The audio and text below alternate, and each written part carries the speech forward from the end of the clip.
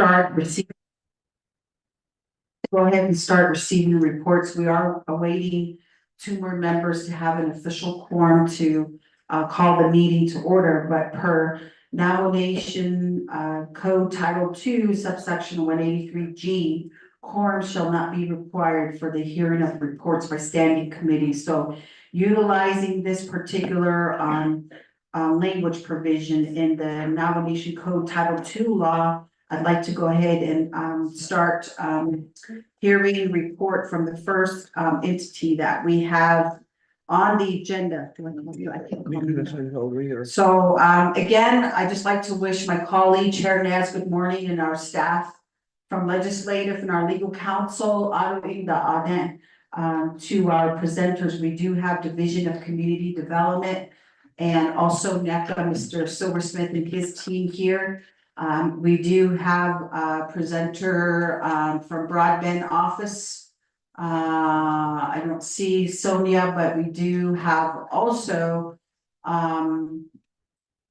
don't have risk management. And then we also have our NAPI CEO here, along with board member, as we're going to be hearing on the pumpkin patch as well. So again, thank you for being present here this morning, and also to our enterprise NTUA, Mr. Ashley Hiahat, and to our listeners on the call. Again, we're just going to go straight into hearing reports, and we will call the meeting to order once we do have two other colleagues of the committee come to the meeting area. So at this time, letter A on our proposed agenda here, we do have report from Division of Community Development and Navajo Engineering and Construction Authority on the progress and funded projects from the American Rescue Plan Act, ARPAs.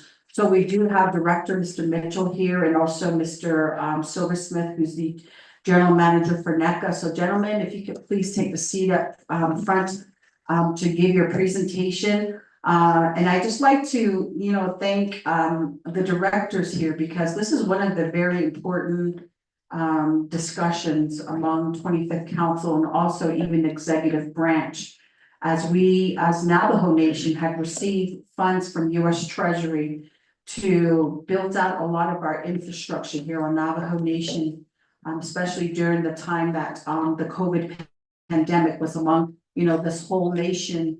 And we've noticed the magnitude of need within the homes of our constituents across Navajo Nation. So, in regards to Division of Community Development, in regards to the ARPA projects, I know that the bathroom addition is one of the big concerns right now. So if you can share the most updated information with us, and seeing how many of our constituents across the Navajo Nation we can pretty much try to get bathroom addition and water and wastewater into their homes. So at this time, I'd like to go ahead and yield the floor over to our presenters, Mr. Mitchell and Mr. Silversmith. Thank you. For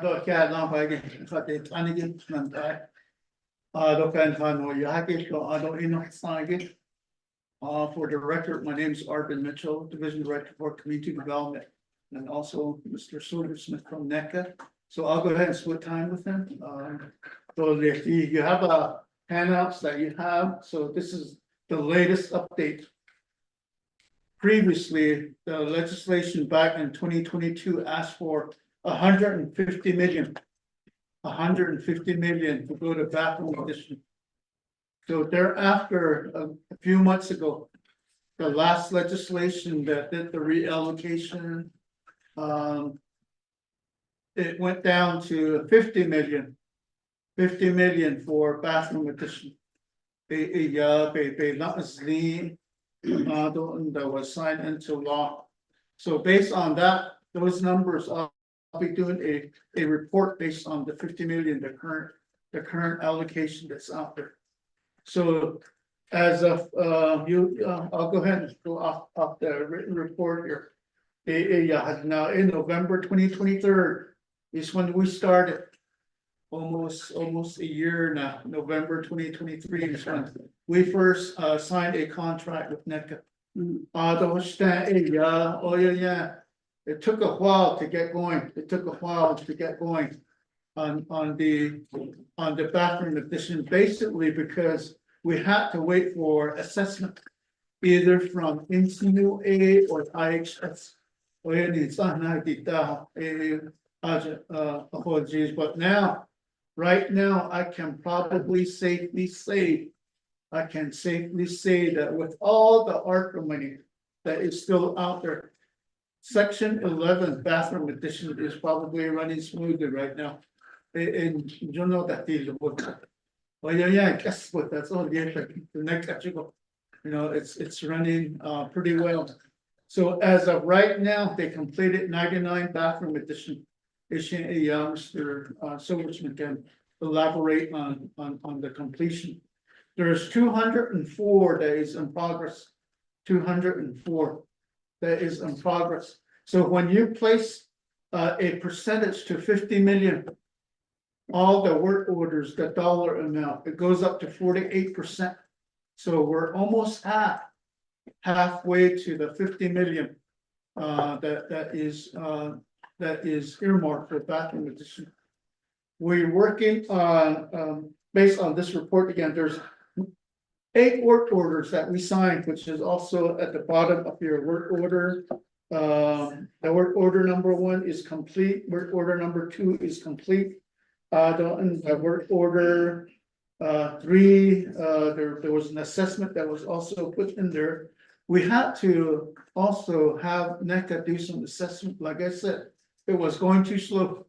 IHS didn't have the manpower to do a lot of these assessments. So we had to have NECA do some assessment, that way it can run smoothly. The work order 4 is where we did the assessment, 304 folks that got assessment. Then work order 5, work order 6. Those are all the numbers that we issued. Work order 7. We might have an amendment on work order 7 or 8. A lot of times when we start a work order, as we're moving forward, things change. So we either add or we delete off a name off a listing for one reason or another. So when you look at the bottom total, there's the numbers that I told you. There's that they get 204 in progress, 99 completed. So right now we're working on work order number 9. Work order number 9. During that phase, it goes back and forth between our office, sometimes IHS, NCUA, and then NECA, making sure that the people on the list are legitimate and all that, and then also what's included is the pricing for each of the projects. Mr. So just based on some calculation, if we do work order 9, which will probably be this week or early next week, we should be over the 50% issue of the 50 million. So like I said, that but we're coming around winter again. So there's a plan by NECA and our team. How do we address the winter months coming up? So we don't stand idle. So I'll have NECA cover that. So this first page, we have a map. Maybe we'll generate a bigger map where all the bathroom additions are that has been either in progress or completed. Maybe we can change one of the colors that are completed. They'll make it easy. It's nothing on it. Like I'm sitting here thinking, okay, where is it? The 99 app. So the first page here. The second page is another good information for the 24 delegates. Based on the 50 allocation, based on the 50 allocation, the work order that has been issued 1 to 8, it's 23.5 million worth of work order that has been issued. Although the remaining balance is 26.4 million.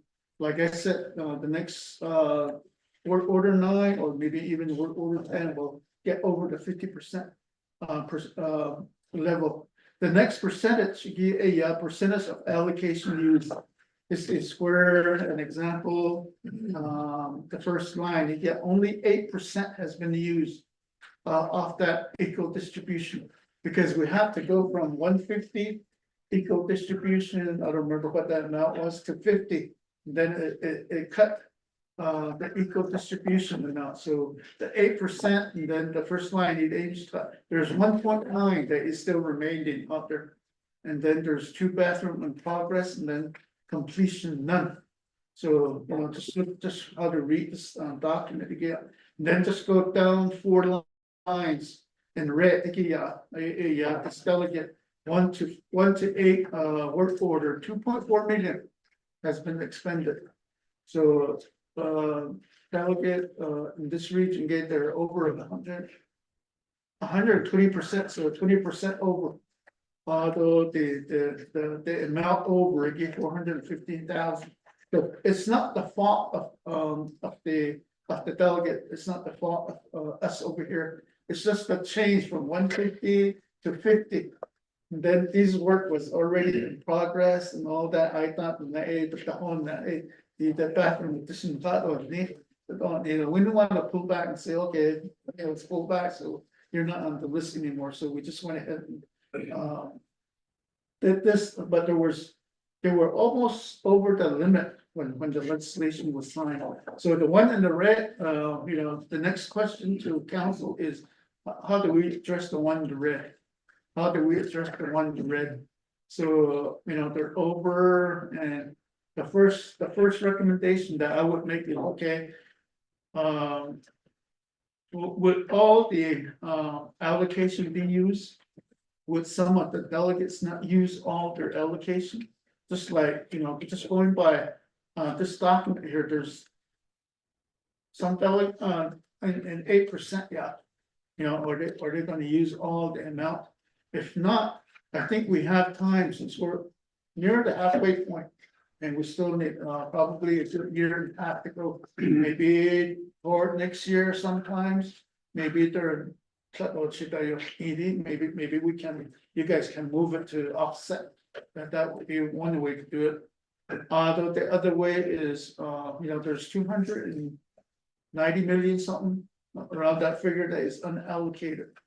Maybe an agreement between the council and say, okay, we'll make the adjustment in that 290. That might be another way to take care of it. So there's probably other ways to take care of these deficits. So this is what that third page, the second page policy. Although the third page, we've been meeting with delegates with their region with bathroom division. So the last page, it's a back-to-back. We met with each delegate. It's more detailed. When we meet with each delegate, it has names, it has a lot more information, and in the report, we don't really send out attachment with names that might be floating around out there. So we met with the ones that are listed on here, like Delegate Tom, we met with her 824, there's others that are listed on here. So our team has been scheduling meeting, or the delegates have been scheduling meeting with our team to get an updated report on where we're at, especially with the change from 150 to 50, 80, making sure that, okay, I have this much now. That way we don't over commit ourselves. So this is just a listing of delegates that we met with. So if you're not on here, I either will contact you, or you can contact us to schedule a meeting. In-person meeting is probably good. In-person meeting, a lot of these are in-person meeting. If it's out in the field, they'll be even better, looking at the project and all that. So 8 a.m. with data. So then I have the Ryan here that if any detailed question that comes up, I have him here. Then also Polly Thomas, who is the DCD ARPA manager. She's here. The Edwin Begay, our ASO working on payments and all that. So with that, I'll go ahead and turn it over to Mr. Silverstein. Go ahead. Good morning. Good morning, honorable delegates of the 25th Navajo Nation Council, Chair Jesus and Delegate Nez and the audience and participants in this meeting where I'm here. So thank you for providing us some time here to provide an update on Navajo Engineering and Construction Authority as far as our progress report on the adopting division within section 11. I'm Garrett Silversmith. I'm with the Navajo Engineering and Construction Authority. And also I have with me Mr. Heston Zani to my right. He's our manager for our vertical department within NECA. And also to my left in the back here is Ms. Kim Jim, who's an office manager for also within our vertical department. Both of them have been very, very instrumental in providing this report that was issued to you guys this morning here. So they both created this document for us. So I'm going to switch over to the next. This is the cover sheet of it. And I'm gonna switch over to the second page, and this is just a compilation of all the staff members within the vertical department who are very, very key in advancing, progressing this project for the Navajo Nation as far as staffing additions across all five agencies. Like I mentioned, Mr. Zani, Mr. Ray Nelson, and Ms. Jim, and the remaining members of our vertical department. The next three slides represent the key NECA subcontractors who are providing the construction services for the bathroom additions.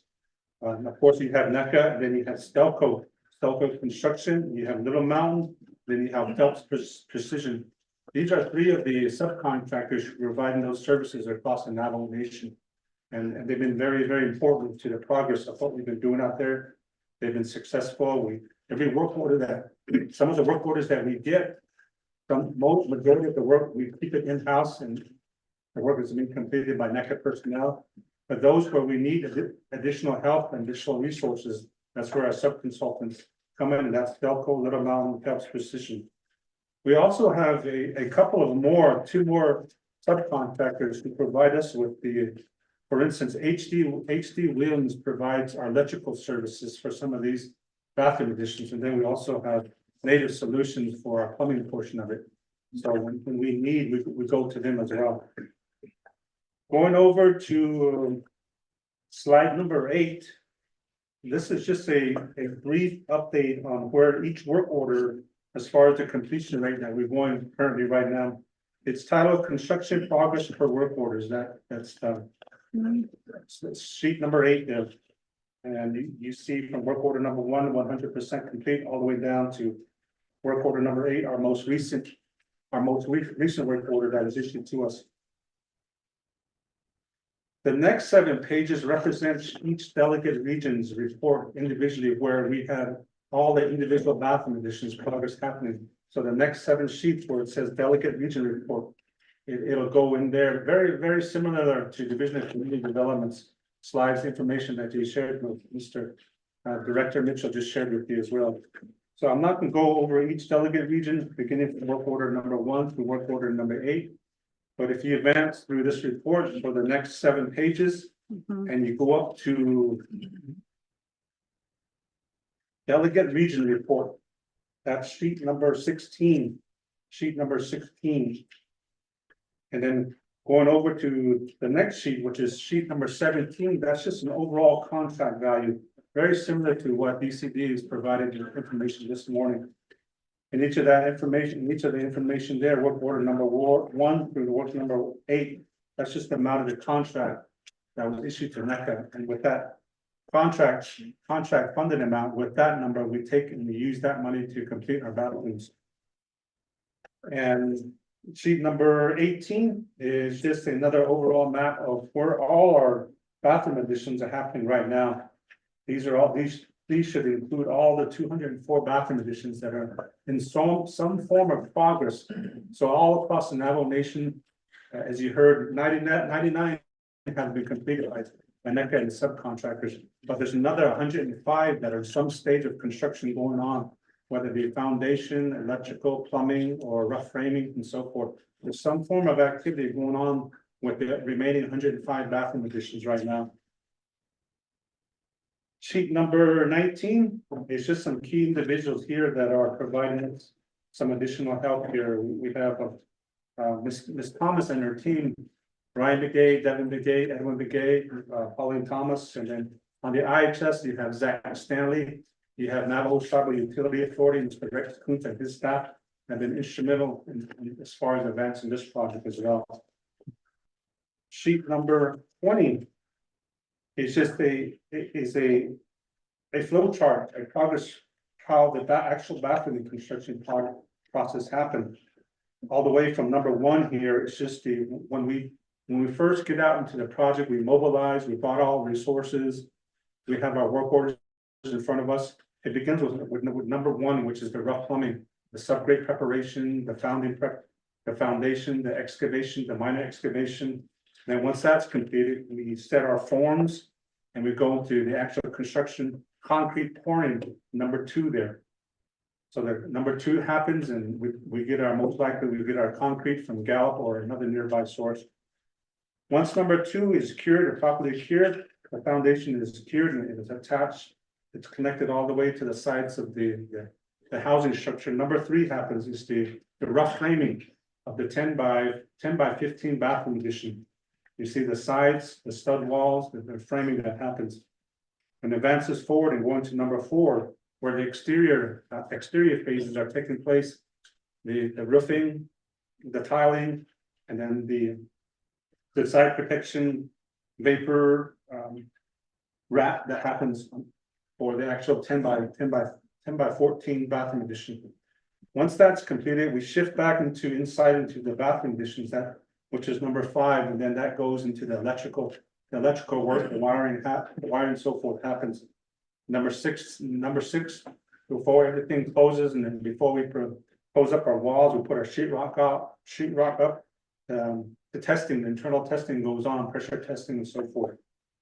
Once that's all good and passed, we start finishing up inside. You see number 7, almost at its final completion stage. You have the flooring in, you have all the sink, the toiletry, the tub, the shower, the windows, the mirrors, everything. It's finished, painted. It's painted and everything. That's number 7. And number 8 is just some minor phases that we go on that happens there. Number 8 as far as an exterior hand washing station. Then finally, number 9 is the bathroom addition is completed. We're going through the final inspection stage. So that is the process, the rough process of what happens in our bathroom construction process that happens whenever we do a bathroom addition. The next page is, that's just that pretty much completes all the information that was included in this packet here. But we realize the importance of every project. I know 2000 bathroom additions was tasked for NECA to build, but since then from 150 million to 150 million has been reduced. So the workload is still very important. It's moving forward. We haven't had any significant disruptions or barriers that prevent us from going forward with our construction. There's been no substantial shortage of materials within this region. We always have plenty of lumber, cement, anything that goes into construction of the materials, everything has been plentiful around the Four Corners area. It has been difficult though hiring carpenters, laborers. It's been difficult, like very similar to what the Navajo Nation goes through. We're experiencing those same difficulties as well. At times it's difficult to hire carpenters, but somehow we manage, and but strategically we plan and we make contingency plans. So, and that comes in the form of our subcontractors who are assisting us as well. As I mentioned, we really appreciate the work. We work great along with Division of Community Development, Mr. Director Mitchell, Ms. Thomas and her staff. We work real well together as a team, and they've been excellent. DCD has been hardworking. They've always provided us with all the support that we needed, and the progress is going forward with them as well as our other partners, Indian Health Service, NTUA. But that includes as far as what I have, and so on behalf of NECA, Chair Jesus and Delegate Nez, thank you for allowing us this time to provide an update on behalf of Navajo Engineering and Construction Authority. Thank you. Hagoshi, yeah, thank you, gentlemen, for your presentation. Although you can also kodo ARPA bidi dinigi peso shtada the need so $50 million kota in dinigi begi travel no ado ne beshbas ane kubet khadawas so gi eight lo kum dinigi the qui e ad be kebet na akota back edition bada ya do it's how I hand edition. Chair Naz, do you have any questions for the presenters here this morning? Yes, I do, Madam Chair. Hagoshi? I will, Mr. Mitchell, as well as Mr. Silverson, but all, if not, data, bathroom additions, and then again, I was, going through this list, Mr. Mitchell, I will, Silverson as well. And then at the end here, at the very back page, it has delegates, do you, how do you schedule these meetings here in section 11? I need to schedule mine. I don't see mine in here. Quite behind the dish kitchen some. And also, Mr. Silverson, on social media, Nikki, 1, 2, 3, 4, 5, 6, 7, 8, 9, on account. How do you guys build these bathrooms? I'm looking at number 1. I go number 2. Is it just a concrete slab? Is there no foundation? Does it need a foundation, or why is it just a slab on the top of soil here? That's my 2 questions, Chair. Thank you. Hagoshi, yeah, thank you, Chair Naz. Kodoshin Kandadish asked Kodon Dinigi Kodon Chair Naz, which I not asked regarding the first one is scheduled the meeting on section 11 with delegate region Ado the concrete slab in Gito.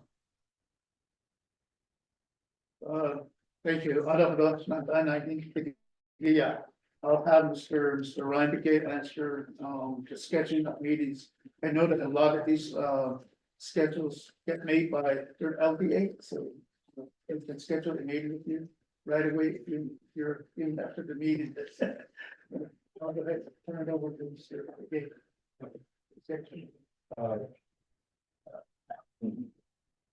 Good morning, delegates.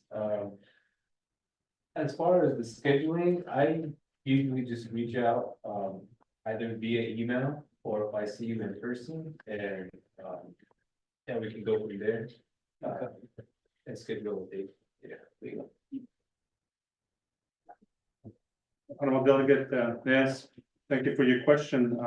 As far as number 2 there, at the example there, you see a slab on grade construction option happening there with the adjacent structure. That's one option, and one of the second options is a vertical pier columns. So sometimes for this example, you see that the existing structure is very, very similar to the same elevation as the bathroom additions. So there's nothing happening. There's no big vertical drop between the home and where the bathroom additions. So it's very similar. The grade is very finished grade is very pretty much close to level for both structures. And so when that happens, the slab on grade option occurs. Now, if there's a big difference in the elevation from the existing structure from the existing home is up here, and say it drops down several feet to the surrounding ground to where the bathroom addition is going to happen, then we do a vertical column system where there's going to be 6 piers, 1, 2, 3, 4, 5, and 6. So that'll bring up the elevation from the existing ground, and it connects, and it'll be very similar, the same elevation to the existing ground of the home. So it's either going to be one of 2 options, columns that's going to be constructed for the bathroom additions, or the slab on grade. Chair Naz, did that answer your question? So Mr. Silversmith, there's no footing underneath and no foundation. It's just concrete slab, right? Yes, sir. Okay. Thank you. Hagoshi, yeah, thank you, Chair Naz, for your question. Aro Shadeja, Honorable Claw, I just want to, we're receiving reports, we haven't officially called a meeting to order, utilizing Title II Code Section 183G. to hear the reports, because all the presenters have been here present on time. So with that, presenters had given an update information in regards to the bathroom addition from DCD Dole with NECA. And again, there was some information that was shared. 99, I believe, bathroom additions are fully completed with 202 in progress. So 48% of the $50 million has been utilized to this point, and it seems that they're on track and utilizing, you know, the $50 million. So I don't know if you have any questions just offhand, Honorable Clark. I do. Hagoshi? Good morning, Mr. Silversmith, Mr. Shaja, Mr. Mitchell, to all those in attendance. I do have a few questions, and this is regarding the bathroom additions.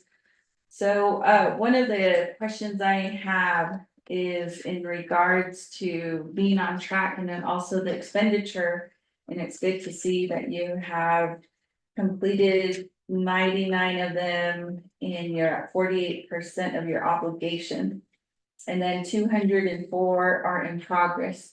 So one of the questions I have is, how are you compiling your list? I know there are LGA certified chapters that also are receiving funds but do not work with the IDIQ, or they're not working with NECA. So my concern is the duplication of the services that are being provided. In addition to that, we also have some individuals that are also applying for the Section 11, so the IHS list. Also, who is making sure that those are not being duplicated as well. And one of the concerning questions I have is in regards to the subs that were recently pulled. And I understand that was a directive given to NECA, and I just want verification if that was a true fact that those subs were pulled. And then if I could get clarification as to why, and then who issued that directive. And was that put into writing? And the reason is that we try to promote our small businesses and priority one businesses. And they have reached out as a concern, stating that they were in the process of completing those bathroom additions when they were given the direction that they were no longer going to be providing the service. So I don't agree with how businesses or small businesses are being treated as far as giving them the hope that they're gonna be completing the work. And then that project is pulled from under them. As you know, they also do their own hiring process. They're securing supplies. And they also are trying to meet a project deadline. So when the rug is pulled out from under them, you know, we are doing a disservice to them. And we're creating a bad name on behalf of the Navajo Nation. And that is one of the reasons why a lot of people don't want to work with the Navajo Nation. So those are some of the questions that I do have. In addition to that, I was able to meet with Mr. Begay, and thank you, Mr. Begay, for being here again and always doing an outstanding job. When I met with Mr. Begay, these were some of the questions that I posed, and I asked who would be going out to conduct some of the site visits. And unfortunately, the FRF positions were secured under CJ 29-22, the legislation. However, the operational part was not covered for the staff. And so for them to travel, for them to go out and use the vehicles, that becomes an issue. And so I feel like we're failing the compliance portion because our staff are only limited to their office. And so, you know, I did a comparison of those that are non-certified chapters, and they do have a system in place where, let's say you click on one non-certified and you go to that individual, they have a folder, they have a before and after photo that is shown, and that shows the job that was completed. They also securing the coordinates of where those additions were done, the bathroom additions. And then you go to a chapter like mine. And I asked for the report of who received bathroom additions. I would like to see the before and after. And possibly do a meeting with these individuals that are requesting for bathroom additions. The difference was very, very noticeable. Number one, LGA certified under my chapter only, and I can only speak for that. There were no names listed. And it only said 19 bathrooms, but no names were given, no before and after photos, no GPS coordinates. And so I just want to know, how are we being accountable for the funding that is being provided to those chapters? And how has DCD compiled all of the reports so that they are consistent? So each of those additions, regardless if you do work with an IDIQ or your LGA, you should have a reporting mechanism to where, at the end of the day, everyone is accountable to the US Department of Treasury. Since they are ARPA funds. And then as far as NECA, I know that some of the questions that have come out are, what is your schedule? Are you going by agencies, by chapters? And so how is that information being released to the public? So those are my questions that I'll start with for now, and then as I get the answers, I'll have follow-up questions. Thank you, Madam Chair. Kogoshi, if you had, Honorable Claw for your questions. So I'd like to go ahead and yield the floor back over to the presenters and maybe some of your staff there from DCD to answer, the questions that, Honorable Claw had, questioned here. So, Mr. Mitchell, Mr. Silversmith. Thank you. Although just going by the first page of the report, 899 completed, 204 in progress, 48% of what was allocated off the 50 million. Although we're in work order number 8, so I'll go ahead and cover some of the questions within these parameters. Then I also have the ARPA DCD manager, Thomas, and then also Ryan Begay can answer some of the questions that I didn't answer. So out of the certified chapters, I'll go ahead and have Ms. Thomas respond to that. I know that there's SRA subrecipient agreement that was signed by chapters. Though there was a format that was issued to the chapters on how to do the reporting. So every month, reports were submitted. Of course, some chapters, don't meet that deadline, but she'll go ahead and cover the reporting, what's on the report. And also we share this with the F4F office, they're aware of it. And what we were told by Auditor General, it's almost like the chapters and the ASC, who's supposed to do what? And one of the things that we were told was that on the monitoring side, F4F's supposed to be the lead on the monitoring side. And we work with the chapter, so I'll have Ms. Thomas cover some of those information on the certified chapters.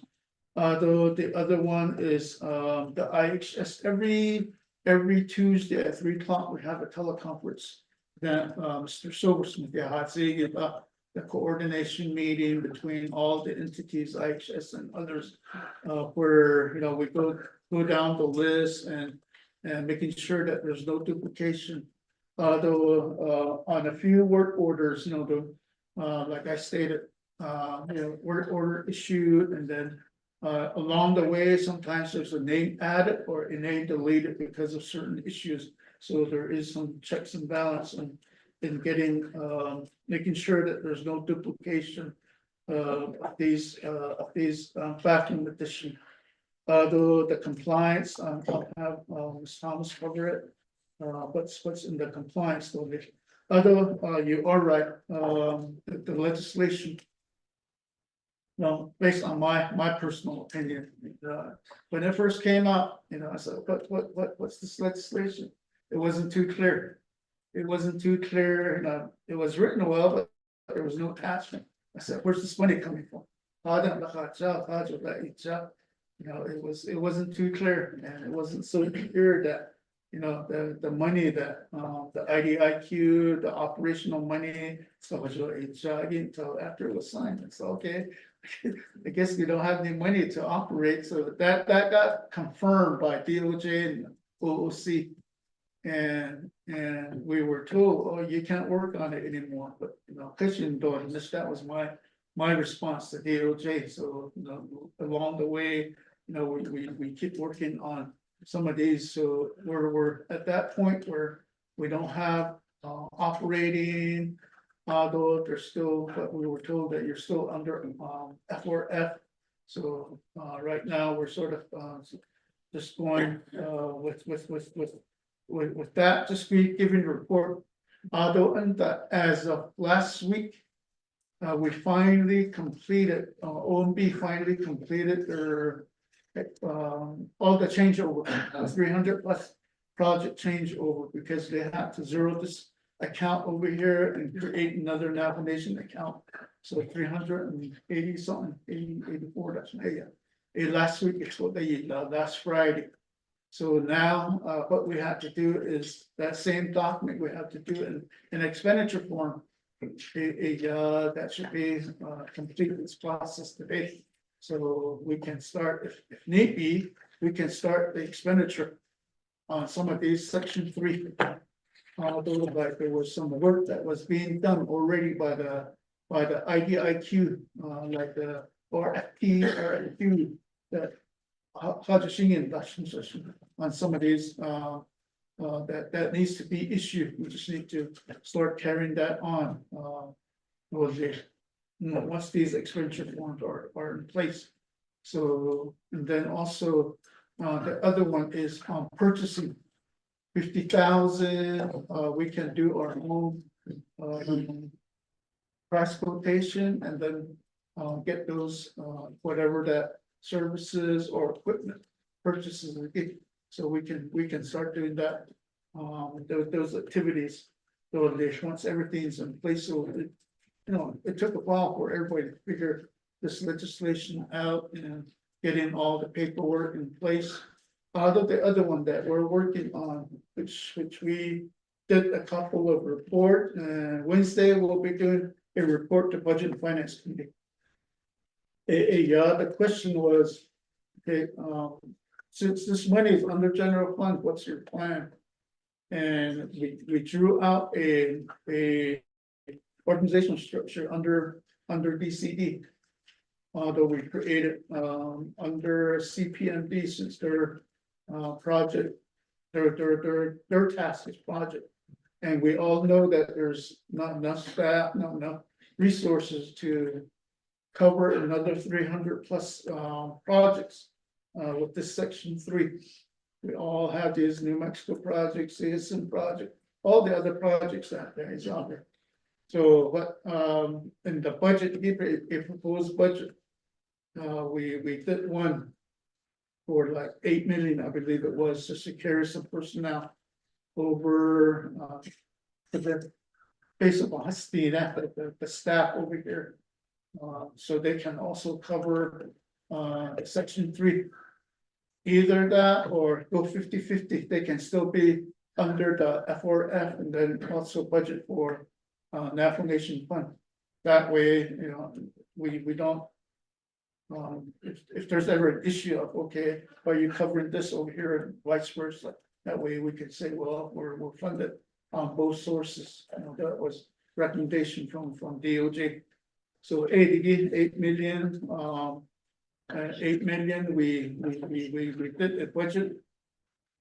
Although, of course, we all know that, FY 25 budget hasn't been deliberated yet, hasn't gone through the full process yet, so, there again, we're okay, what's gonna happen with the budget? And then the other one that I'm gonna request, which I told Budget and Finance Committee, the other is that we still probably need another 20 million. Around that figure, just to have to complete everything. With project management and all that, and then also, on the chit side, we still need a lot of monies for site development. Because we don't wanna go into the 50 million allocation and minus out one beta and use that for pre-development and all that. So we wanna have some more money just to cover some of those expenses. What's that on where we're at this point, we have 4 employees right now under DCD ARPA. Although I know that there was 15 million that was approved under the legislation. And the 4 is under the F4F, 15 million. Which is, since it went from F4F to general funds, we need to create some monies for general funds purposes. So that's where we're at on the status of our staffing, but we still meet with delegates, chapter, we're meeting with Mr. Tots chapters tomorrow over at Prom Point. Though, I let them use the DCE vehicles, and if there's any major expense, we'll cover it from DCD. And of course, timeline is there's a transition timeline for FY 24 that's coming up.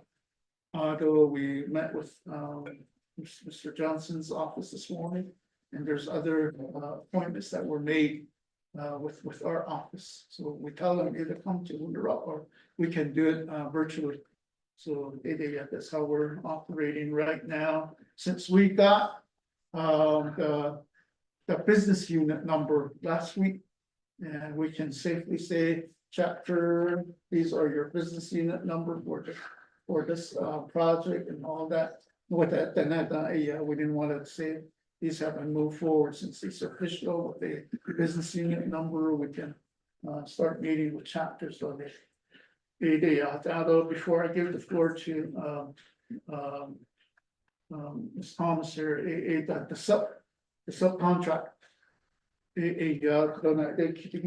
you look at the work order all the way to 1 through 6, I believe up to there, it's been done this with the subs. The 7 and 8 is when the legislation was being talked about to move from 150 to 50. So the question was, okay, since 100 million isn't there, and we're at this point and in the process, NECA should be doing all this work and making the hires, making their employment with NECA have that increase. That was the plan behind it. So was it in writing? No, it wasn't in writing. So if that writing needs to happen, we'll go ahead and provide that to Mr. Silverson.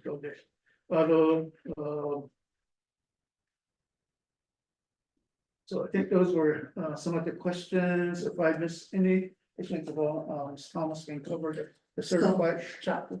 To the DED team, Mr. Mitchell, I think Honorable Claw, in regards to her first question, the duplication of services.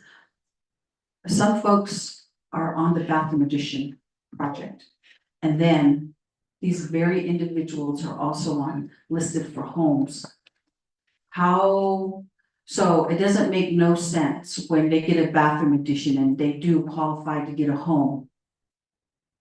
Joe, I think we're trying to provide, equal amount of, services and distribute it among a high, number of our constituents across Navajo Nation.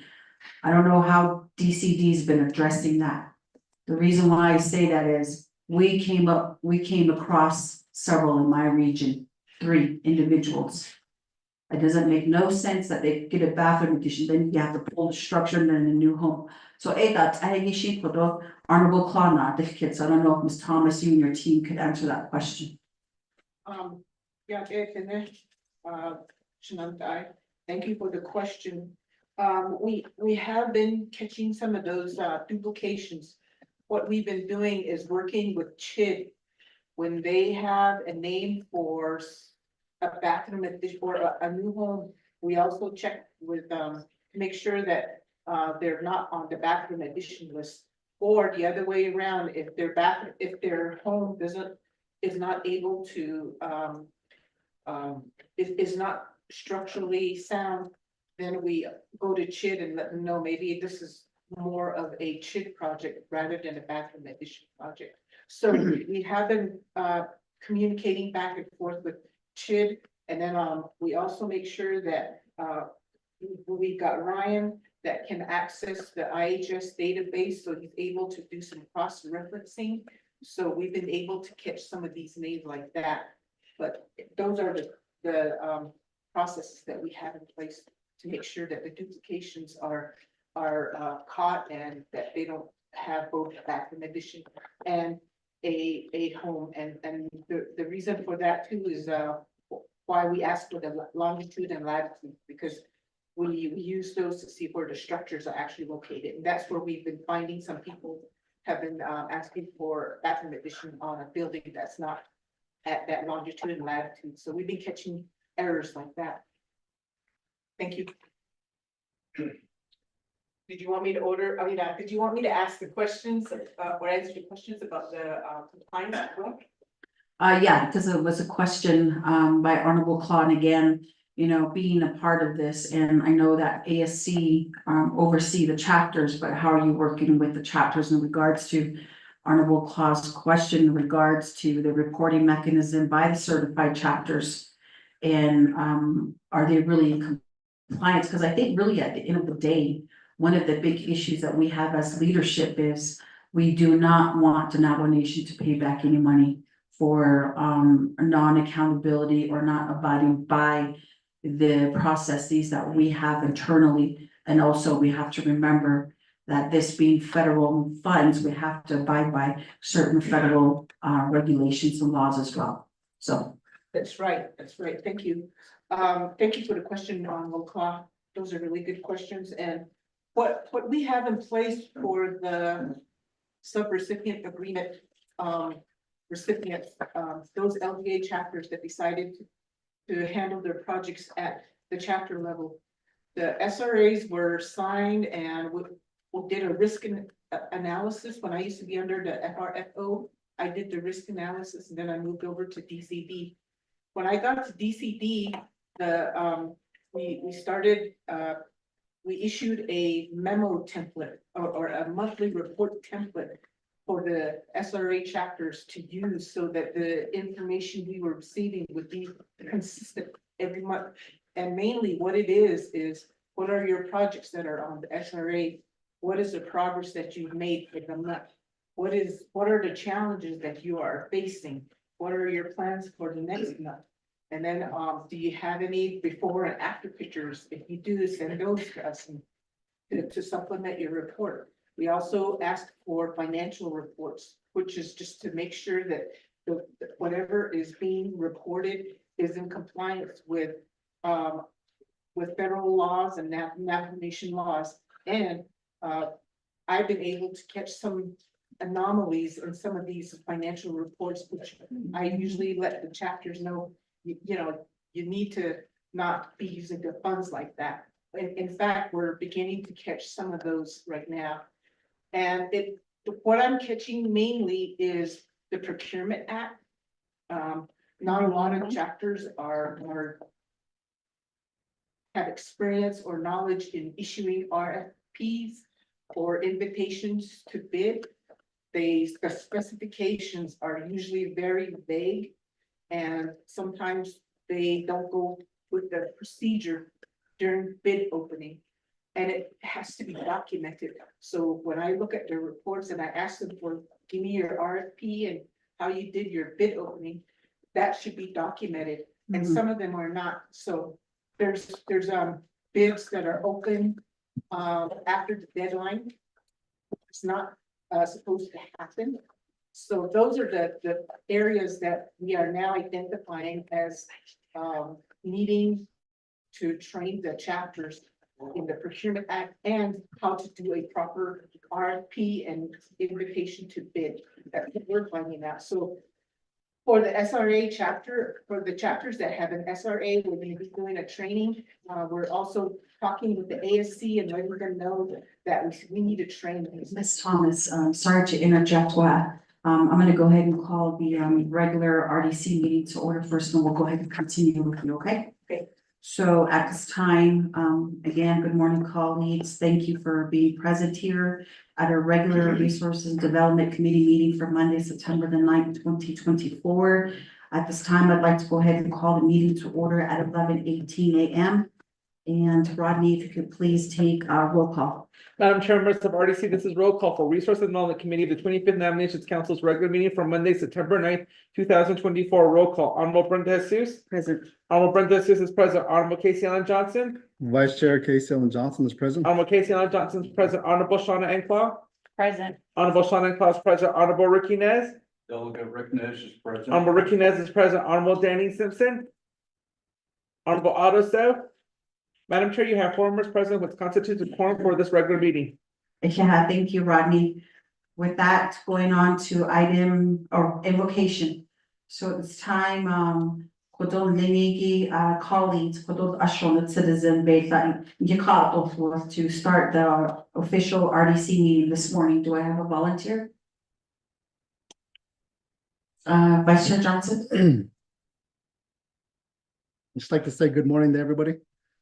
And, excuse my lateness. Dear Heavenly Father, I come to you this beautiful morning to thank you and to thank you for all your beautiful blessings you bestowed on each and every one of us. It's very grateful for our life and all this beautiful place we call home. Thank you for the safe travels, and that we have a safe travels home. And ask that you continue to guide us and direct us in the best way, and this leadership, as well as our divisions and our departments, is in the best interests of our net people. Continue to watch over each and every one of us, our families, our loved ones, as we continue to progress forward in this path laid before us. Say all these things in the name of Jesus Christ, amen. Yeah, so the Vice Chair Johnson for the opening prayer. Yeah, although at this time, do we have any announcements, colleagues? Ronnie, okay. And Madam Chair, members of RDC, Nomination Council has tentatively scheduled a special Nomination Council meeting that is set for Monday, September 16th and Tuesday, September 17th. That is my announcement, Madam Chair. Pushing. So with that, I guess we can just go ahead and see if the meetings are going to take place, which would cause RDC meeting to be canceled next Monday, if it should take place. So just to put that on your radar, colleagues. Next, going to item number 2, recognizing guests and visiting officials. Again, earlier I mentioned our representatives that are here before us, Mr. Silversmith Winnetka, and also Mr. Mitchell. To him and his team with Division of Community Development.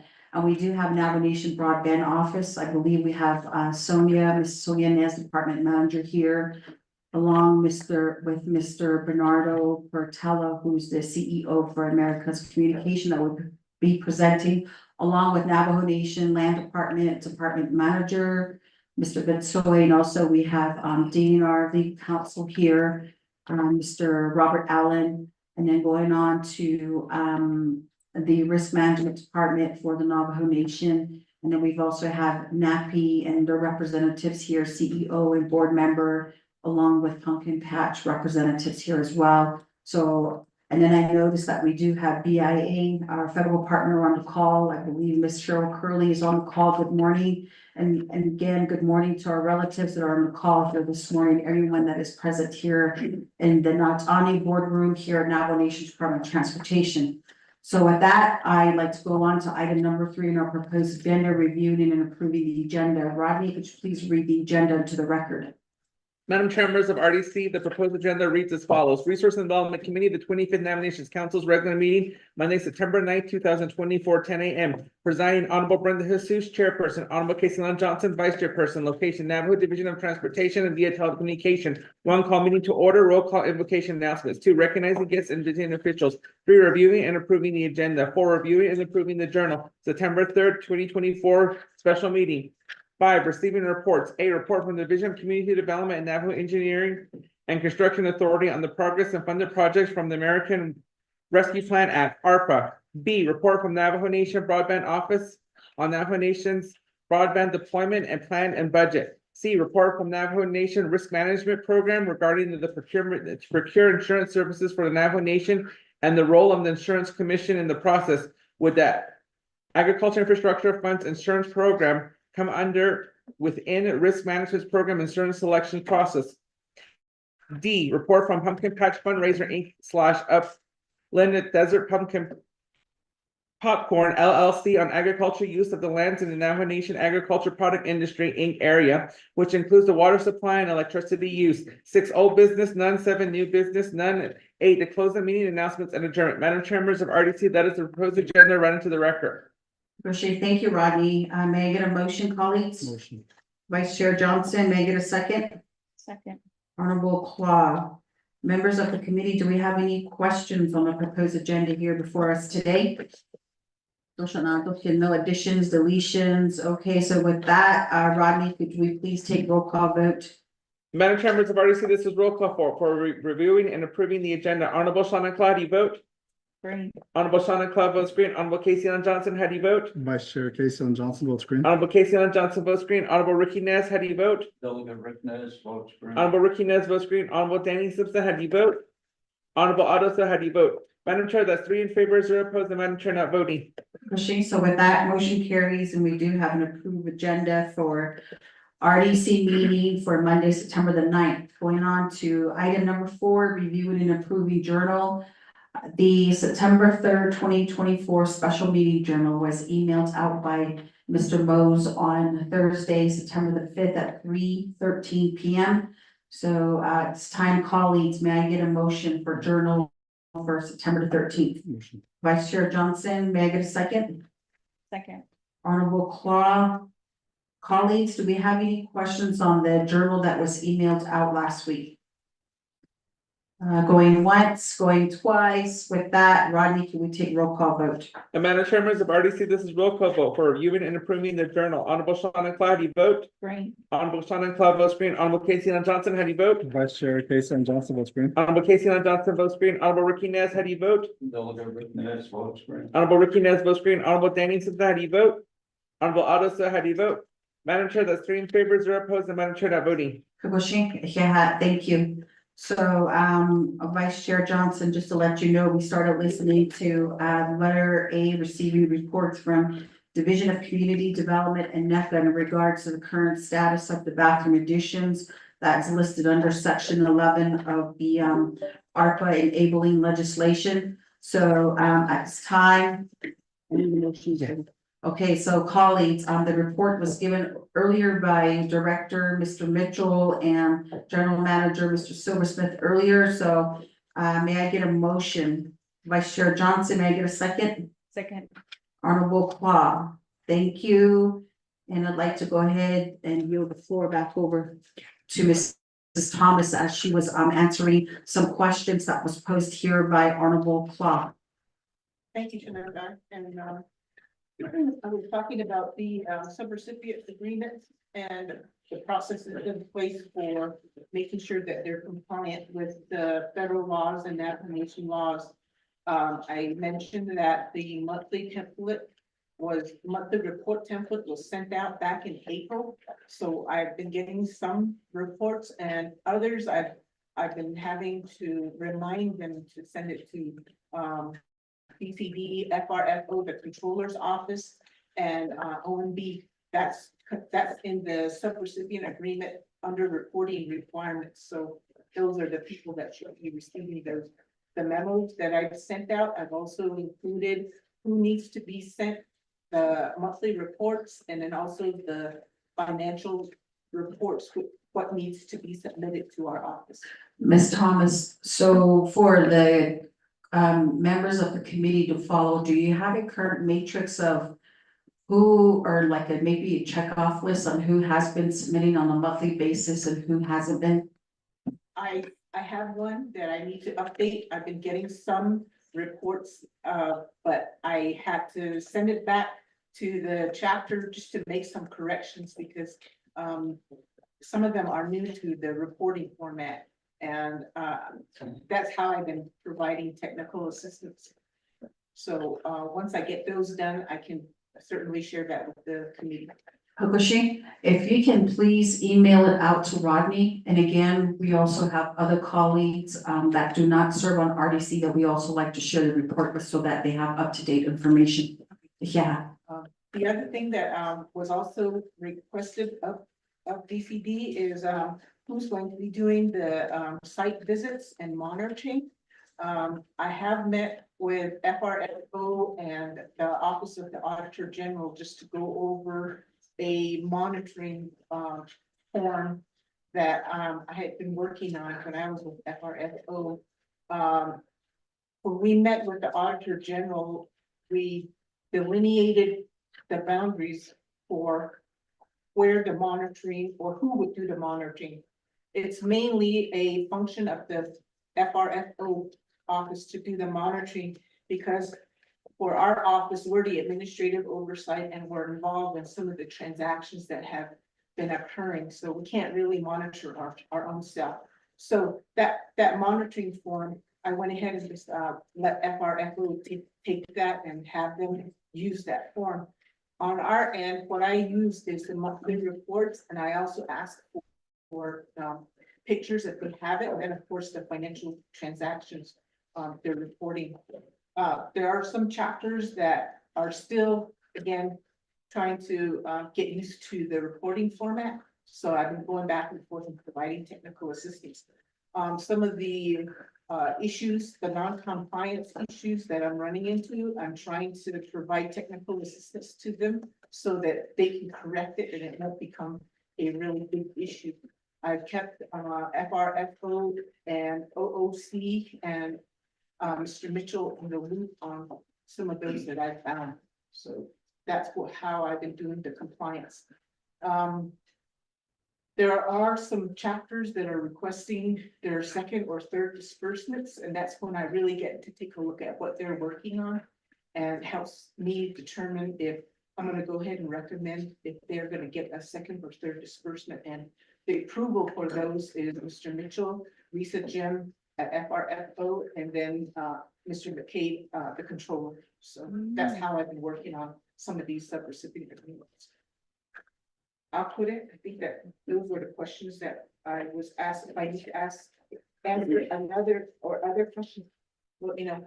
Hakushi, so this time I'd like to go ahead and yield the floor over to Mr. Silversmith as there has been questions in regards to the subcontractors that were recently, I guess, their contracts were deemed void or whatever. And then the last question or the other question that Honorable Claude had was NECA, in terms of your schedule for these bathroom additions, how are your bathroom additions going? Are you going by chapters or regions? We just get that information to the members. Yeah.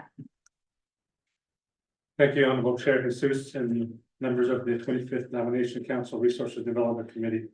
So going back to Honorable Claude's question about the uses of subcontractors, the organizational chart of how this works is Navajo Nation.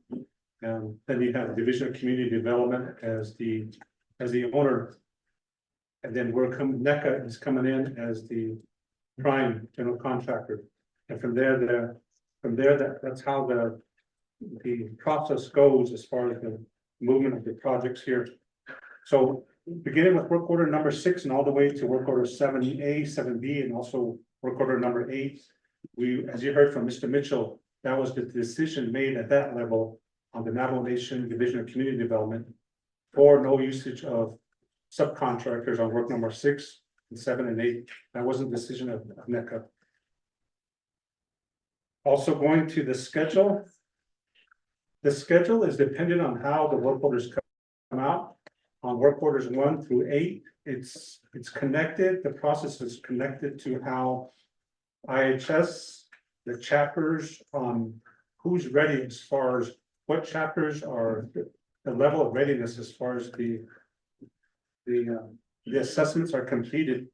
So say for instance, right now, the winter is approaching, we were talking about that just before this meeting began.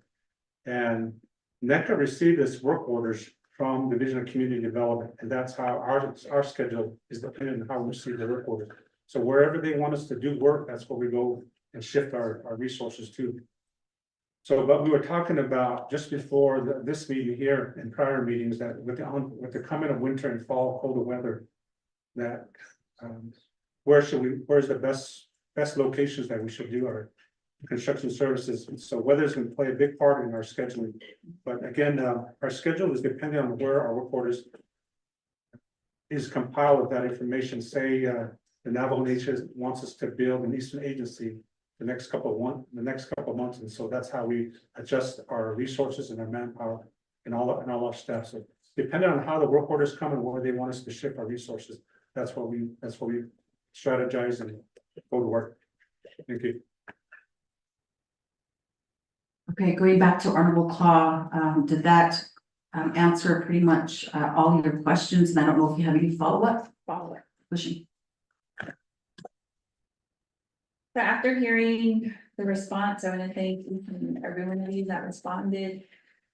Several questions that I do have in regards to the compliance portion is that, to my understanding, there are certain delegate regions that are in the red on their bathroom additions.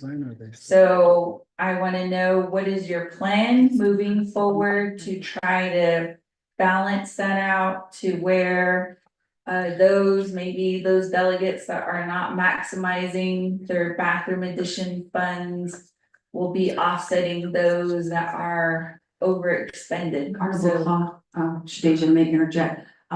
So for individuals that are present in the room, with your sidebar conversation, our owl is catching it. So if you're gonna have a conversation, please take it out. As this is being live streamed right now, so I appreciate it. Yeah, Honorable Claw. Okay, so that's the primary question I have, because you're asking for $20 million, and I know that's just to cover the projects that are outstanding, but you have also a deficit happening right now. And so I just want to know, what is your plan? You should have a plan as you come to present that report. You did not inform the committee of any shortfalls. And so that's the part where we need accurate reporting. Second of all, when we're talking about the LGA, I have not seen the SRA for them. But when we do this with NECA, according to their contract, they have to have licensed professionals. And they also have to follow the uniform building codes. So why is it that we have a double standard? We're allowing our contractors to do all of that rigorous licensing and certification, but yet we do not have that same compliance for the LGA certified chapters. And the reason is that I have continually mentioned that I have people in my chapter that come to me who say that they are not satisfied with the work that is being performed on their bathroom additions. And they want to know who will be warranting the work, why they are sending PEP workers and even SYEP workers to assist with bathroom additions when they should be hiring licensed professionals. In addition to that, I just want to know, how are you verifying that all of the chapters do have the maximum insurance capacity? So in there, in the SRA, it does state that, and so I just wanna know also who it will be doing the final inspection. So normally the final inspection, and Madam Chair has experience being a contractor, but that should be someone that is licensed, a professional. That goes in and knows the wiring is up to date, the plumbing is good. So does DCD have a staff that has that compliance capability of determining that all of that has been sufficiently met? And maybe NECA can go ahead and explain to us who does the final inspection on behalf of their organization. So these are the questions that I have, is just mainly the deficit. How are you gonna change that? How are you working with those delegates that are not maximizing it, but then those that have overcompensated in their areas? Also, on the report here, I see my name in here as a delegate. And I just wanna ensure that this is correct, because it says Delegate Shauna Ann Claw, and then in there it says that I have one project and it says Kintlachie. So I don't have, of course, my only chapter is Chinle. And so I'm wondering, how are we serving people? Are you going by their voter registration? Are we doing chapter boundaries? And so I think that we need that clarification as well, because I do hear other delegates also talking and giving reports on social media. And they are saying as long as they're a registered voter and they have a CIB, then you can get services off the reservation. So again, how are we defining how that will be done? So I think that as delegates that are sitting here, you might want to check yours. So again, I have 15 in Chinle, and then I have some listed in Noslini. I have 3 listed in Noslini, 1 in Kintlachie, and then 15 in Chinle. So if I can have NECA clarify how this report was put together so that I understand that. And then, Mr. Mitchell, if you can tell us from what work order are you currently at? So you have work order 5 through 8, starting from 5, you have 4 million. Work order 6, 3 million, work order 7, 8 million, and work order 8, 3 million. So my question to you is, under work order 7A at $8 million, how is that a large sum comparable to the other 3? And what was the budgeting on that, and what does that cover if it's $8 million? So that would be my follow-up question. Thank you. Ricochet, thank you, Honorable Claus. So I'd like to go ahead and yield the floor back over to the gentleman for responses in regards to Honorable Claus questions.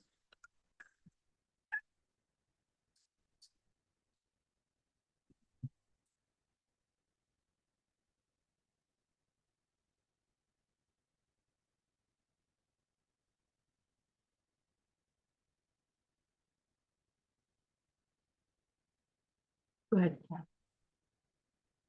Okay, like previously, I'll go ahead and hand the floor over to Mr. Begay or Ms. Thomas on some of these questions. The first question was the compliance. I covered this, when we first opened the meeting. When I got to this page, I also stated that, we started out slowly.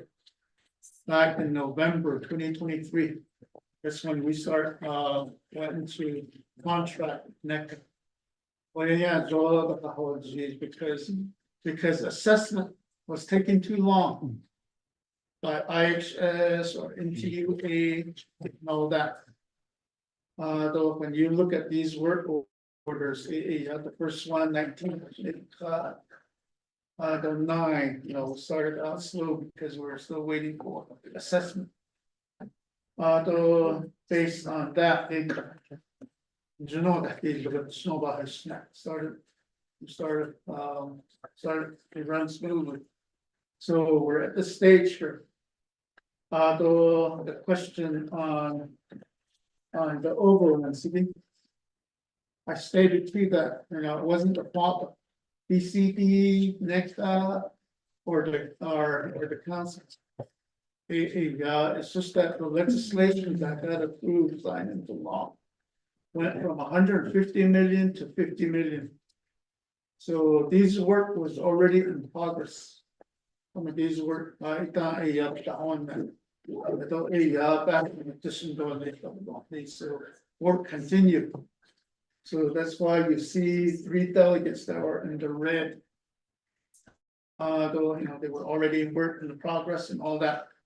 So now comes the question. Next. Probably. The question for me, the council delegate, that would be the question, because council is the one that moves money around, that allocates. So one thing that is probably the easy one to do is, like I stated, some delegates, they spent all of the money that they were allocated. So with that offset some of these that ran over. So by next year, since we're at the stage of probably be over 50% next week. By next year, what would the level be? With some delegates not use all their money. So that's where, as delegate, do we do an offset? Do we do an offset? That's one. The other one is, okay, there's 290 million of unallocated money. President Vito that's sitting out there. So if there's gonna be another equal distribution among the 24, would that offset some of these overruns? That's totally up to the delegates, how they want to do it. So that's where we're at. There's probably other options that are out there. Those are the 2 options that comes to mind right now. The overruns again. The other one,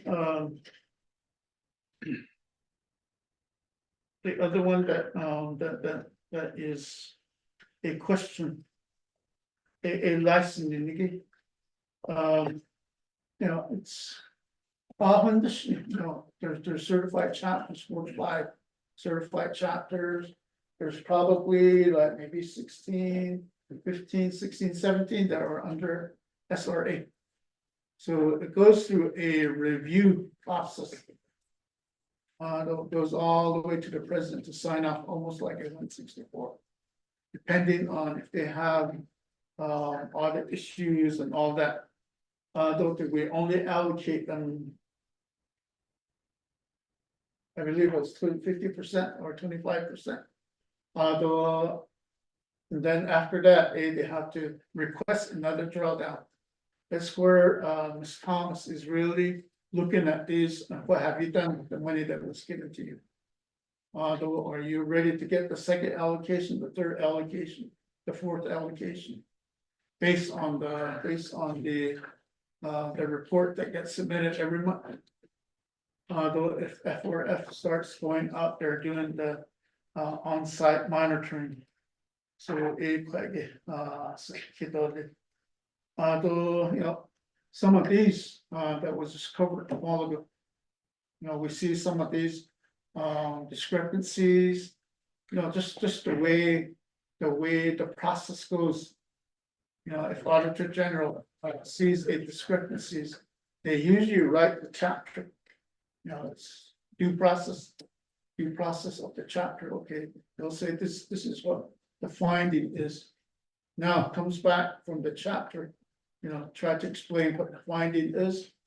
If it's not, if they can't show a lot of proof on that finding, then of course.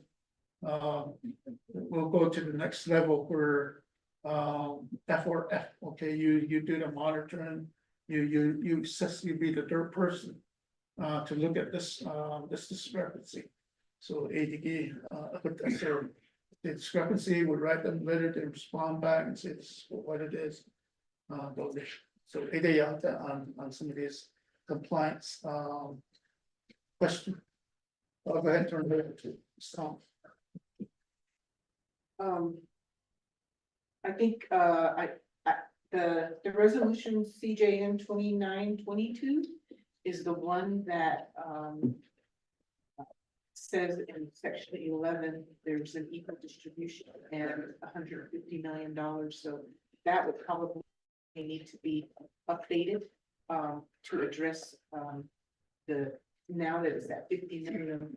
And I don't know if the council or the Resources and Development Committee wants to, keep it as equal distribution. As Mr. Mitchell stated, section 11 is running really smoothly now. It had a shaky start, but then we all got together and now we have our weekly meetings on Tuesdays at 3 p.m. and go through all of the lists, and make sure that, they're ready to go. So, we are now hitting Eastern Navajo. Before we were mainly focused on Western agency. Now we're moving it back over this way toward the Eastern. So that's the progress that we've been making. And Mr. Ryan McGay has been really good about, ensuring, he's up to date with, the project, along with our project manager, Shauna Ballet. They've been doing a really good job. As far as, the SRA, what we've been told from DOJ's chapter unit is that the LGAs are a local government unit. So the funds that they have on the SRA is pretty much under their control. And for us, where we're catching a lot of the non-compliances through the monthly reports, we were getting ready to go to each of the chapters and start monitoring on site. That's when our budget was, frozen, so we're still in a position where we're not able to travel and we don't have our travel vehicles, and so that pretty much that activity off our plans. For license inspections, I had the same concern under the subrecipient agreements, because under section 11, they do have their own inspectors that NECA has their own inspectors, and they can look at the bathroom additions and we can be assured that they are sound and that they made the whatever corrections need to be made. There's a warranty for a year. That's all in place. Under section 3, that was not something that we had any really major control over. So it is becoming a concern, and the DCB, CPMD, Dwayne Lucetta, had issued an RFP for an on-call inspector so that we could start looking into making sure that these structures are built correctly. And I have heard the same concerns that Delegate Claw has heard, that some of these structures, bathroom additions, are not really made correctly, and that is a concern to me. So I will be asking for pictures and asking for probably longitude and latitude and start taking a look at that, because it would be a concern on how well our ARPA funds are spent. The 8 million, just that everything just came together right at that time. We were able to get a list of clients from NTUA. They gave us a whole list of people that were ready to have a bathroom addition assigned to them. Then over here on IHS side too, we finally got that list. So all of that kind of came together. That's when we started getting into a role, and that's the reason why you see that high dollar amount, and you see the number of people, clients increased too. So that is something that is a good thing on our part. Other than that, I think I've answered all of the questions. Yeah. Mr. Silversman? Thank you, Honorable Chair Jesus and members of the 25th Navajo Nation Council, honorable delegates. I'll add a little bit more as far as some of the questions from Honorable Delegate Claw. As you heard from Ms. Thomas from Division of Community Development, final inspections question that was asked by Honorable Delegate Claude. At every phase of construction throughout the process, as I shared with the audience and Navajo Council, there's a 9-stage process that NECA goes through as far as the construction process. And every one of those phases, for instance, in this handout that I'm referring to here, there's 9 critical phases, and every time that NECA completes a phase, say for the foundation, the construction, going on to the electrical phase, the plumbing phase, the rough framing, the roofing, the final installation of the bathtub, the sink, the tub, the shower, and so forth. Every one of those, we have internal inspections conducted by our superintendents within NECA. So those inspections are verified that everything is done to code and everything is done correctly. If the utility company is Navajo Tribal Utility Authority, so we build to their codes and their inspection and criteria. So that is done internally by division within NECA. And then, for instance, another example, if the water system or the sewer system is going to be connected into a NECA or into a system, then at that connection point, those inspections are conducted by Navajo Tribal Utility Authority. And so that's the process as far as the final inspections. And as far as the additional question by Honorable Delegate Claude, there was some incorrect information that was labeled, such as Kitlik Chi, Naslini were included in Honorable Delegate Claude. I'll make those corrections as far as they need to go in the respective delegates. Like, for instance, Naslini should go and speak with Curly's area, and also some bathroom additions that we had miscorrectly labeled as Kitlik Chi. Those should go into Honorable Delegate Exchange. Thank you. Honorable Claw, I think, I don't know if all of your questions were addressed, but it appears to be that they might have. I don't know if you have any follow-up. Just a few. So first of all, I think with that correction, if you could provide a listing of the names of who received bathroom additions and send those to each delegate. That way we can verify that those are our voters. The second thing is that this is a legal question posed to Ms. Quinn. So with these concerns that have been expressed today, what is your recommendation to either change the number of 150 million that was originally proposed for the bathroom, to change that to 50 million? So that there's this over expenditure that can be addressed and that can be equal distribution. And then the second part is regarding the compliance portion for the final inspection. And then also modifying probably the licensing for the LGA, because we do need to make sure that they are passing their final inspection.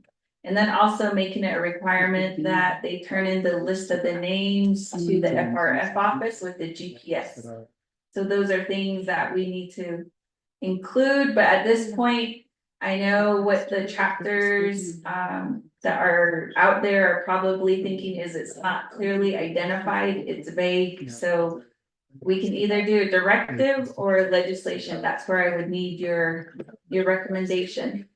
And then going back to NECA, I know that you just mentioned that some will be receiving the bathroom additions, and I want to make sure that I understand this correctly. So those that are receiving the bathroom additions, they currently have electricity and water, right? Because some of the things that we're hearing is that people are getting a bathroom addition, but don't even have the electricity or water. The other thing is that they're getting cisterns, but they don't have a vehicle to haul the water. So these are some of the things that I think need to be documented, so that we don't have complaints as delegates when they come and they say, we got this, but they didn't even give me this. And so again, that goes back across. And then I think as to DCD You are the oversight to the chapters. You're also in charge of looking over section 11, section 3 bathrooms. So you have a larger responsibility. And I think that my request would be to have DCD develop an overarching master list and have that provided to each delegate. So meaning the listing for NECA, a listing for the IHS, a listing for the individual chapters that are doing their own bathrooms, the IDIQ, their listing, that all needs to be compiled. And for over a year, we've been asking for this.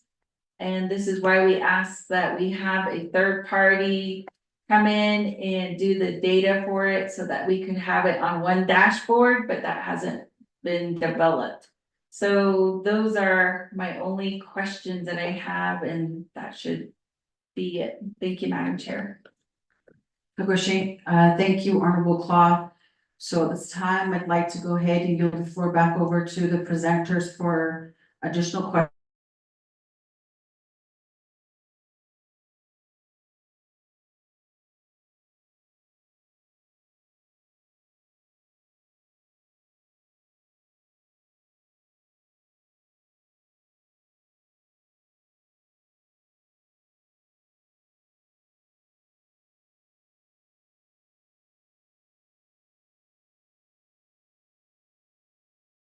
concern.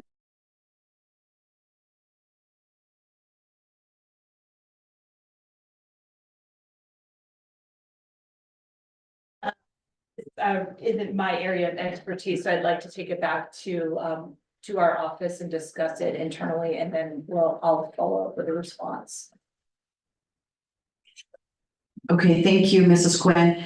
And again, the concern is of course around the initial $150 million that was appropriated under the enabling legislation, and with the new legislation, ARPA legislation that was passed by council, which decreased the amount to $50 million, as it has impacted the number of individuals that will be getting the bathroom addition. And also the other variable is the non-compliance area. How do we go forward with some of the chapters that are non-compliance? I guess that would be the other, so the two items. So, and other than that, I'd like to go ahead and yield the floor back over to NECA at this time in regards to some questions that Honorable Claude had posed in regards to the additions. To a lot of these households already have existing water and electric infrastructure. And then in regards to cistern systems that are being installed, and then over to DCD for an overall master listing compilation. Thank you, Honorable Chair Jesus, and members of delegates of the 25th Nomination Council Resource and Development Committee. So going to Honorable Delegate Claude's question about the electricity and water construction preparedness. So NECA receives our work orders in the form of, we are currently on work order number 8. So within the details of each work order, we are tasked to build, for instance, electricity and water. So some of these X amount are given to NECA saying, make these compatible for electrical hookup or water hookup, or eventual electricity or water hookup eventually. So that's how we build them. How it connects is a coordination fund between IHS, NTUA, and DCD. So we're just instructed to build them to get them ready for that phase. So whenever that phase happens, we'll get the guidance and direction from NTA, IHS, and DCD, say it's ready for connection to electricity and water. The next one is, as you mentioned, Claude, some cisterns, water systems are being installed, and some septic systems with drain fields are being installed. And you led to an example about, say, for instance, a cistern system is being installed for a family that doesn't own a vehicle to bring in their water. That decision isn't based on NECA. We build them as the owner, the Navajo Nation wants them to build. So they want us to build a particular system, particular bathroom addition with their cistern system or septic system. That's how we build them. And So I'll leave it at that. That's, we just feel that what's directed to us as far as the workforce. Thank you. To DCD for the, I guess, follow-up responses and The way we've been working with DCD, IHS and NCUA. We have been identifying clients that are near a water construction. We want to make sure that they will have water, and if they don't have electricity, we also check with NCUA to find out if they would be eligible to have electricity turned on. If they're not near an electricity line, then we also recommend that they get a generator. So that they can continue to use the facilities. So that's how we've been addressing it. I know that I hear the same concerns, and a lot of those concerns were when the CARES funding was out there. A lot of mistakes have been made at that time that we've been correcting. So I'm confident that after Mr. Garrett Silversmith took over, and now that we have a project manager with Ryan Begay and Shauna Ballet, and the communication with NTUA, IHS and DCD is now solid, we're confident that the products or the buildings that are being built are sound, and that they are not going to just be sitting out there without water or without electricity. But those are the concerns that I've heard about the previous CARES Act back edition. So we're careful not to make that kind of mistake again. Thank you. what about the overall master listing? A couple of Fridays ago, we sent out email to all of the council delegates and the regions. And that we also included a list of the clients that were on each of the work orders. So the email is from Shauna Ballet. So that's where we started asking the council delegates to please contact us so we can go over this list, and if they have any questions that we were ready, we could meet with them. So that's where that list that's attached to our written report, that's where that list comes in. Those are the delegates that we met with. So that's what we've done, is that they do have a list of the names along with the memo that I signed that was sent out 2 Fridays ago.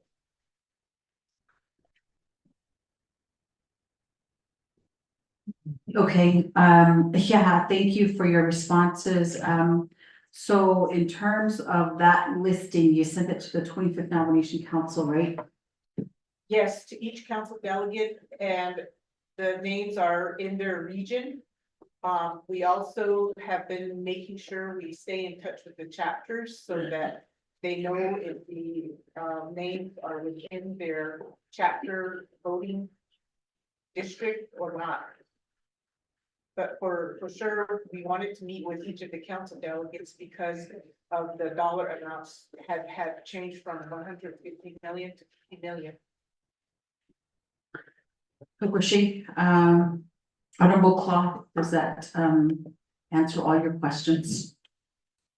So, Madam Chair, just for clarification, the listing that was sent out was on the 23rd. Well, I got my list on August 23rd, but in there, that is only the list from DCD. So as I mentioned, NECA has their own list for my area. And then we have the section 11 from IHS. I don't have that list. And then we have DCD section 11 and section 3. So what I'm asking is that perhaps DCD, since they do work with all of them, they compile that list, and probably NTUA has their own list too.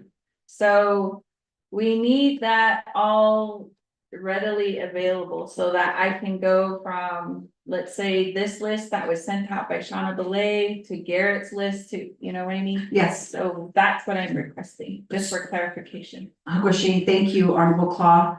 So I know that at the inception, when discussions just had started regarding this ARPA bathroom addition, I know that NTUA had their own list. And then, of course, DCD had their own lists. And I know that NECA is being referred names from either both NTUA and Navajo Nation. And then we had Indian Health Services that had their own list under the SDS IIJA, they're basically the same thing. So is there any way that as the lead for this bathroom addition, you can just compile it into one listing? And I believe that is the request here in a matrix format. Thank you for the question. Yes, there were 3 different sets of names that we had to start working with. There was a portal that BCD had that turned out to be not helpful. So we started working with NTUA and IHS directly. And those are where we're getting the names for our clients. We also get names from the chapters. And if they need something, like a person might have a medical condition, something like that, they'll go ahead and forward those kinds of names to us too. And then, of course, we do our research on all with the team. So we actually have NTUA at the table, IHS at the table, and then ourselves at the table, and that's how we get our listing together. So we're not just going off of one specific database. It's kind of like a collaborative effort, because we want to make sure that when the bathroom additions are built, that it's not just a bathroom addition sitting out there without any water or electricity, but that if it gets built, we want them to be able to have those connections already made. So I know there were a bunch of lists going around, but some of those lists were not verified, especially the one that was on the BCD portal. That one was not something that was readily available to us, and we didn't even know anything about it until later on. So by that time, we had already established a process with IHS, NTUA, and NECA. So to make some clarity here for council delegates is, I believe, and I'm clear on this because I've met with the DCD staff multiple times, but maybe for other delegates to have that clarity on which names you are actually working with, because right now I think some delegates are wanting to possibly add some more names due to the low numbers. But again, I don't know what chapters had submitted from the start. And maybe some of those individuals we can still get onto the list. And this is based off of your spreadsheet here of how many funding is still yet to be allocated for bathroom addition. And that's probably the concern by Honorable Claw. Because, and again, there's times that leadership at the chapter level don't really share that with delegates. So we usually reach out to DCD. So again, it's just trying to have that communication gap be clear to where we know who's all going to be serviced, and see if it's even, you know, doable for a lot of these constituents to be able to get the bathroom addition. Because I know that I met with Mr. Ray Nelson, the superintendent with NECA a couple of weeks ago. He said they were issued work order number, can't believe it was 6 or 8. He said that this is the picture of the client that Navajo Nation had sent for a bathroom addition. There was an old dilapidated log hogan, and this person doesn't even live there. And how was this, you know, individual deemed to get that bathroom addition? So they scratched that person off of the list. And I thought that the preliminary assessment by DCD was completed before you actually get these names on the work orders to NECA. So, and then that's a concern with the duplicate services. Or do you just send these names to NECA and then they do the assessment, on-site assessment? Or is that, you know, something at DCD? So again, you know, we've often asked for that workflow diagram. You know, just like the spread or the PowerPoint that NECA had showed us, the 9 processes of a construction. And then every phase of that construction, we have inspectors, is what Mr. Silversmith had mentioned. We still have yet to see that document from DCD to Hajo. like one block of how the portals and everything have happened. But we're at the very tail end, but again, just to have that, listing of, again, of names, I do see mine here. With, it says IHS list, and also, I believe, NTUA is not on here, but I know NTUA had 300+ names from CARES as well. And she thought that's what Honorable Claus wanting to see as well, just within prospective delegates district. So I just wanted to add that clarity, so I'm gonna go ahead and yield the floor back over to, Ms. Thomas, and then over to Chair Nez. Okay, thank you, Chairman. Yes, we had several lists, and we can go back and then skip that list, but what we doing during our Tuesday conversations, our conversation is we do identify those people those homes that either have no one is living there, because that's a requirement, you have to be living there, or the structure is not really sound. That's when we identify, okay, this person, we visited them like 3 times and nobody is calling us back.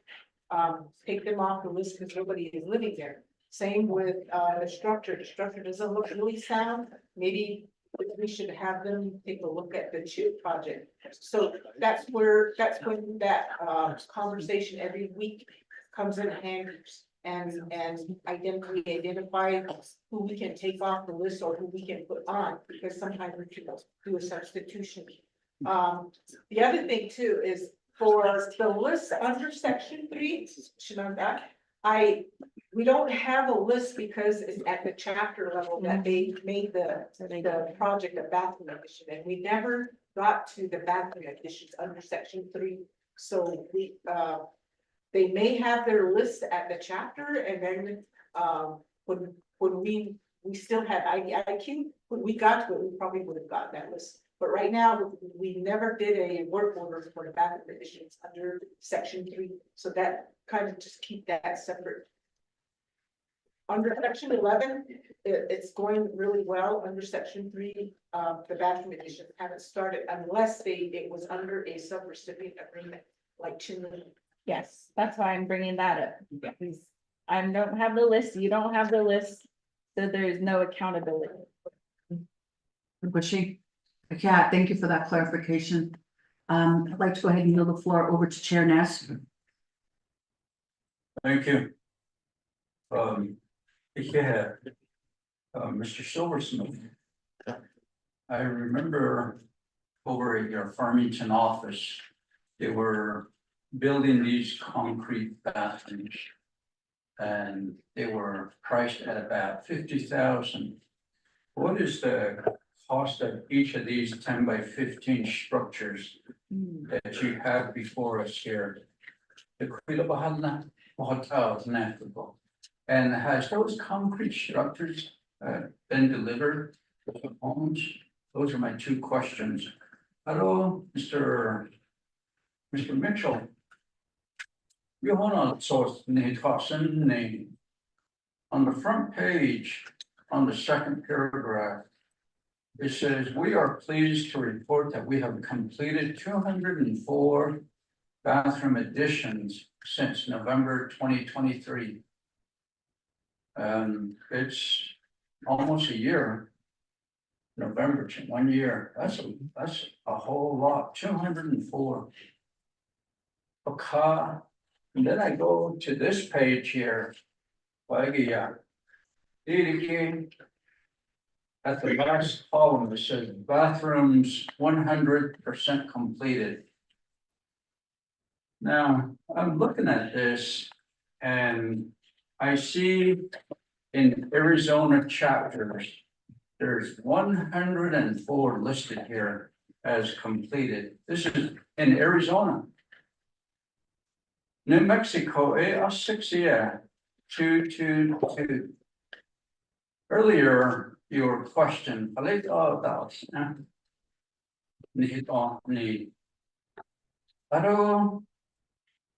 if I were to add it up, it's 110 total right here. But the front page says 204 ka. Now, I'm concerned that only 6 chapters in New Mexico clients were completed. Why is Arizona taken as a priority right here?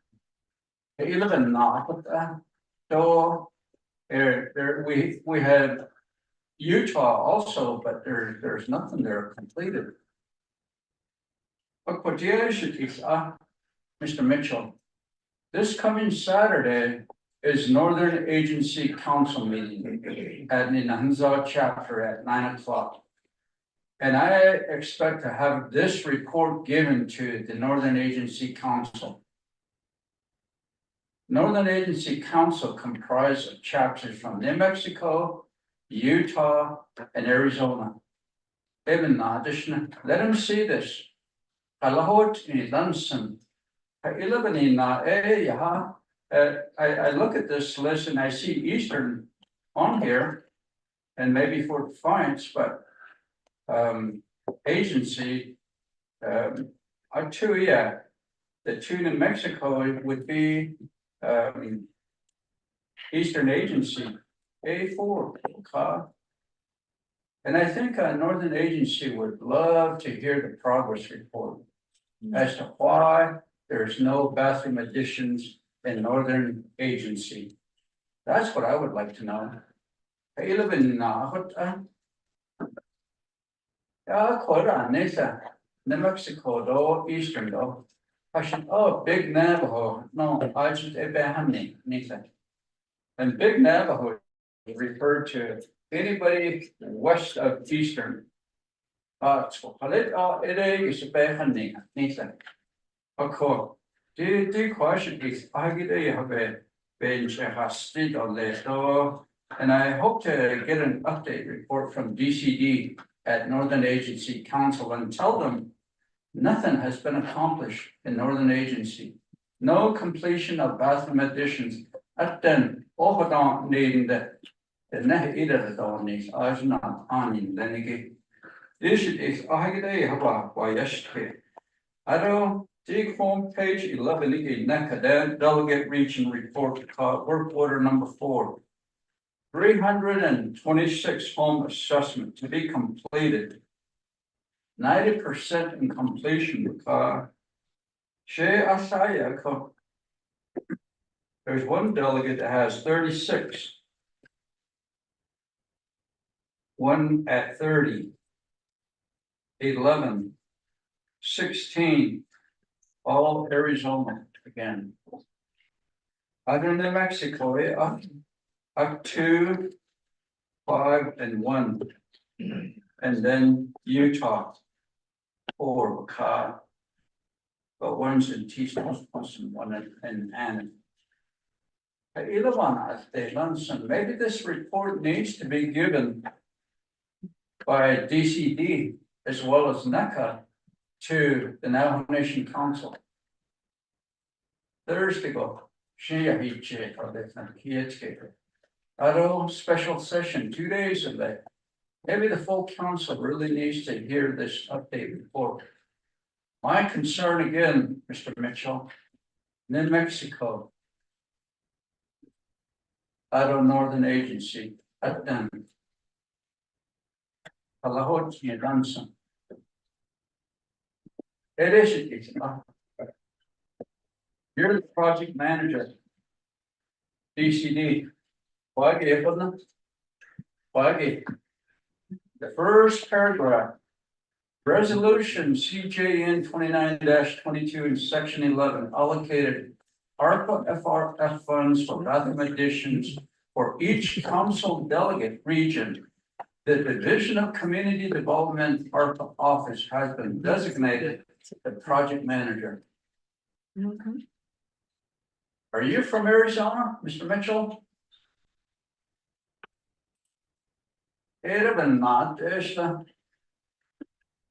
I hope there's no favoritism shown to the delegate regions in Arizona. Thank you. Back to you, Chair. Agoshi, Chernez, for your concern that you had expressed in I know that there was questions in regards to cost of the bathroom addition and there was a demonstration of a concrete version structure of a bathroom addition and how many have those have been delivered if that particular contractor was taken into consideration by NECA. So I'd like to go ahead and yield the time back over to the presenters for any responses to Chair Naz's questions and concerns. Thank you, honorable delegates of the 25th Navajo Nation Council Resource and Development Committee. So beginning going back to honorable delegate Nez's questions about the cost of one bathroom addition, how much does it cost? So currently, what we've been working on for work order number 1 through work order number 8, the cost of one bathroom addition, complete with materials, supplies, labor, mobilization, final inspections, everything including with design drawings, design and engineering drawings, compliance, final inspection, comes out to a little over 72,000 for one bathroom addition. The bathroom concrete addition was an option that was presented for the Navajo Nation. You have your basic wooden structure that's comprises of everything, the wooden structure, and then you have a second option, which is the concrete version of that. So that version was provided as an option, but we haven't have a work order that says we need a concrete bathroom addition here or there. So that's still an option. It does provide maybe some advantages and pluses to it versus a wooden structure. One is being that it'll supposedly it'll last much longer than a wooden structure. Granted that it's placed on a very sound and structurally sound base, but it's an option for the Navajo Nation. That's something that we've been providing.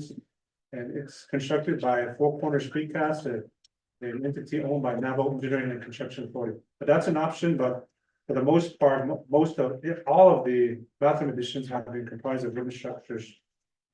Thank you. Yeah, Mr. Silversmith, Mr. Mitchell, do you have any response to Chair Naz's concerns? Thank you for those questions. One thing then put this before I answer your question, is that we put these reports out there, names out there, the chapters and delegates, giving them the listing and all that, so going forward, that way, a lot of these questions that are being posed, and then again, we like to leave it to delegate chapters. So back to the question on the Arizona. And we started out back in November with a contract.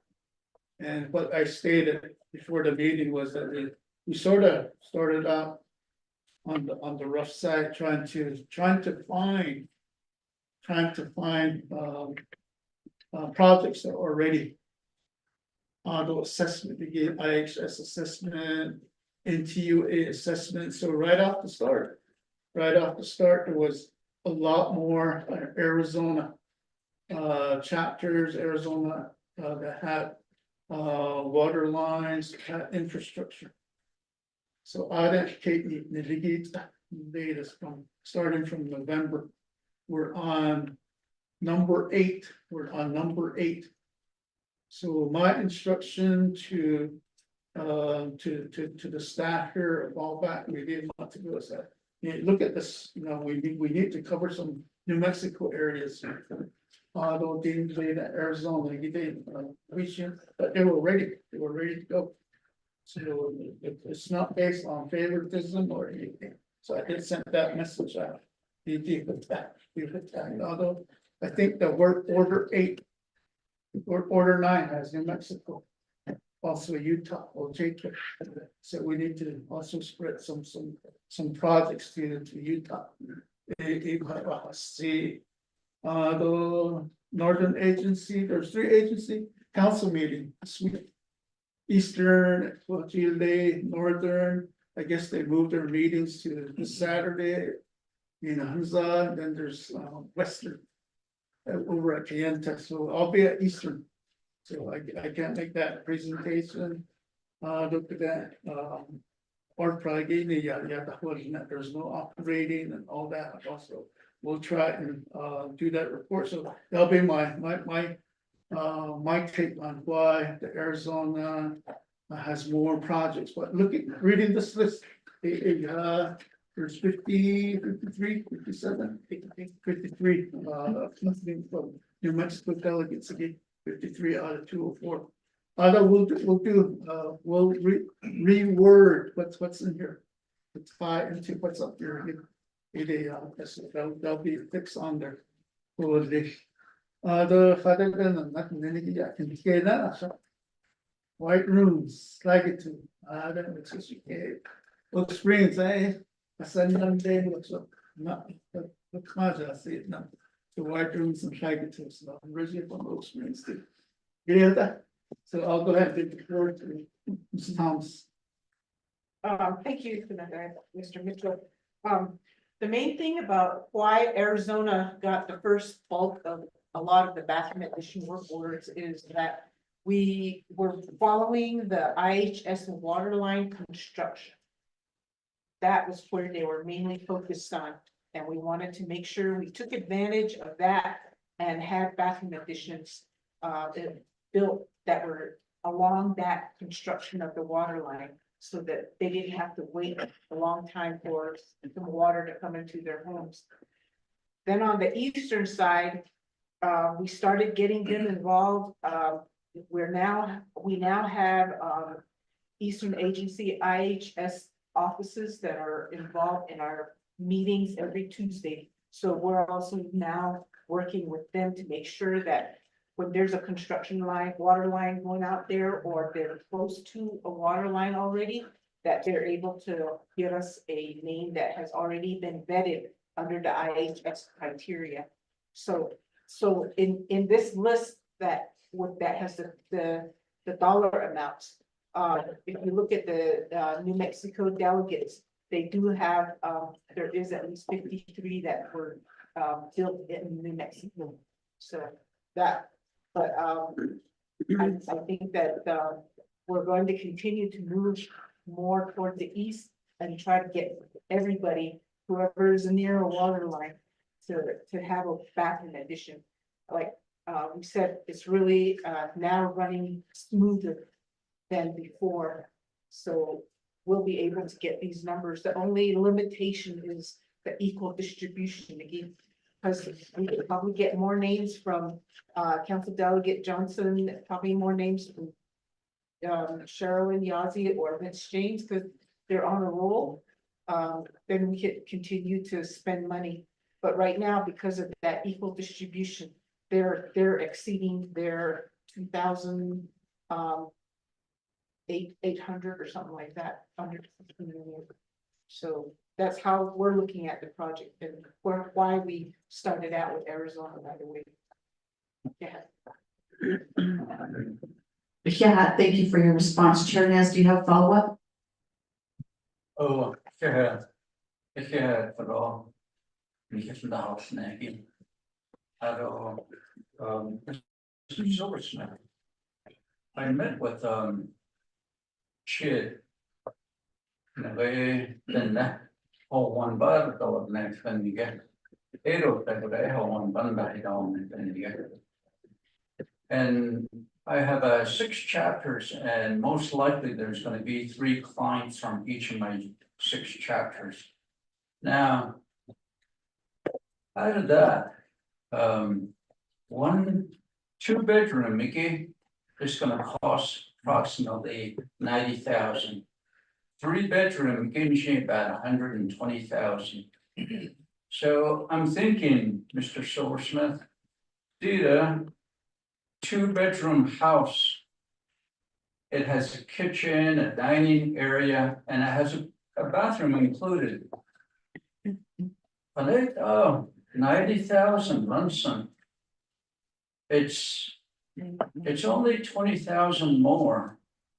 How can a 10 by 15 bathroom cost $72,000. That is a lot of money. That is a lot of money going to NECA, perhaps to subcontractors. To build a bathroom, how long does it take to build this bathroom 10 by 15? You see, she goes on the shit. I'm also looking at this not source Mahano, and again at the back page here. Okay, number 1, number 2, 3. Number 1 again, I see the plumbing is installed there.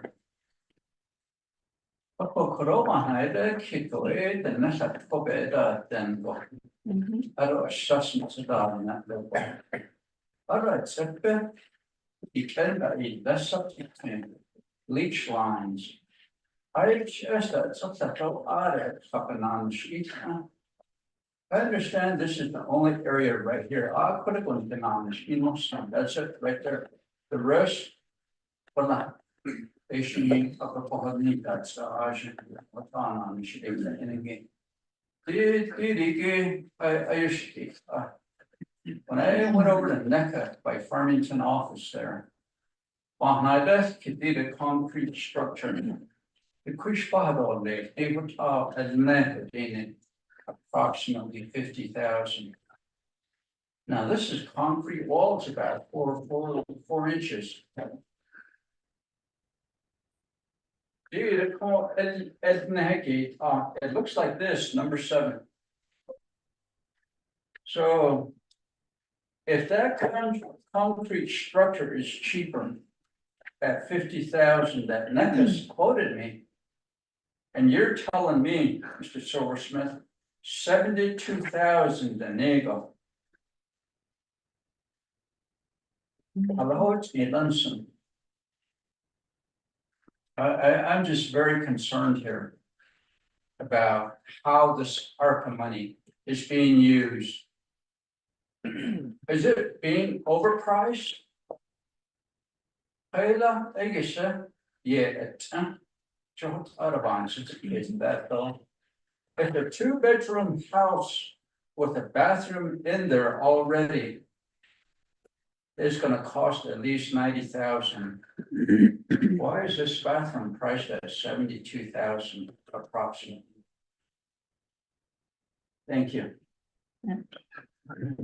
Well, if you have Chernez for that concern question, so at this time I'd like to go ahead and yield the floor back over to Mr. Silversmith.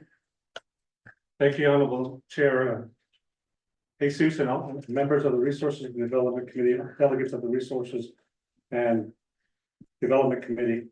So in our presentations that we have presented before various chapters, we did presentations over on the Eastern Agency with Honorable Delegate Danny Simpson, and we shared some numbers as far as the compilation of the amount that it takes to build a 1-bathroom addition. We did it here in Window Rock. We've done it with a couple of other honorable delegates that we provided the amounts that equate to the addition of completing 1-bathroom addition. So in these numbers that we shared, the numbers that come up with the amount that it takes to build 1-bathroom addition, it includes our subcontractors' price quotes as well. So for instance, I'll go over some of the numbers that I can recall for our electrical and plumbing contractors that we use for our bathroom additions. We use HD Williams and we do Native Solutions. So those are specialty companies that we use as part of what we do. And that's an example I'm going to use. Say for the electrical portion and plumbing from HD Williams, Native Solutions, on some of the quotes that they provide us to install the electrical and the plumbing systems, it can amount to anywhere from $12,000 to $12,000 to $20,000. We have other numbers that are combined into this overall cost. The concrete portion can be anywhere from $6,000 to $10,000, depending on the condition, the site conditions over at some of these bathroom additions may eventually be constructed. Say there's a large amount of rock or large amount of rock in some of these sites where these bathroom additions are gonna take, and that's gonna cost a little bit more because the removal of the rock and so forth. So that's, like I mentioned, can be anywhere from 6,000 to 10,000. The wooden framing can be anywhere from 15,000 to 25,000. Design and engineering component into this here is about also included into this price here. It can be 8,000 to 15,000. The final inspections as well, there's money included in there. And if you add up all those costs and then you add NECA's profit roughly there, and then our overhead, that's the number that ultimately amounts to the 735. So that's how we came up with our numbers, and those are numbers that are in sync and coincide with the general industry out there, general construction industry, the carpentry industry, the construction, the concrete, the wood framing, the roofing, the plumbing, the electrical. And we provide those numbers to our client, the Navajo Nation, and they in turn verified that and supported that information. So the numbers that we shared, that I'm sharing with you, the cost for one bathroom additions has been verified and it has been supported by the general industry and further accepted by our owner, by the Navajo Nation. And our profit isn't overwhelming. We're roughly about 10%. Our profit is roughly about 10%. You have industry standards that can go anywhere from 25 to 40% profit. NECA is very, very minimal at 10%. Our overhead is 5%. So, you know, for instance, so those are our numbers, overhead roughly 10%, and our overhead is about 5%. Those are well below, again, I believe, the general industry standard plus Navajo Nation. So those are the numbers on Honorable Delegate Nez that I'm sharing, and Chair Jesus that I'm going to share with the Resources and Development Committee. Thank you. Hagoshi, yeah, Chair Nez? Okay. Hagoshi. Just as Chair Nez had stated, you know, the cost of these bathroom addition, I would think that since you're working off of Indian Health Services list, that they would be the entity to provide the as-built for or blueprints for the bathroom addition. Why you have to add A&E cost into that is totally beyond me, because I know that when I worked with Indian Health Services in the past, they provided the as-built to chapters, and we didn't need to pay no A&E costs for the design.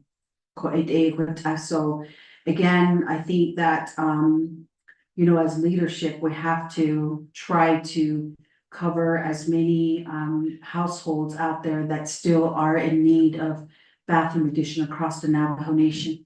So again, the takeaway from this discussion here today is we heard and noticed that non-compliance is a big issue and a concern. Now, it appears now that Mr. Mitchell, you sign off on the next tranche that these LGA chapters either get or don't get with the concurrence by FRF office. I really think that this is where you as the division director for DCD and also Ms. Thomas, you need a better strategy, because this is the reason why at the end of this ARPA money built out, US Treasury is going to come out and do their own internal audit. And what are going to be all the findings? It does not make no sense to continue to give monies to chapters that have been in non-compliance, especially not submitting monthly reporting. And so you're saying you're going before Budget and Finance Committee tomorrow. I think there needs to be some sort of provision changes in the legislation on that. The second part is the other takeaway to this is in regards to let's see if you look at my notes here. The non-compliance, and also in regards to the equal distribution, the shortfall right now with the spreadsheet that was shared with us. Just as Honorable Claw had mentioned earlier when she was questioning, what is your plan? You know, as oversight to Division of Community Development, and also the enterprise here, NECA, we would like to know what your plan is.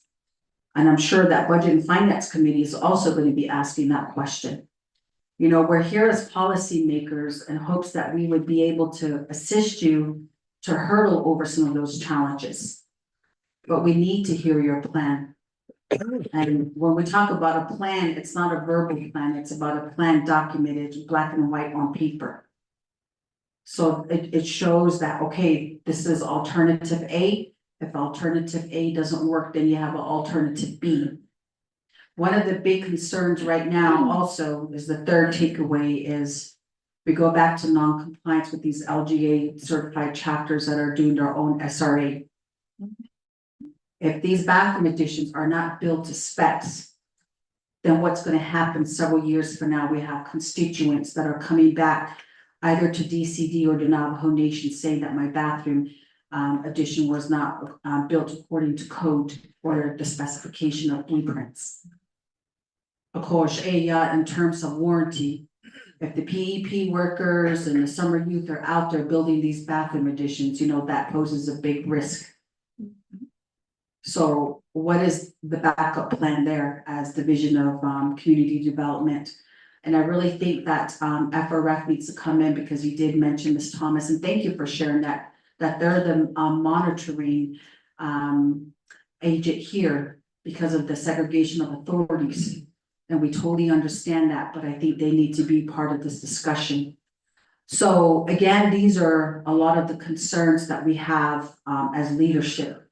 You know, we're here to want to assist. We don't want to be that barrier for you all and tell you all to stop, but you know, we listen to the staff because you're out there, boots on the ground. And how do we address the administrative cost that was taken from all the staff that are currently FRF employees, you know, to continue monitoring, and that would be a Budget and Finance Committee discussion. So what I've done with the assistance of Mr. Taki, and we have Chief of Staff, Mr. Rico here, is that we're gonna put NECA and DCD on the Napakeya Committee meeting agenda for this coming Thursday. And with complete dialogue of all the full Napakeya Committee members, I'm hoping that we could start the discussion on how do we amend some of those changes in possibly the new legislation that was passed, so that we could get the FRS staff back out in the field to monitor these, or to be assessing, evaluating these projects, and also monitoring the projects. You know, the inspection is a big issue. I don't know how internally you've all been discussing this, but it does bring a lot of concern, especially if you have construction background, but no thorough inspections that are done. So again, I just want to thank, you know, Mr. Silversmith and Mr. Mitchell, to you and your team, Ms. Thomas, to you and your team with the FRF or the ARPA DCD office of CAT, you know, for addressing this, but you hear the concerns from leadership. And I'm sure maybe these were some questions that you all brought up, but it's never been answered in a full dialogue discussion, but hopefully we would have that discussion this coming Thursday. So just be readily prepared for this coming Thursday's discussion again. And he said you're going before Budget and Finance Committee tomorrow as well, and see what their concerns are and try to come up with a plan to where we could see a document that would be quantifiable for us to go forward with, that wouldn't be measurable. Verbally but how are we putting this into writing to hopefully come and find a solution? So again, I just like to continue to have this dialogue, and also I just want to thank, you know, DCD colleagues and also NECA here for doing the best that they can with no full direction in terms of how to carry out certain tasks, because I think everything was from the start was just kind of gray. But now, as you've all been working with us over the year, this past several months, that you've been able to put something in place. But yet, you know, we still would like to continue to work together where some of those gaps are, or loopholes, and how do we address this? But the compliance, the non-compliance is the biggest issue right now. And we just want to be able to be accountable in every way possible. So and then to the staff as well. So I do have some of these areas of adjustment. We will be looking at, you know, the master listing that Honorable Claude had requested for as well. And then also a plan in writing. And that I would hope that would encompass what Budget and Finance Committee's concerns are too. So so let me go ahead and yield the floor back over to Honorable Claude. Madam Chair, just one more thing, and I wanted to add this to another research topic for Ms. Quinn. So I did get, let me just go back again. Regarding the listing, the master listing, so of course we have our bathroom additions. We have also the CHID listing. I did get a request from constituents who are afraid of favoritism, as Chair Nez mentioned. And then also just the fact that the eligibility requirements, according to need base, needs to be in there. So one of the questions that I was posed from my constituents is that can council delegates share information as to who is receiving the services? So that has been a question that has been posed to me, and I did bring that up during the chapter meeting. And now I am receiving documentation from individuals who are saying they do not want their name released on receiving a home or receiving a bathroom addition. But we talk about transparency. These are federal dollars. This is public information. And I think that as voters, they need to know where the federal dollars are going. So I do need that research on a legal opinion to see if we as delegates are able to share with our constituency, our chapter in an open meeting, who is receiving services. Because currently, like for myself, I did not have a list of who's receiving bathroom additions for my own chapter. And so I think that legal question does need to be answered. Because I do have people, you know, thinking that I'm in cahoots with the chapter. Saying you're a council delegate, you don't want to tell me the name, maybe it's your family, maybe it's your friends. So we sit on a fence where we can either be pushed one side and pushed off the other. So, you know, to be accountable as an elected official, I think that we do need to have that transparency, and that's all I want to say. But if you could have that research too and have that information maybe for Nabikios too. So thank you. Thank you, Honorable Claude, for that. So Ms. Quinn just added to your task of third item. So I really do appreciate that and appreciate you as our legal counsel for having to do these particular researches for us as Resources and Development Committee. So with that, we did have a good dialogue on this particular report that was given to us here by Mr. Silversmith and also to Mr. Mitchell and his team. I do have a motion and a second for this report. At this time, I'd like to go ahead and call for a roll call vote to accept the report. Madam Chair, members of RDC, this is roll call for receiving reports. Item A, Honorable Sean Claude, how do you vote? Green. Honorable Sean Claude votes green. Honorable Casey Johnson, how do you vote? Vice Chair Casey Johnson votes green. Honorable Casey Johnson votes green. Honorable Ricky Nez, how do you vote? Delegate Rick Nez votes green. Honorable Ricky Nez votes green. Honorable Danny Simpson, how do you vote? Honorable Otto So, how do you vote? Madam Chair, that's 3 in favor, 0 opposed, the Madam Chair not voting. So report is accepted by Resources Development Committee. Otto Adet Nana, thank you to the gentleman that presented and also to the staff, Ms. Thomas, to you, your team as well. And I just want to say, continue the hard, let's be transparent and accountable as much as possible. And we'll be talking to you again this coming Thursday. Yeah. Going on to item letter B, report from the Navajo Nation Broadband Office on the Navajo Nation's broadband deployment plan and budget. We do have presenters, Ms. Sonia Nez with Department Manager for Navajo Nation Broadband Office. And we have Bernardo Portella, who is the Chief Executive Officer for America's Communication. So if we could have the presenters, please make your way here to the front. And we will allot 20 minutes for your report to RDC. Good afternoon. Swati Kumar. How are you gonna?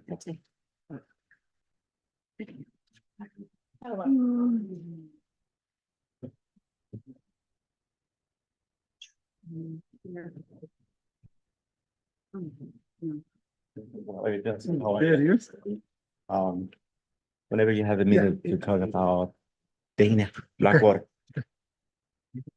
We're waiting. Actually, No, I don't. No, I don't.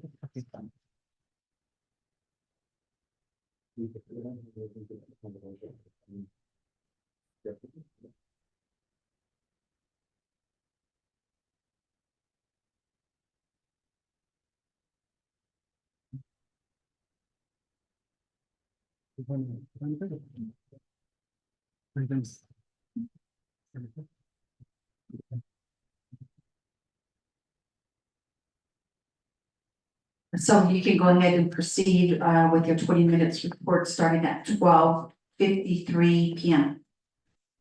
Thank you, members of the RDC, and then also Madam Chair. My name is Sonia Perez, I'm the program manager for the Navigation Broadband Office. Tendrikin industry of Henry Bashishin Aro, Representative Chado, Ani National Chilnida in Asha. And thank you for inviting us to do a presentation here for the Navigation Broadband Office.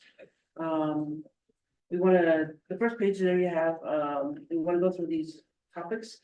So the NNDEI team, Digital Equity Initiative team. What is the broadband vision? What is the plan, the milestones, challenges, and what is the ask? So that's what we'll be going over. Before I start, I'm gonna give Bernardo Pachia the opportunity to introduce himself. Good afternoon, honorable members of the RDC, Madam Chair. Vice Chair, thank you for giving me the opportunity. This is my first RDC meeting, speaking directly ever, so maybe a little nervous, but I appreciate having me here and having worked within our nation. This is totally on. Thank you so much. I also want to say thank the folks out there listening out in the nation. The broadband is very important to our people out there. So I want to say welcome everyone then. All right, the first slide we have here is the Navigation Digital Equity Initiative. And the broadband office there you see in the middle, American Communications to the right, and then also Communications Regulatory Commission, headed up by Byron Shorty. And people always get us confused, and so the Regulatory Commission, they're regulatory. The broadband office is more about deployment infrastructure. So if we can just keep that, and then the broadband office does not report to the Telecommunications Regulatory Commission. We all report to Chief of Staff and then also to President, Vice President. And then you see the digital line, the dotted line around the three, and that's what makes up the Digital Equity Initiative team of the National Nation. All right, next slide is the broadband office. The purpose of the office is all these things, and that was under RDC -33, that 22 that was implemented. That outlines our plan of operations. So the main thing we want to highlight here is develop a comprehensive strategic broadband plan. So there's all these other things we got to do, but that's the main one I want to highlight right there on that slide. Okay. The next slide, why do we need a broadband plan? And so, you know, it affects all these sectors: economic growth, development, education, public safety, justice, transportation, housing, job creation, healthcare, commerce, tourism, telehealth, you know, all these things that we need to get done require broadband across the nation. You know, we have a lot of folks driving long distances to hospitals and those kinds of things, when if they could have the broadband fast enough speed, they can have dialogue or a connection to the doctors and the nurses and consultation, that kind of stuff. And so there's so many benefits, we want to drive economic development, improve public safety. 911 right now, I think some places you call 911 and you end up out in off the reservation somewhere, so enhance education. That is where we want to have like maybe online degrees, we have college, and so there's so many benefits. And then on to the next slide, which is where we talk about our vision, and that's 5G across the nation. That's what President Biden, that's his vision, to get 5G across the nation by 2030. Okay, and so that's we want to bridge that 10-year digital divide on the Navajo Nation. We want to bring our people up to speed. Right now we have 3G, some 4G, but we want to get up to 5G, which is what we want to do. So the next slide, I'll give Bernardo the opportunity to talk about that slide. Thank you, Ms. Anejo. Thanks so much. So at the beginning of the year, we started working on this Navajo Nation Digital Equity Initiative. And the main purpose of this group, of this team, is to come up with a plan for the Navajo Nation. The Navajo Nation until this point has never had a plan for telecommunication. Basically, the Navajo Nation have let service providers define the future of the services in Navajo. So there was not a budget, there was not a plan. So one of the things when I started working with President Nygren was, okay, what are we going, right? And basically President Nygren said, okay, that's what you guys are here to help. So integrate broadband office, work with NTRC, work with delegates, work with all the divisions in order to where we're going. So we started working on that and we defined, okay, the first thing that we are ought to do is where we are, right? In order for you to know where you're going, you need to know where you are. So basically, that's what we did at the beginning. Start collecting the data. Where is the Navajo Nation right now? In terms of infrastructures, in terms of services, in terms of cost, in terms of opportunities. What are federal grants available? Where we are spending that money, right? So we spent a couple of months trying to gather the information. There was a lot of I would say untrust from the industry, right?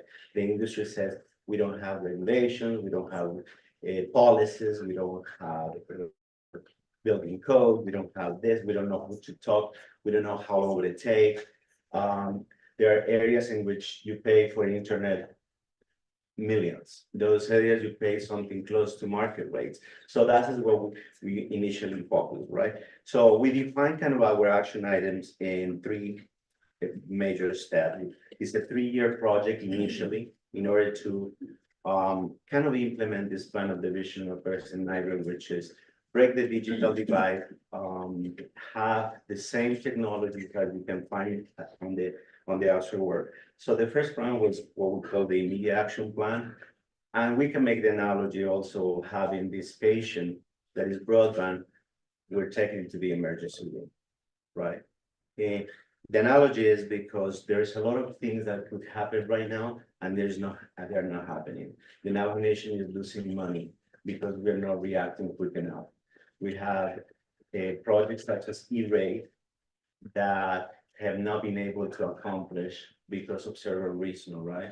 And that is literally the general public losing money and losing opportunities. There are schools that have not, even though the project was awarded, it has not been implemented. So that was kind of on this emergency immediate action plan, trying to streamline project execution, understanding the projects, what projects are on hold, what projects are suspended, what projects are at the verge to be done. And also at that time we encountered something really important, which is the BEAD project. I'm not sure if you're familiar with BEAD. This is a broadband project sponsored by the federal government, but managed by the state, with the objective of connecting every household, every community anchor institution that is unserved or underserved to the internet, to broadband. It doesn't mean the house is gonna be served. It only means they're gonna be connected, right? Now, the Navajo Nation has been considered about 99% of the households are considered unserved or underserved. The technical threshold is having 100 megs per second. So that's where we come and we focus quite a bit, meeting with the different agencies, the state of Utah, Arizona, New Mexico. We said, okay, the BEAD program is a program that probably is going to inject the Navajo Nation anywhere from $200 to $300 million. However, only covers for last mile. The last mile is the equipment that is connected to your house, or the last mile that's connected to the institution, right? So whether it's a fiber connection or whether it's a wireless connection. But in order to bring that last mile, we need a middle mile. And unfortunately, nobody was covering that. So what we're trying to do is, with the funding available from ARPA and the reallocation from ARPA, we're trying to cover that middle mile so the last mile can be implemented, because otherwise we're just gonna have devices on the house not connected to anything, right? So that's something very important. Now, at the same moment, when we are improving that middle mile for BEAD, we're also gonna be improving the middle mile for 5G. 5G is a technology that you actually have it in Gallup, right? Very high speed. Even, and one of the main things about having 5G is Navajo people is mobile, right?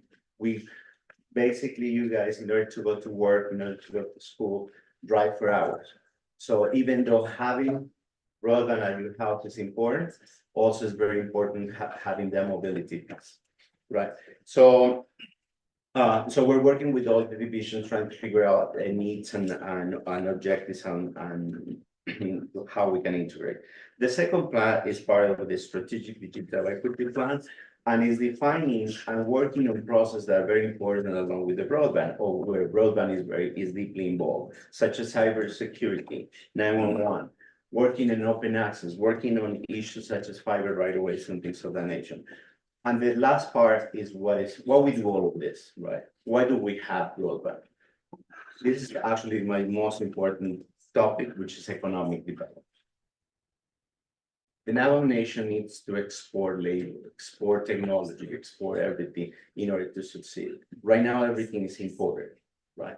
Because we don't have the capabilities of the training and some of the state.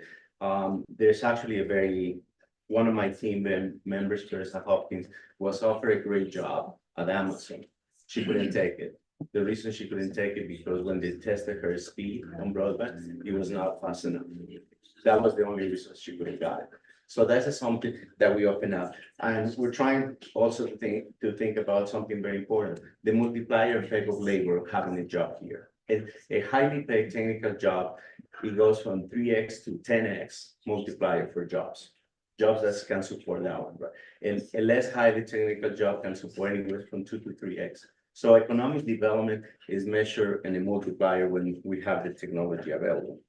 So in essence, the next page shows, so we got all this data. We got data from service provider, we got data from division, we got data from the school, we got data from what is available in terms of towers, fiber, and wireless.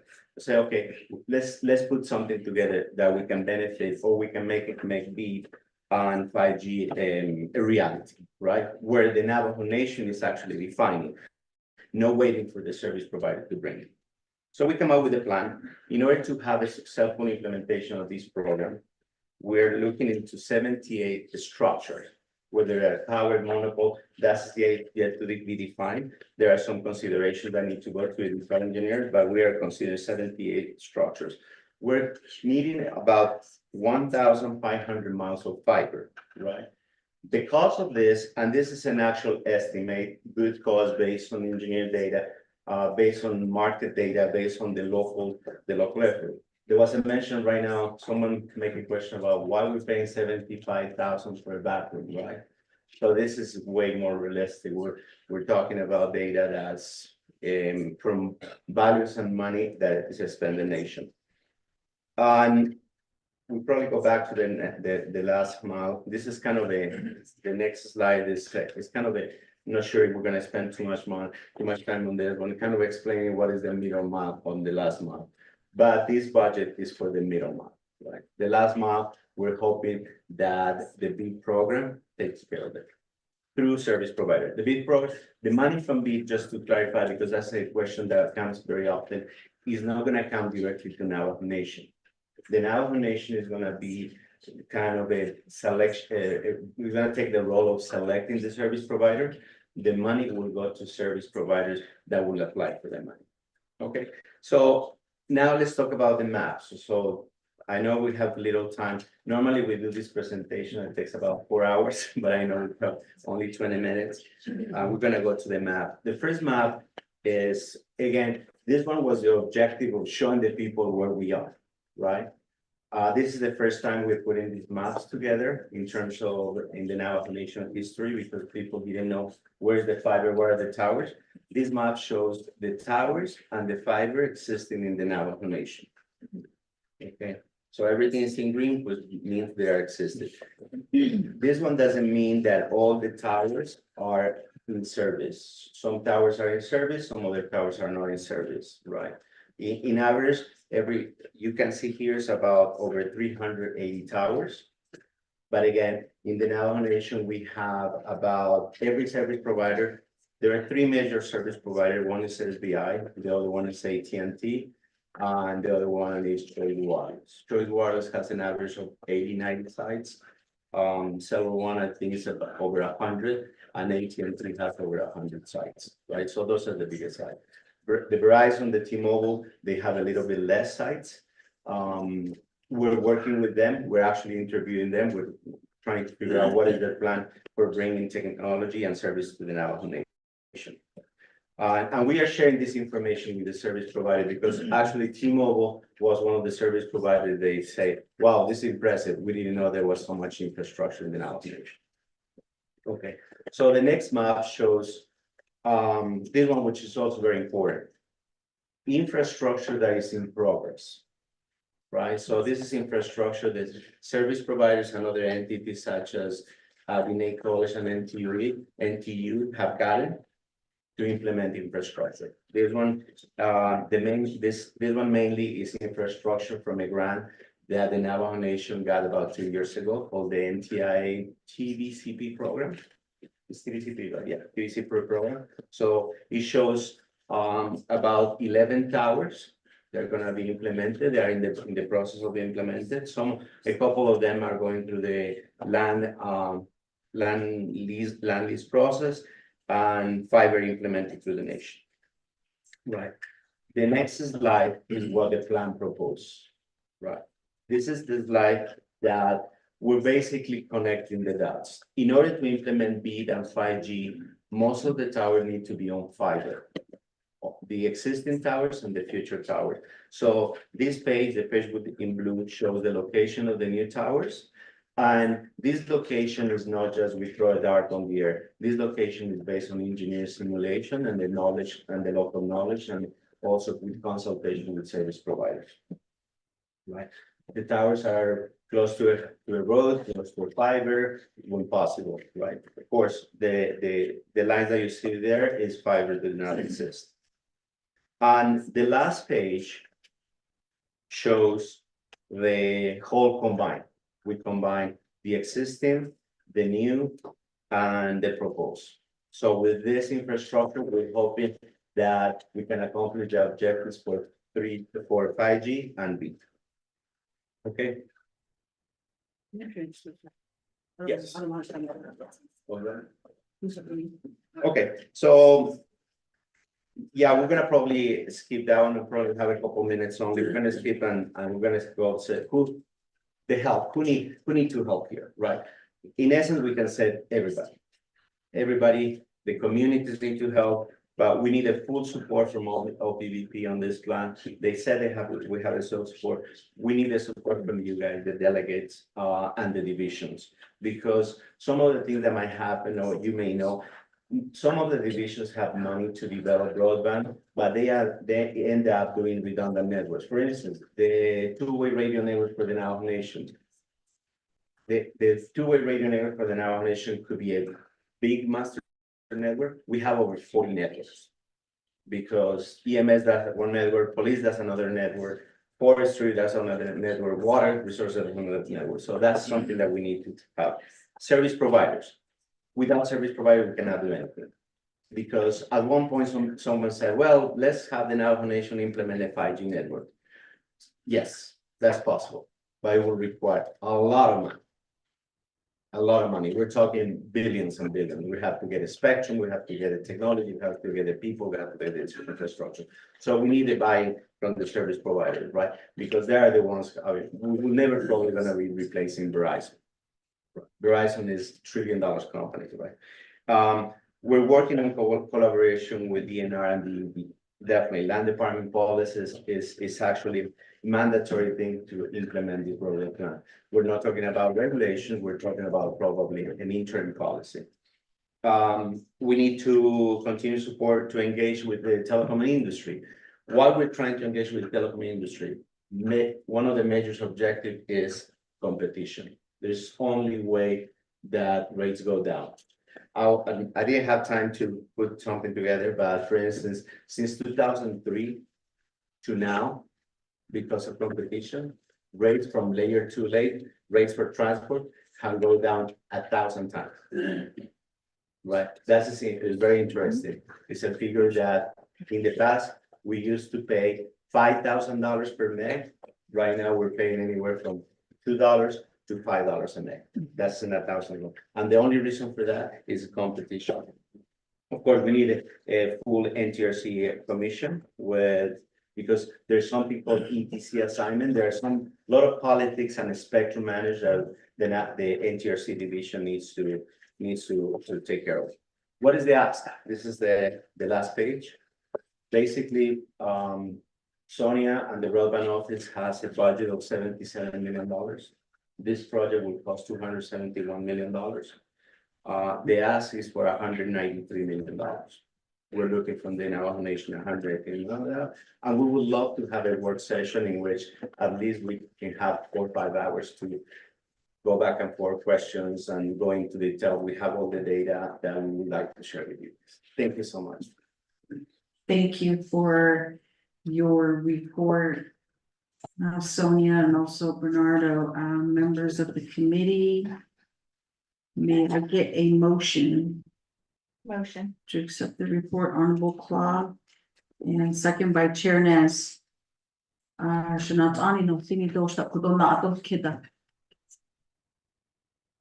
you have any questions?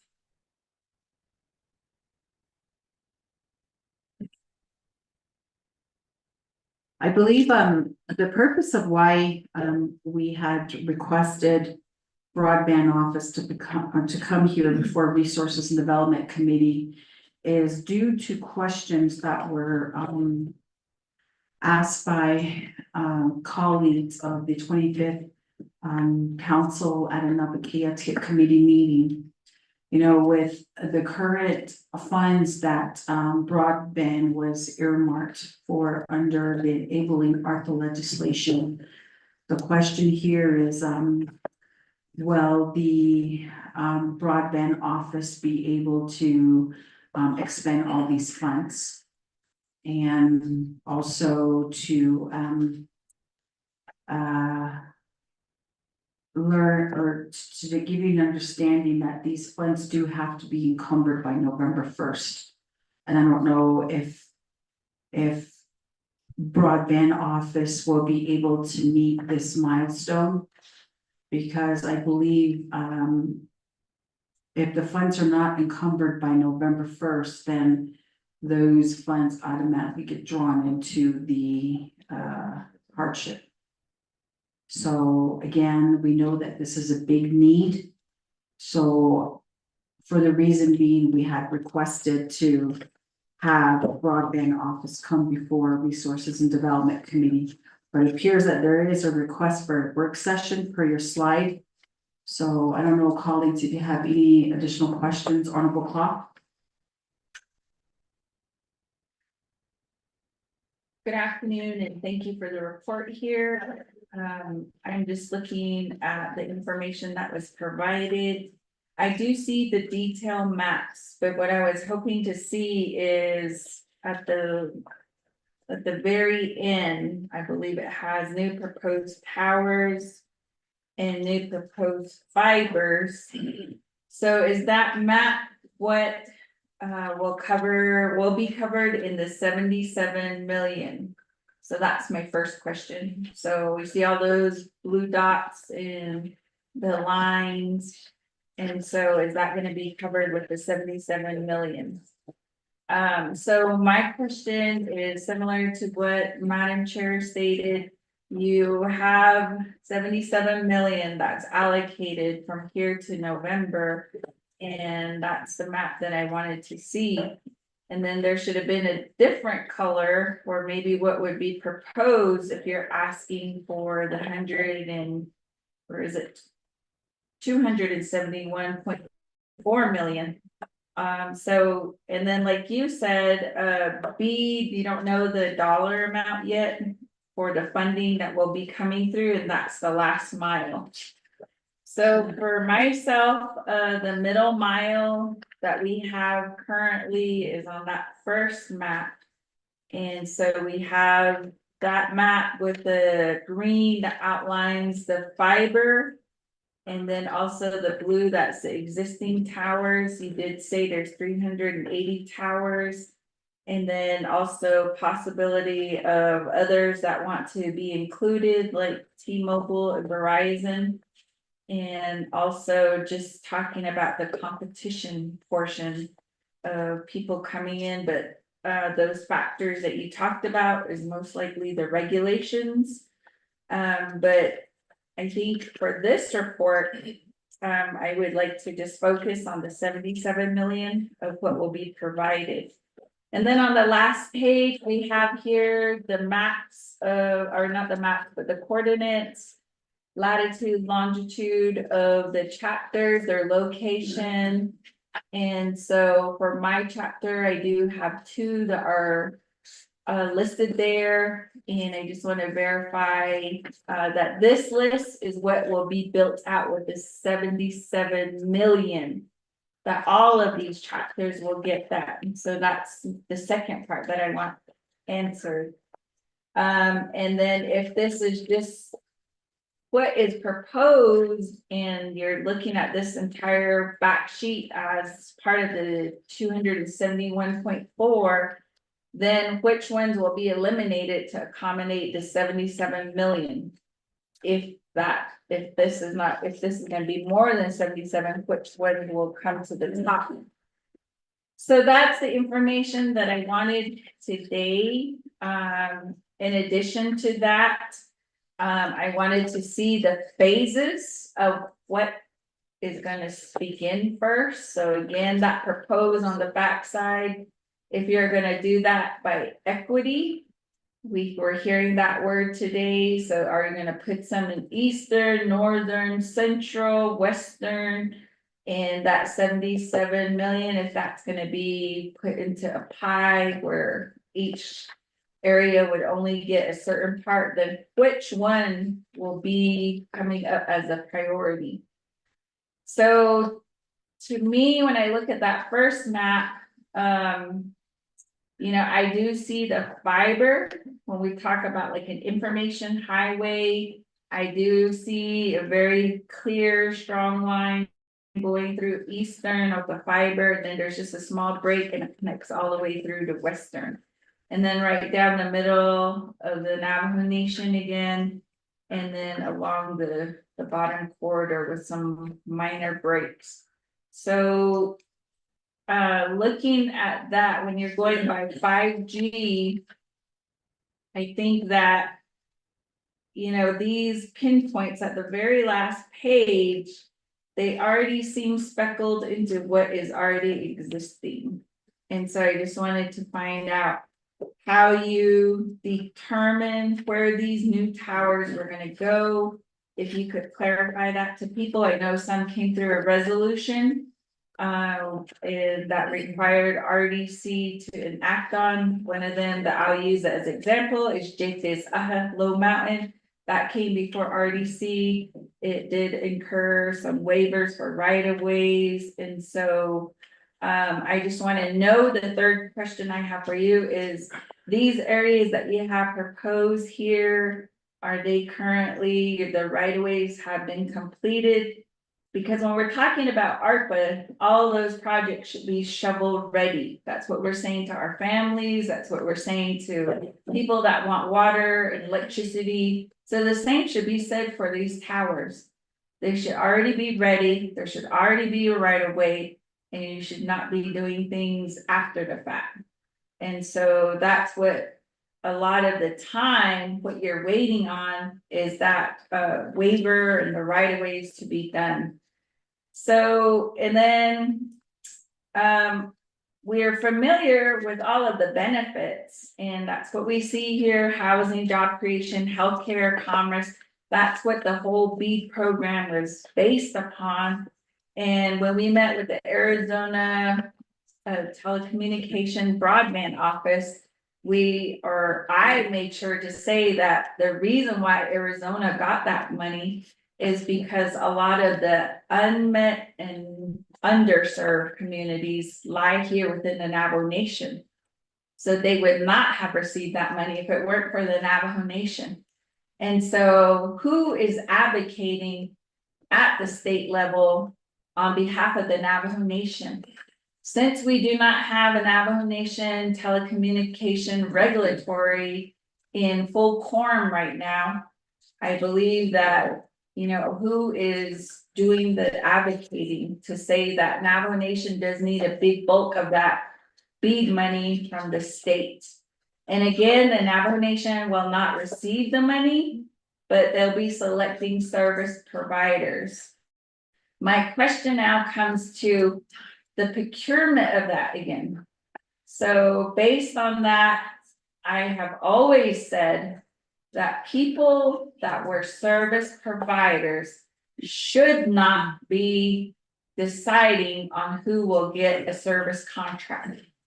So to me, that's a conflict of interest.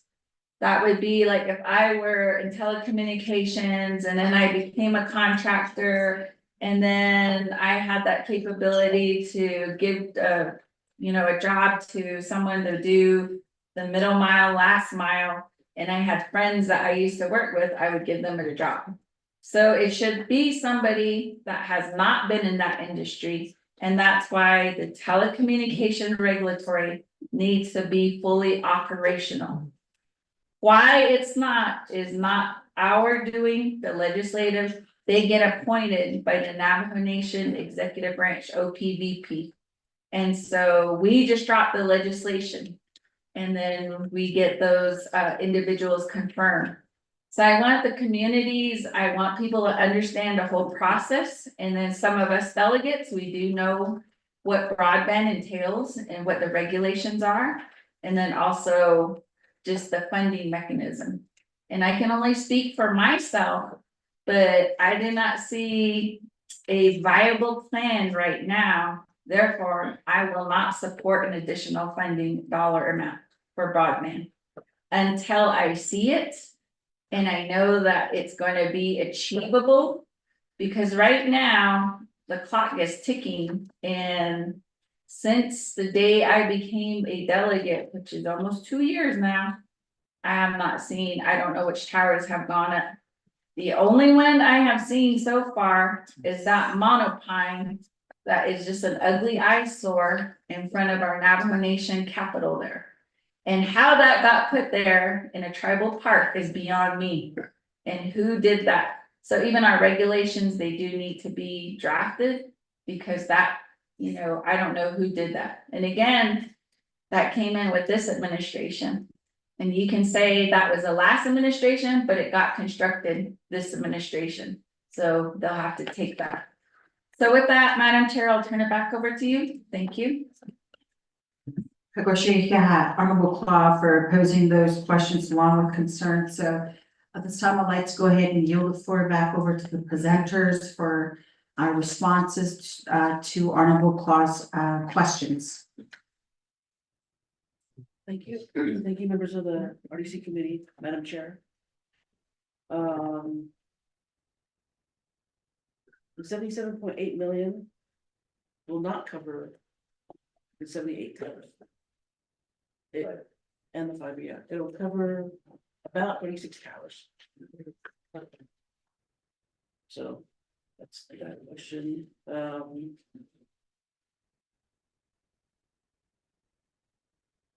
think we'll look into, as far as, and then. Since we're only, if we have the 77 million, and you know what, you can't do all 77, I mean, all 78 towers, how do we? Select. Select, yeah. It's a very interesting topic and we actually have plan A, plan B and plan C of how we can do it, right? There's a couple things. So, Bernardo, real quick. Sure. Again, the presentation is to learn by now. November first is just right around the corner. Do you have these plans you're talking about on the selection of these 36 towers that will equal to 77.8 million under ARPA that is earmarked for a broadband office? Because we'd like to know as RDC if, you know, these towers are gonna go up, where exactly are you at? Right of way is also a big issue with land withdrawal, you know, designation process that has to be completed with now Venetian Land Department. So that's what we want to hear here and see what your plans are. Where are those plans? You know, just like our previous presenter, DCD, you know, we don't want it to be verbal. We want to see it black and white on paper, something concrete to say, okay, this is going to be it. This is where we're at right now. So in terms of project achievement, just where exactly are you at? Are you at 10% still? So we know that, okay, we're gonna lose that $77.8 million into hardship come November 1st. And I don't think we should be wishing for that because we know telecommunications is a big need on Navajo. So if you can share that information, we appreciate it. Yes, as Mrs. Sonia said, yeah, we have a plan for the 77 only. We were hoping to get the full 271, but we do have a plan for the 77. And we have a way to have selected which location. Our way of saying is, first of all, we want to try to build the towers where there's nothing right now. For instance, the area of Honorable Casey Johnson has nothing. It has absolutely nothing, right? So that we're not based on equal distribution of funding. We're based on an analysis based on real data where we need it. We have a map for dark areas, what we call the dark zones, right? And how we can accommodate that. For instance, the plan that we have for the $271 million is a plan that we call a future proof. It's a plan for probably they can be still valid for 20 years down the road. We're building towers that cost about $700,000 to $800,000 per tower because it will accommodate 2 to 3 to 4 service providers, right? So in case we need to back that down, if we only have $77 million, we will have an idea how to stretch. For instance, on the fiber side, that plan also included a portion of the fiber, if I'm not mistaken, is about 320 miles of fiber that we can stretch it, that we're only gonna cover the sites we really need in terms of capacity, right? For towers will be placed where we have coverage issues, and fiber will be placed where we have capacity issues, is the opposite, right? Now, where we have, for instance, in an area of the Honorable Casey Johnson, that I need about $10 million, we only gonna be covering 110 households. Right? However, if we don't cover those households, there is no service provider in the world that would put $10 million in middle mile, unless the Navajo Nation put it. Now, there's another alternative, and this is where I don't want the ACA. There was a question, Madam Claude, that you mentioned about who is kind of fighting for you guys in front of the states.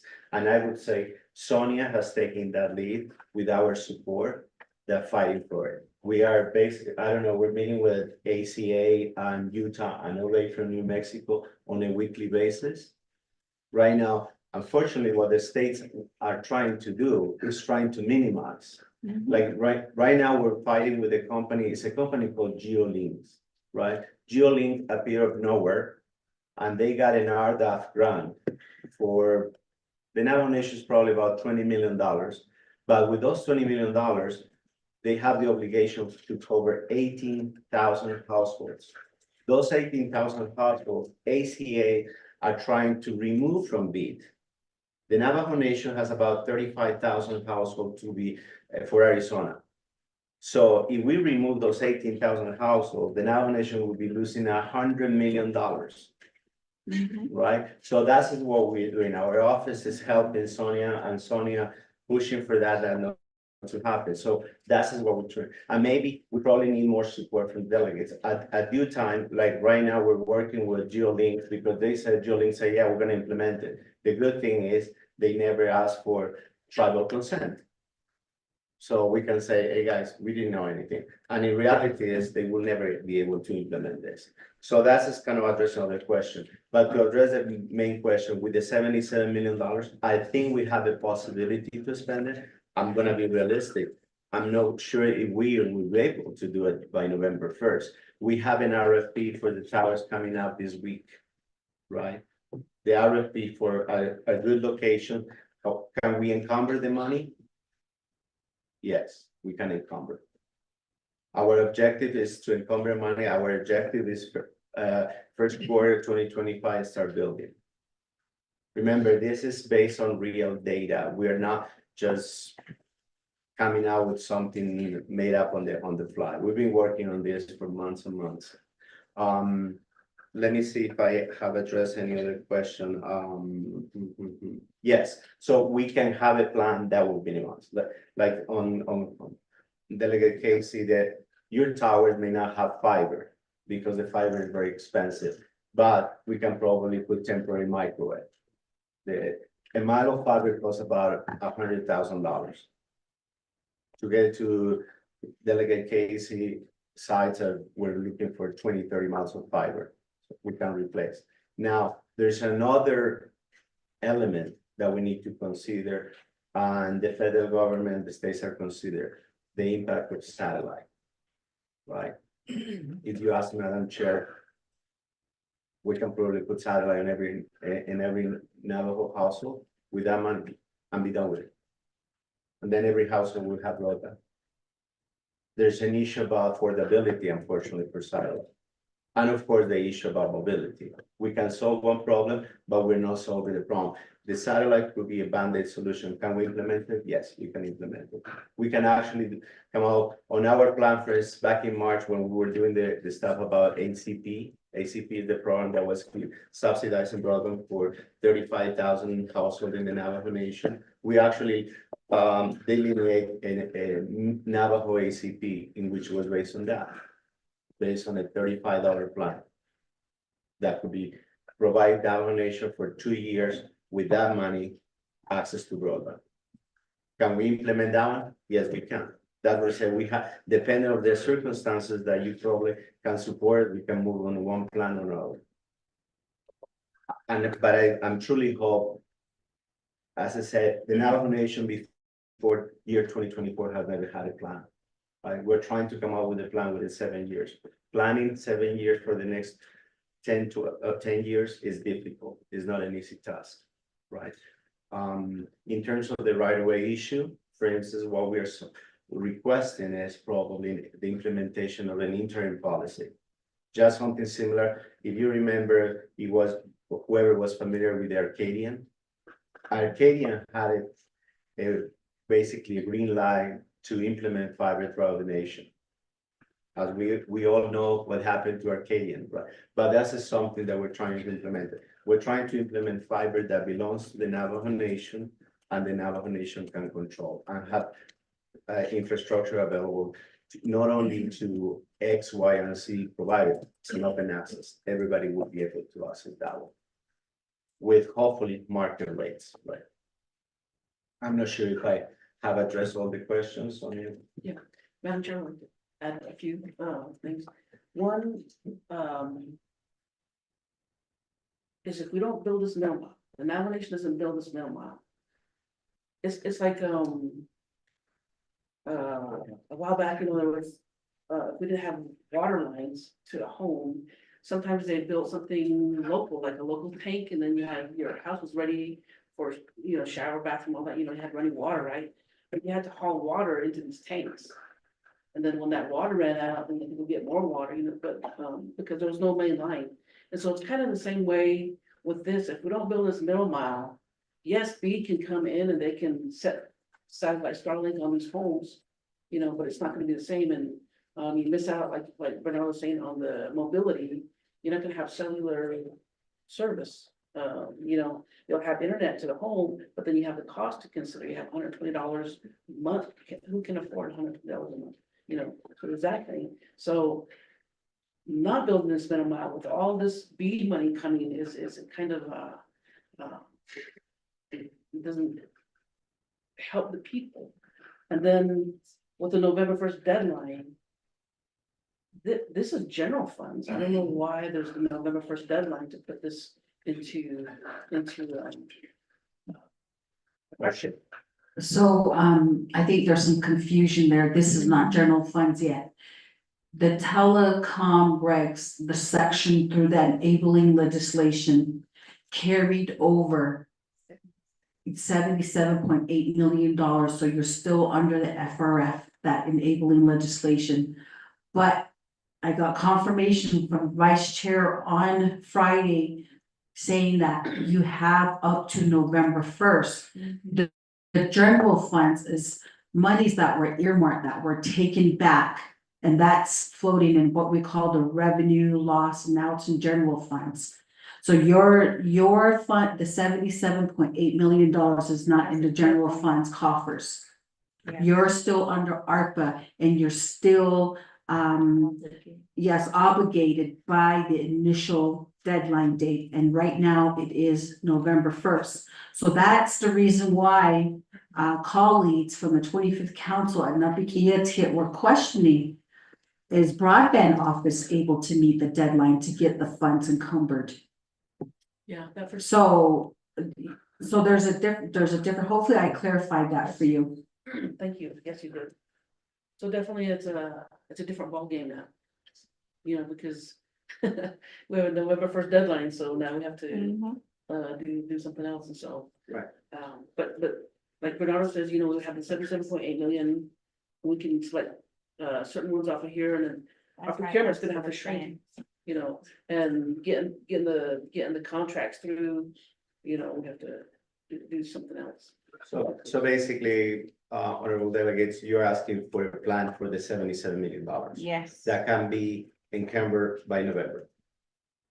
Yes. Perfect. Yes. Now, if we got that implemented, will you guys be able to support the plans for the other one? Because what we will do is that one, right? Do a selection of that one, and then, because we don't want to promise people something that is not going to implement it, because as I said, we have that, that was probably for me was plan X, Y, Z pretty much, that implements Starlink everywhere. It will work. We will have enough money to implement for all the 35,000 ACP users. We will have enough money to implement Starlink and cover the recurring cost for 18 months. So you're looking at a 2 months deadline. You should be working on your RFP right now, but we don't.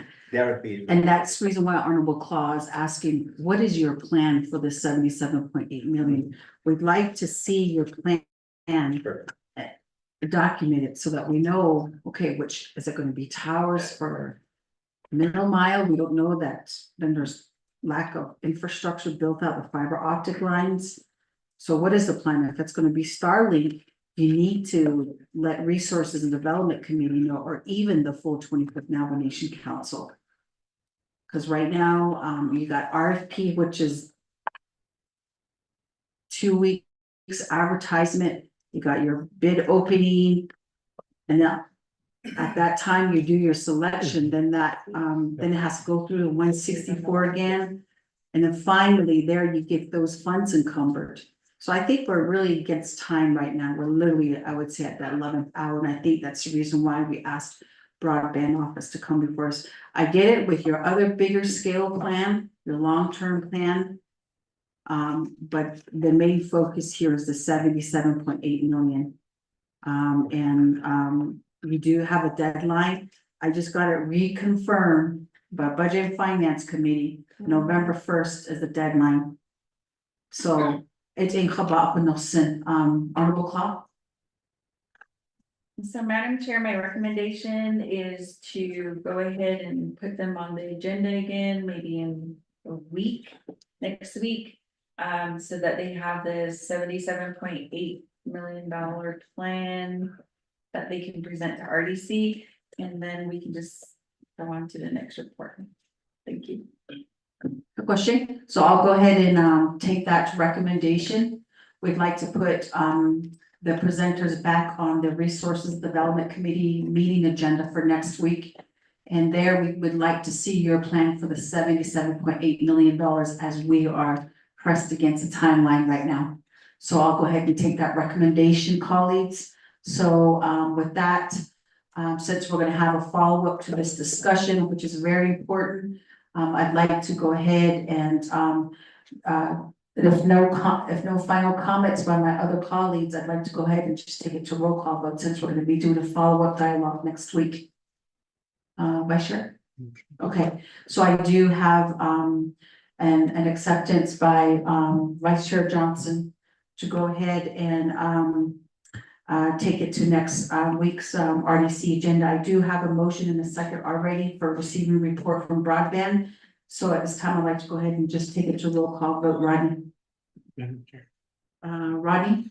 Madam Chair, members of RDC, during the announcements, I did make clear that on September 16 and 17, that there could be a special nomination council session regarding the FY25 budget. So if that's the case and that Resource Development has to cancel its meeting, this report will be put on Monday, September 23rd's meeting. And it's all dependent on Nominations Council special session. Madam Chair, members have already said, I just want to bring that to your attention.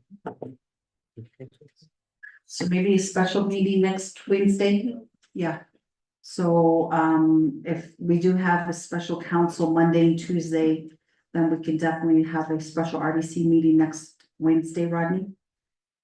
Rodney? And Madam Chair, members of RDC, we have a work session scheduled on Wednesday, September 18th. The next possible day would be on Thursday, September 19th and Friday, September 20th. The 19th. Yeah, let's go ahead and schedule the 19th of next week. That will give them an additional time to come up with a plan. What time? Our special RDC meetings or any RDC meeting starts at 10 a.m. 10 a.m. Thank you so much. I appreciate that. So let's go ahead and take that to roll call vote, Rodney. Madam Chair, members of RDC, this is roll call vote for receiving reports. Item B, Honorable Sean Cloud, you vote. Green. Honorable Sean Cloud votes green. Honorable Casey Ellen Johnson, how do you vote? Vice Chair Casey Ellen Johnson votes green. Honorable Casey Ellen Johnson votes green. Honorable Ricky Nez, how do you vote? Honorable Ricky Nez votes green. Honorable Danny Simpson, how do you vote? Honorable Otto, how do you vote? Madam Chair, that's 3 in favor, 0 opposed, and Madam Chair not voting. Okay, so with that, motion carries, and thank you Thank you so much. for presenting here before RDC here today. And look forward to having continued this dialogue next week on Thursday. Yeah. Thank you so much. So going on to item C, report from the Navajo Nation Risk Management Program regarding the procedures to procure insurance services for the Navajo Nation and the role of the Insurance Commission in the process. With the Agriculture Infrastructure Fund's insurance program coming to risk management program insurance selection process, we do have Ms. Dedman, who is the Senior Insurance Claims Analyst with Risk Management Program here. And then Division of General Services. Do we have legal counsel from Navajo Nation Department of Justice here? Oh, we do. Okay, Ms. Yazi, right? Okay. All right, ladies, so we'll go ahead and allot you 20 minutes. And again, the purpose of this request here by Resources and Development Committee is, I'm not too sure how familiar you are with the Agriculture Infrastructure Fund Insurance Program that Department of Agriculture has been able to receive over the past couple of years. This is from the USDA program, and would this be insurance, risk management department's responsibility to oversee this agriculture infrastructure fund insurance program? So, with that, we had requested for your presence to, come here before Resources and Development Committee. And thank you, ladies, for, coming here before RDC. So at this time, I'd like to go ahead and allow you 20 minutes for a presentation to the, Resources and Development Committee starting at 1:47. Thank you. Good afternoon, thank you, Chairman, committee members. So I don't actually have a report to share as, I am not, and I think, I actually don't know too much about the Department of Agriculture infrastructure insurance. So I'm not aware, haven't seen any documents, I don't know what the policy is. So therefore, I have no information as to that policy. However, the Navajo Nation does currently have a professional broker of record for the Navajo Nation Insurance Risk Management Program, where we have them marketed, they would market such a program if the Navajo Nation desired to put the program up for marketing. This particular program with agriculture was never brought before the risk management program, so we were never given the chance or the opportunity to have our brokers market the policy or the coverage out. So at this point in time, I am not aware of what that policy looks like or the contract or the services rendered on behalf of agriculture.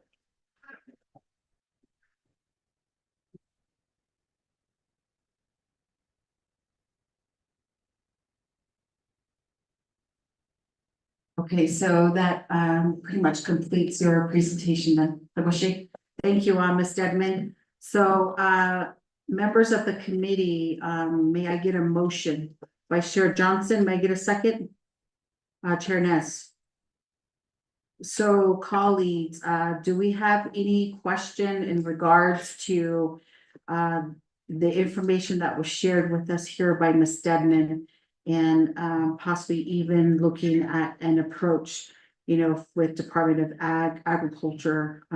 Again, colleagues, you know, this has been, you know, a concern, and I believe that the leadership wants to just take the proper approach and procuring, or if the Navajo Nation Risk Management would be, you know, the entity or even the insurance program to oversee, you know, the Agriculture Infrastructure Fund Insurance Program on behalf of Department of Ag. Okay, I'd like to go ahead and yield the floor over to Shunai, Honorable Chair Ness for questions. Thank you. Madam Chair, Vice Chair. I believe that we should bring them back to provide a report.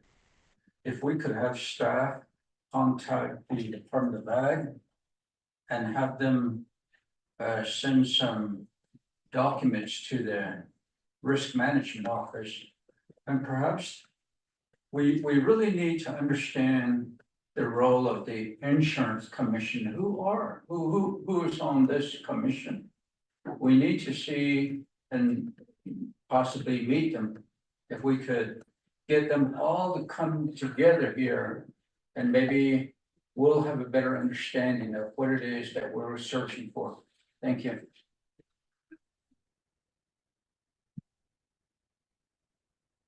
Yeah, Chair Ness for that recommendation. Definitely have that noted here, and I believe Rodney was also noting this in regards to staff from Department of Agriculture. In this case, we can reach out to Mrs. Jessie Jim to have the staff send documents to risk management. I believe it would be to Ms. Stedman here, just to familiarize the risk management program staff regarding this insurance program and how it works, and see if it would be an undertaking by risk management.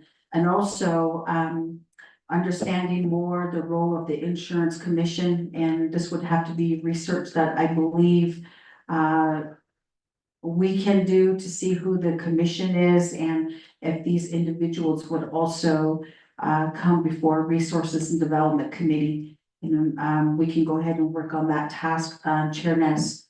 And I guess when everything is ready, then we definitely would like risk management, possibly even with in collaboration with the Department of Agriculture, to come back to Resources and Development Committee to give a presentation. Would that be acceptable, Chair?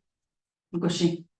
Okay, do you have a question, Ms. Igazi? Yes, good morning, my name is Arita Yazi, and I'm with the Nomination Department of Justice. Kia aning shobala gana bashishin sanajane dashe. Na kaidane dashne santo shijaya shidash. I can tell you a little about the history of the Insurance Commission. Their enabling legislation is in Title II, Sections 931 et sec. And the Insurance Commission does have authority to review and approve all insurance coverage for the non-nation government, including all of its insured participants. The insurance participants include the enterprises and all the chapters, the 110, whether they be LGA certified or not.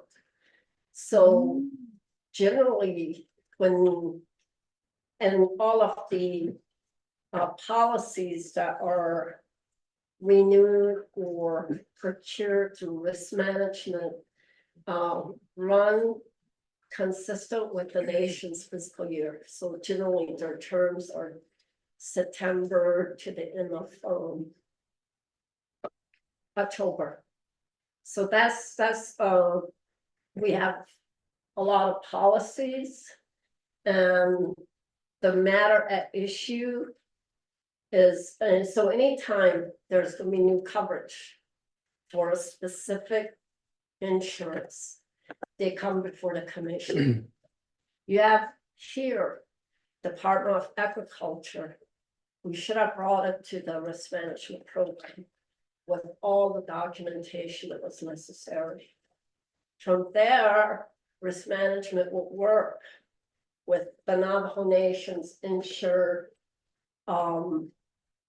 broker of record, insurance broker of record. They're a professional team out there, and they have the wide experience with everything.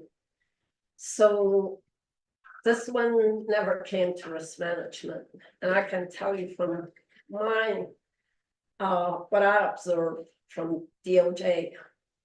Oftentimes I would see on an annual basis press release that comes up that we receive a check. That was just something we see, but it still didn't come to risk management. So the issue really also that risk management has to deal with now is exactly what type of coverage are we looking for, because we have we do have crop insurance for NAPI, but the type of coverage that we have for NAPI has to, in the event of lost crop, let's say for that gold mine incident, you have, if it's NAPI property. So when I was provided with the copy of an RFP, and this is just recent last week, we're still trying to get into the gist of what this is all about. I noted that the RFP actually asks for an insurance agent.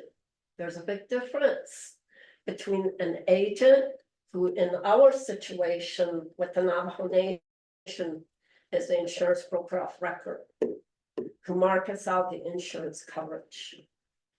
What we were provided with was an RFP, which gives us a little information from 2022 that we're looking for an agent. And what does the agent do? They market the insurance. And I have started my research on the matter at issue, is still ongoing. And as Ms. Stedman had explained, we're at the really early stage of what had come to our attention. So we're working on it. But I wanted to at least let the committee know that we do have a professional broker of record. The Navajo Nation does have a contract with them. And they do all the remarketing or marketing of new coverage that are requested. Processed through the insurance services department, I mean, insurance, more particularly risk management program. And from there, we work together with them. So the question that we saw on the agenda was the process. I explained to you a little of what risk management does. Where does the insurance commission fit in? They're responsible for review, procurement, and eventual binding of coverage for the Navajo Nation and its insured participant. More particularly on, at least with 2 NNC section 932, it does say that the purpose of the commission, insurance commission, shall be to ensure accurate insurance coverage and protection for the Navajo Nation government. Is political subdivisions, which we know are the 110 chapters, enterprises, assets, properties, and employees.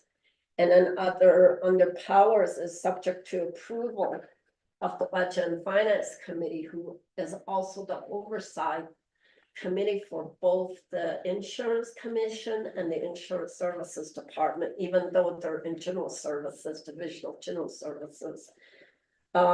Subject to Budget and Finance Committee of the Navajo Nation Council, the Insurance Commission shall have sole authority to review and approve all insurance coverage and plans. Plans could be anything, programs, the type of coverage we're seeking to the Navajo Nation government. So clearly here, the Insurance Commission does have authority.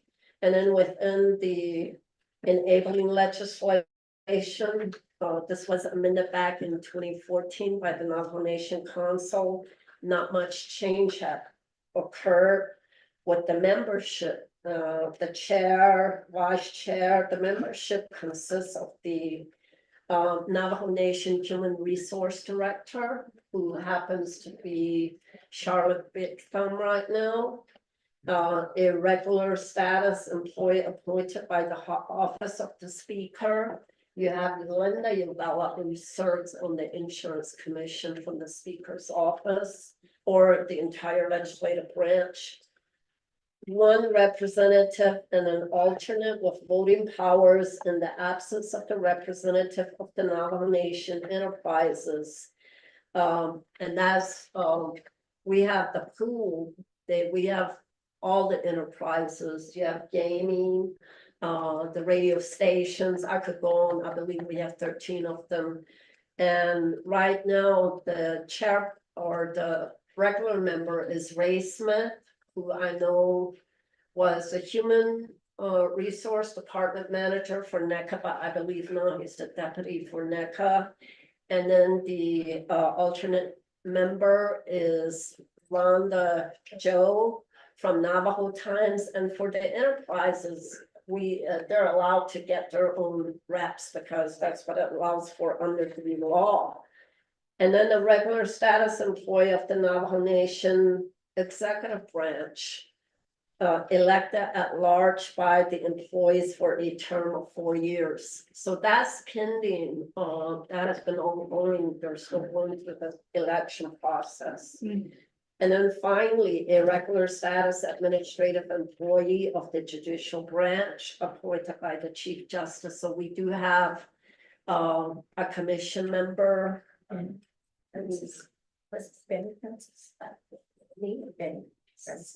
Benny Francis from judicial branch. So those are the insurance commission members. I just wanted to let you all know.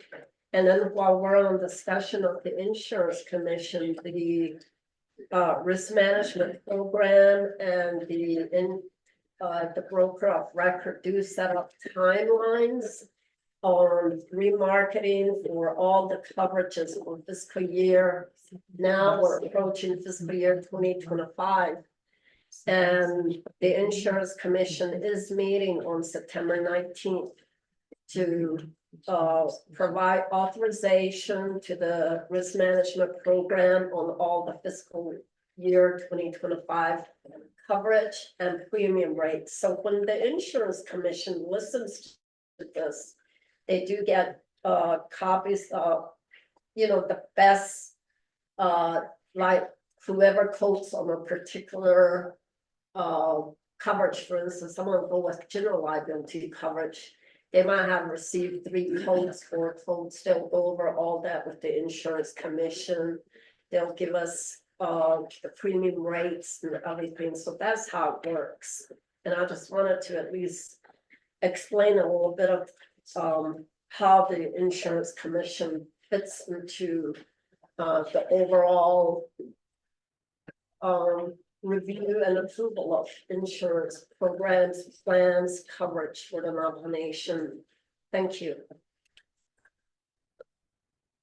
Yeah, Ms. Yazzie, for clarifying the purpose of the insurance commission and what enterprises and branches of the government comprise of the commission, and also their authority per Title Code 2. And then also expounding on the fact that looking at just every type of insurance out there that Navajo Nation is seeking, and that the risk management program should be, the first point of contact with the insurance commission for any insurance, so that it would be for the best interest of the Navajo Nation. So again, colleagues, from Ms. Yazzie, who is legal counsel from Department of Justice, in regards to the process that should have taken with Department of Agriculture, essentially first reaching out to risk management years ago. So and now that we know the process and how that's supposed to go, we'll definitely, this is something that I'm sure Mr. Mike Colonna might have reached out to you on regarding the RFP, or or how that's supposed to go. But this would be a continuing discussion. We need to know exactly where we're at. So again, just as Chair Nez had stated, we will go ahead and reach out to Department of Agriculture, and hoping that we get more information to you as Department of Justice, and also as Risk Management Program. It will possibly through the acting department manager, Ms. Jessie Jim, and maybe even have schedule a meeting just so that you get more familiar and see what the ask by Department of Agriculture is going to be going forward. So Chair Nez? I would like to just request the plan of operation for the insurance commission. That way I kind of know ahead of time as well. Thank you. That's all. Plan of operation, so you do have a copy. I appreciate that, thank you. So Rodney has already reached out to Department of Agriculture. So I don't know if we want to do this in a leadership meeting to better understand. So colleagues, going forward, with just what was shared here with us, I think this would be best, to go to a leadership meeting, just for us to understand a little bit more. So we'll definitely schedule a leadership meeting. We'll definitely reach out to you ladies when that time does come. Ms. Yazzie? Yes, it will be really helpful. Thank you, Chair. If we could at least get some preliminary information on the agricultural infrastructure funds insurance program. I mean, absolutely, we don't have anything, but that's another question that was asked with the agenda, so that will help us to do some additional background checks. Yeah. Okay. Thank you. Yes, thank you for the request. So Rodney is putting down that information. to send out more information from Department of Ag in regards to the Agriculture Infrastructure Fund. And, at a later time, when everything, is situated, then we'll definitely have a leadership meeting, hopefully in the next, or I would say within the next month. So it's a potato, and again, thank you for coming here before Resources and Development Committee and sharing, some of the information that you have in regard to the Insurance Commission and the purpose and the authority that they have. So going forward, we will schedule a leadership meeting, colleagues, just to give us a little bit more clarity in regards to what the original process is supposed to be for any type of insurances that the Navajo Nation is going to be opted into. Although I do have a motion by Honorable Vice Chair Johnson, and I do have a second by Chair Nez in regards to the accepting the report. So is there any other questions, colleagues, or comments?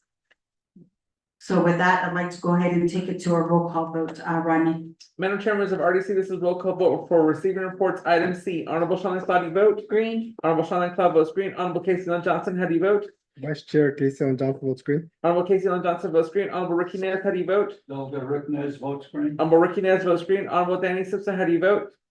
Honorable Ottosa, how do you vote? Green. Honorable Ottosa votes green. Madam Chair, that's 4 in favor, 0 opposed, and Madam Chair not voting. Okay, so with that, motion carries, and will be, Rodney will be the main point of contact with any additional information that's going to be sent to you all. On that, thank you, ladies. Have a great afternoon. Going on to item letter D, report from the Pumpkin Patch Fundraisers Incorporated / Upland Desert Popcorn LLC on agriculture use of lands in the Navajo Agricultural Products Industry Inc. area, which includes the water supply and electricity usage. Presenters, Richard and John Hanby, who are the owners of the Pumpkin Patch Fundraisers Incorporated / Upland Desert Popcorn LLC. Okay, so let's take a 5 minutes break since the gentlemen have to set up here. So we'll take a 5 minutes break.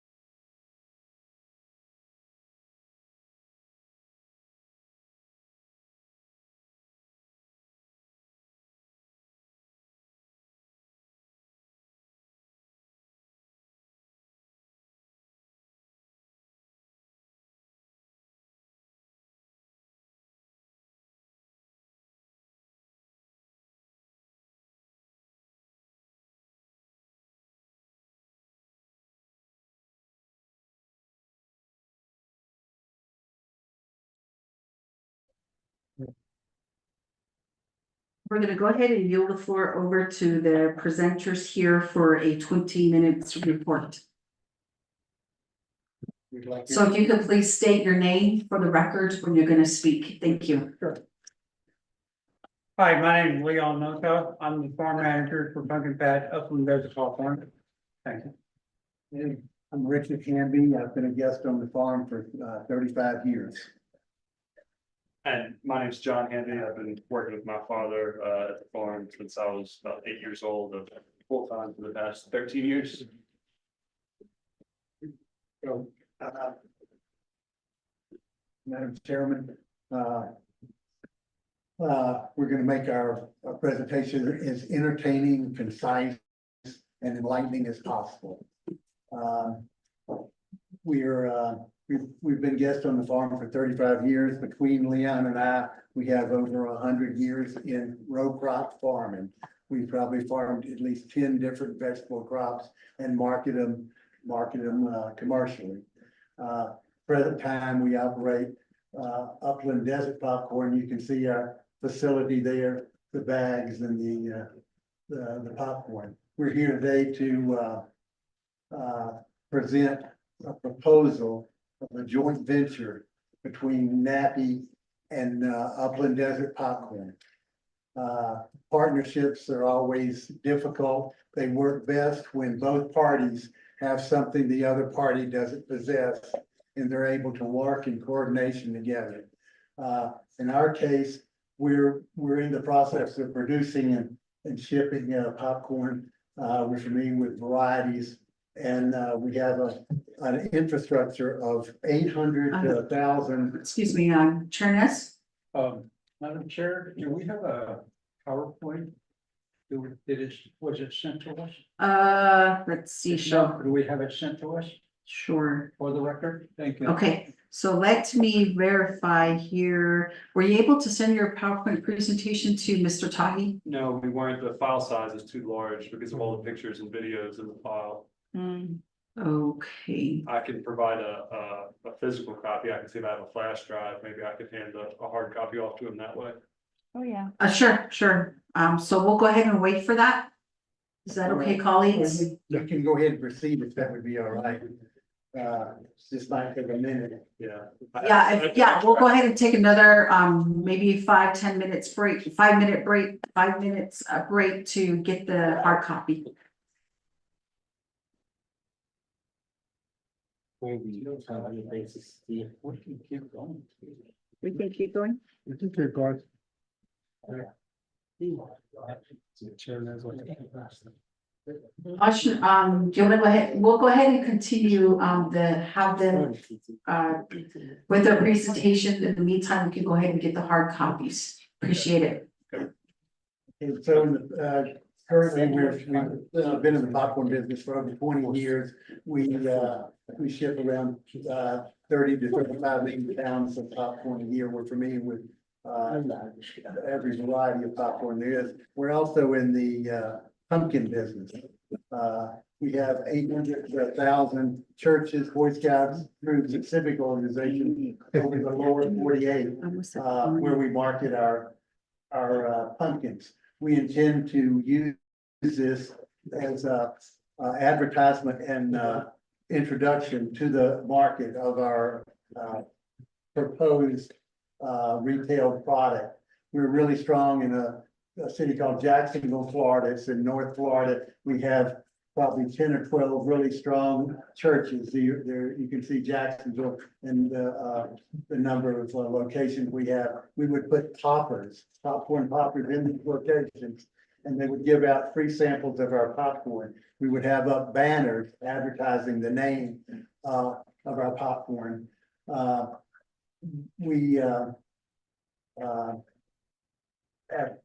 plan would be to establish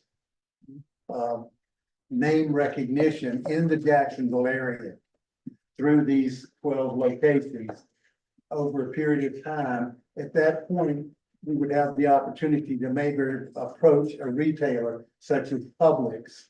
And if we could get shelf space in Publix, which is the largest retailer of groceries in Florida and in the Southeast also, we could afford to put somebody in to rotate our product. The problems in establishing a new retail product are advertising and distribution and brand recognition. It costs millions and millions of dollars for Nabisco or somebody else to bring a new product to market. Our proposal is that we bypass all this, start in one small geographic area, establish brand recognition, and then get in some shelf space in a major retailer. We have this infrastructure in place and the ability to do it. The partnership would involve what NAPI has, and that would be recognition of Native American interest. If their company was owned 51% by NAPI or Native American and Navajo Corporation, many large corporations would be interested in doing business with us. This is something that we couldn't achieve on our own as individuals. NAPI also has the land and the water to grow the product. So it's a partnership that has viability. But it's a process that doesn't involve large amounts of money. We would front the popcorn poppers, the popcorn, the banners and everything to see if we could establish name recognition for a product. At that point, we would be going to visit a chain store representative with other members of the NAPI to try to get shelf space. The other aspect of our proposal is this: without addressing some of the major problems that NAPI faces, which are prairie dogs, ponding, and invasive weeds, then the project has no merit. The farm is under siege from prairie dogs. It's reached a tipping point. This is an illustration from the air that if you can see the two, Frank, could you point to the two bare fields there, that one and that one, they were planted in corn and field corn, and the prairie dogs completely ate everything. The two fields in the center, the green triangle and the big oval are one of them's our cornfield, the other one's our pumpkin field. The way we were able to avoid being wiped out like the other two fields is I had shooters on the field for probably 8 to 10 weeks, 6 to 8 hours a day shooting the dogs. The dogs continued to live where they had wiped out the corn. However, they wanted to come over to our area and eat. And so that's what it took to save those fields. The cost of this is prohibitive considering the number of pivots that are up at NAPI. The loss to NAPI, I don't know whether it's 2,000 acres of corn annually that are completely taken out by prairie dogs. The loss in alfalfa, in terms of lost fields, lost production, as well as fields that have to be taken out of production prior to their total expected lifetime because the dogs have eaten them up so badly. As you can see, this is a field that's that alfalfa. This is a cornfield that was also devastated by you can see how much corn is left in it, devastated by the prairie dogs. And we're reaching a tipping point. We've been fighting the dogs for a long time. We've actually done autopsies on them. They're producing 6 to 8 pups at a time, sometimes twice a year. With the amount of rainfall we've had in August and the amount of vegetation that's out in the wilderness, their numbers are even going to get worse.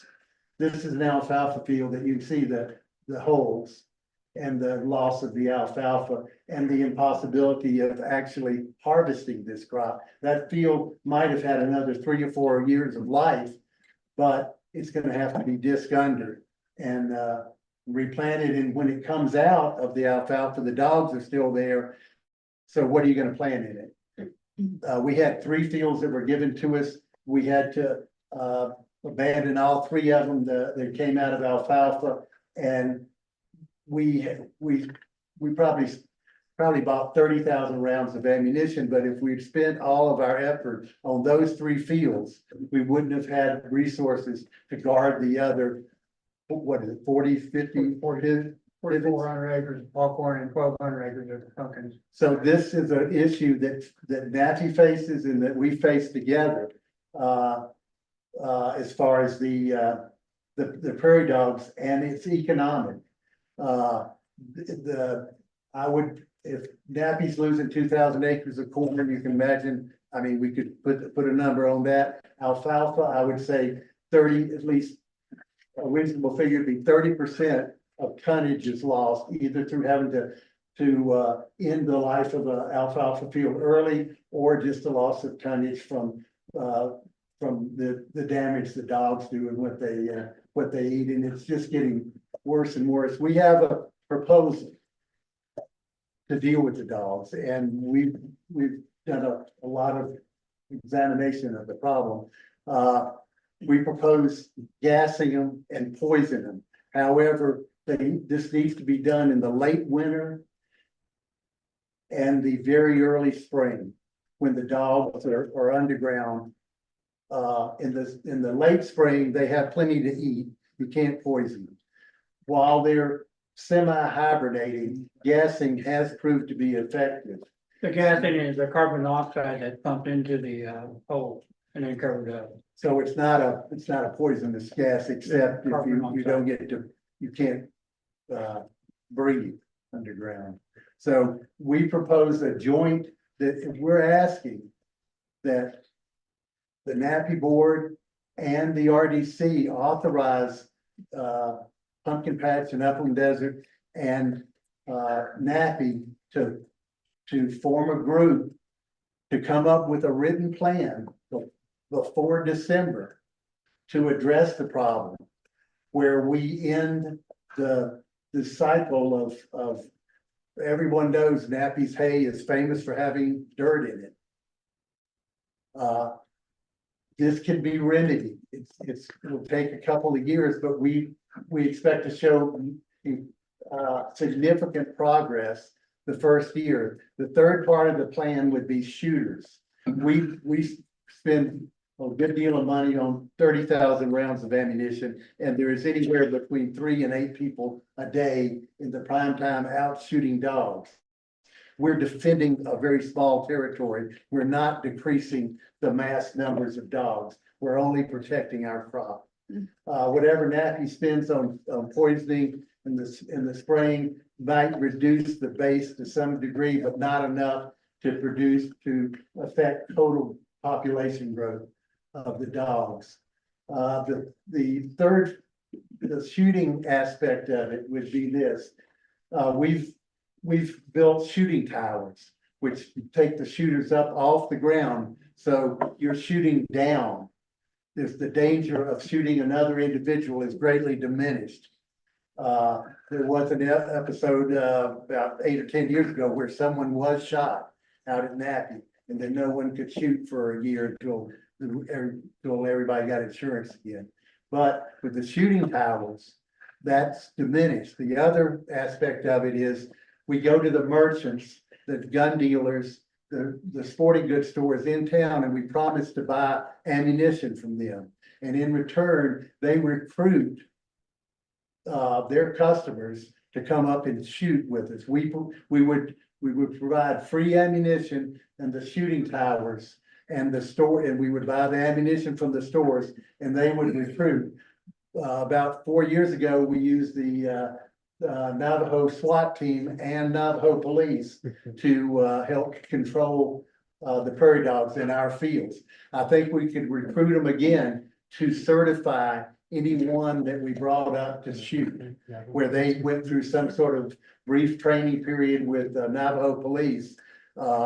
And we might even buy them hunt license, small game licenses, because they're gonna shoot for free. We provide the ammunition and we put them in hot spots and knock them off. These guys want to come up and shoot 100 dogs a day. They don't want to do what we do, is wait outside for a single dog to come out of a hole.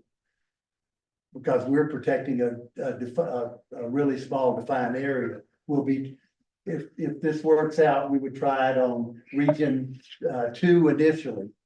And, that would be the process, gassing and poisoning in the late winter and early in, early spring.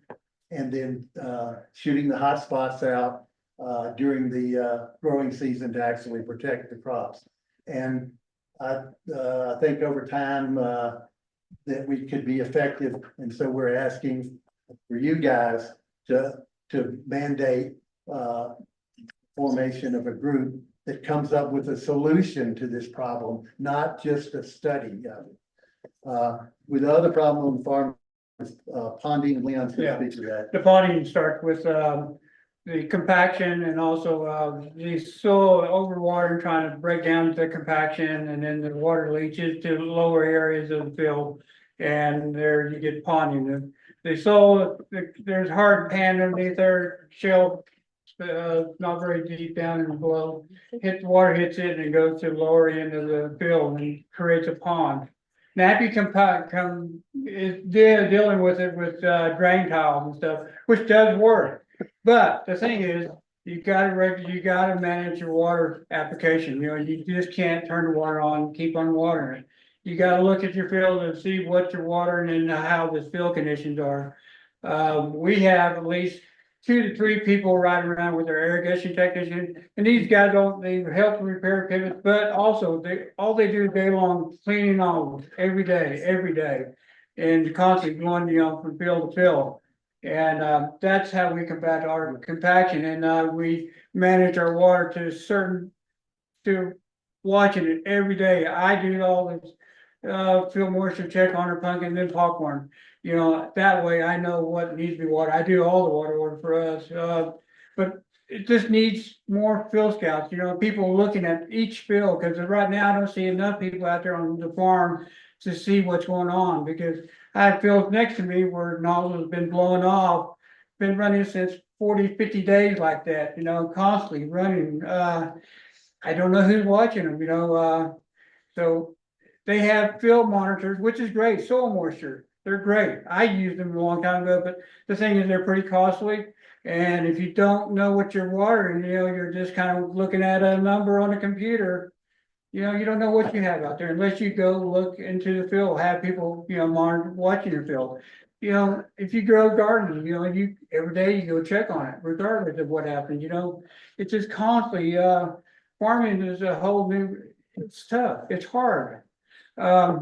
We do it every day, I'm here 7 days a week through growing season to harvest, and then wintertime, I'm still up here because we have to process popcorn, make sure it gets out of here. But like I said, it's a rewarding job. Once people are, I get to hire my own people. I get to buy all the equipment that I want, so I do the actual farming part of it. But I converse with Richard and John, tell them what we're doing. I do the fertilizer recommendation, everything, the chemical, the fungicide program for the pumpkins. But like I said, it's not easy. And we've been trying to build our own people back into it, grow our own people into it, but it's hard to find those people. It is really hard to find people that want to put that many hours or dedicated to the job. They're doing a good job. So, but like I said, we're still looking for those people, within our group and stuff like that. So other than that, that's how ponding gets started. Like I said, once you get their drain tiles and everything fixed, but you have to manage your water to keep from ponding. So innovation weed, that goes to like, Canadian thistle is the word into cucumber. So Canadian you have thistle. 1 minute left for your Okay, report. real quick. Canadian thistle is a weed that's pretty hard to get rid of. Unless you use certain herbicides, which the farm won't let us use, we have to come up with different herbicides or just a Band-Aid right now. I can grow a crop and live with it, but like I said, certain herbicides need to be put in there. But the crop managers need to manage that field where we can use those better herbicides to control these problems we have.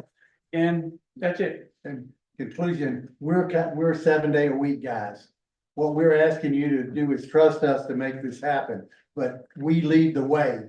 We lead from the front line. We don't come up with ideas and expect somebody to execute. We're the people that execute. You can count on us to make a difference. Thank you. Okay, thank you, gentlemen, for your report. Now, one of the things that before I go, get a motion in a second, when our advisor had reached out to the contact individuals, the pumpkin patch fundraisers and the popcorn company are supposed to give RDC a report on what is your water supply and usage and the electric usage that you're all currently utilizing. So again, these are the questions that we'll be asking. So, and we didn't hear that in a presentation, just to let you know, members of the committee. So at this time, I'd like to request for a motion to accept the report. Speaker So, and may I get a second? Second.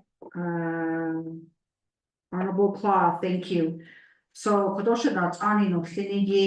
several weeks ago, we know that NAPI had given a report to Resources and Development Committee and what's some of the challenges were. And here partnership was mentioned by the popcorn company.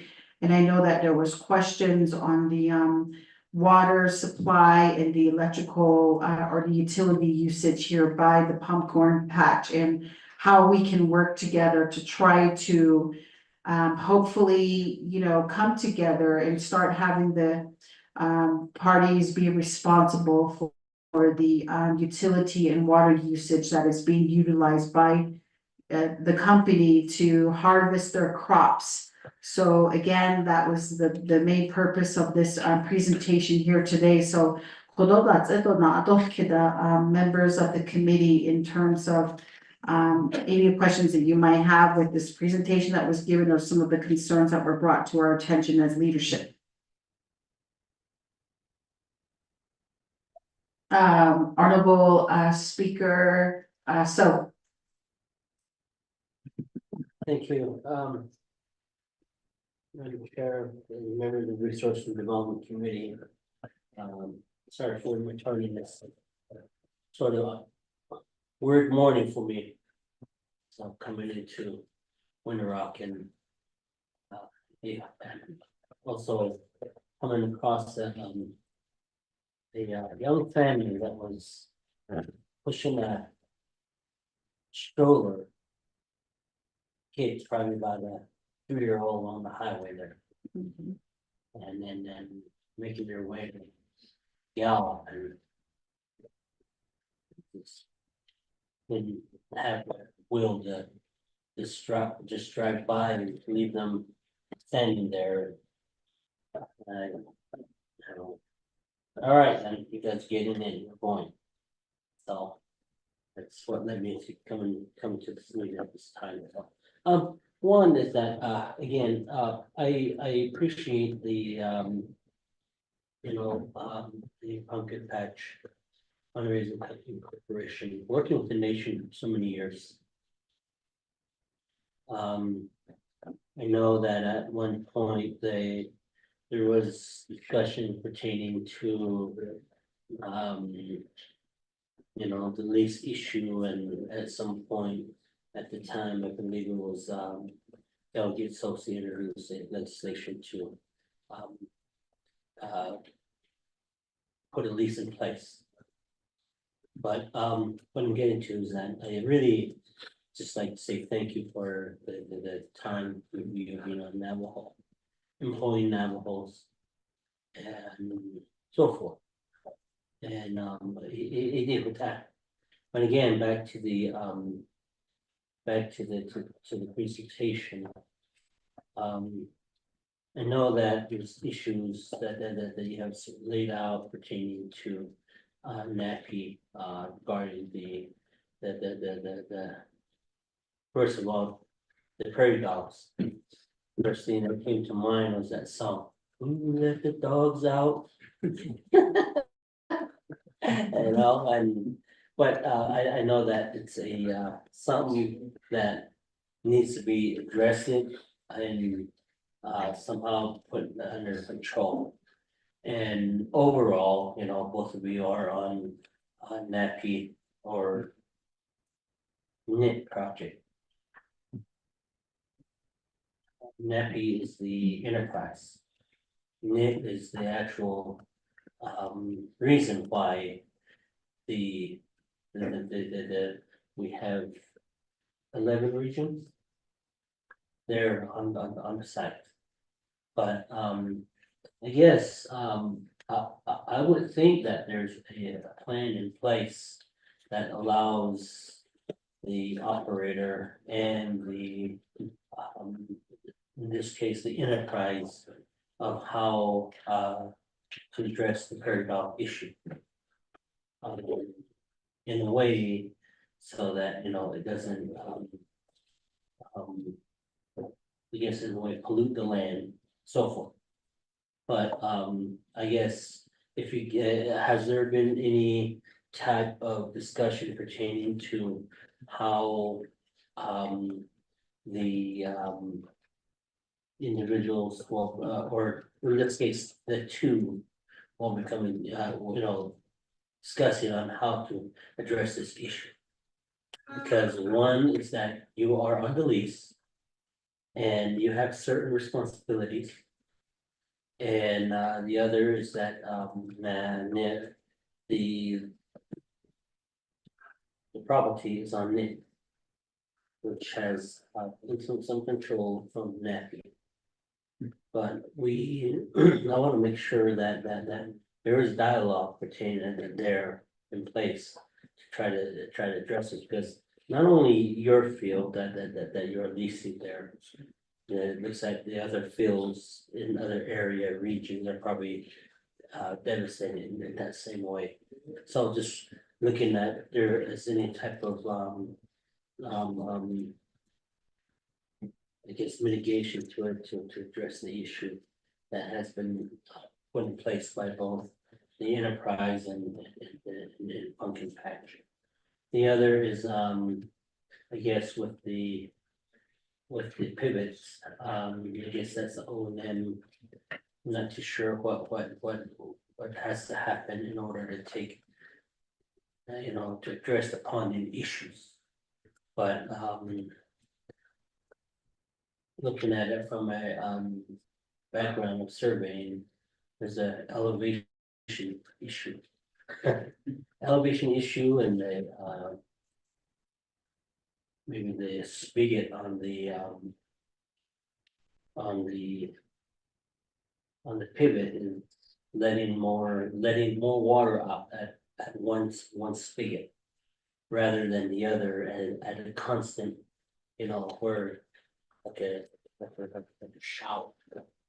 You know, you come across, you know, you just drive on, you know, go to like someone's lawn and that has a sprinkling system, and if that valve on that system is messed up, you know, you'll have grass that'll be having that same issue, ponding issue. So it sounds like it's a O&M issue. I'm not too sure what type of agreement is in place pertaining to maintaining the pivots. Maybe I'm wrong. But you know, there's up there that spigot is allowing how much water flows coming through. And at its time of the rotation that it is when it's on. The other is back to the side of when the spigot's turned or the rotation is turned on. You know, I think that's probably a communication that could happen from your program or your corporation, and that means, hey, we're getting this, you might have to cut back on water. I don't know. It may be a communication, I don't know. But I think that issue should be able to address there to try to find ways to try to implement that, because if it's an elevation issue there on the farm circles, I'm thinking we might have to get a grader back in there to get it to grade, and I don't know, I'm assuming that motor graders utilize, and you would have to get a surveyor out there to give you guys grade shots and to get that pivot or the side prep level as possible, so you can have rotation, and it's not a flood irrigation. If it's a flood irrigation, you would have a high point and a low point, and it's how you would irrigate water, just like sewer system. You know, the stool flows downwards, not upwards. So there's an issue pertaining to the pivot or the pads there.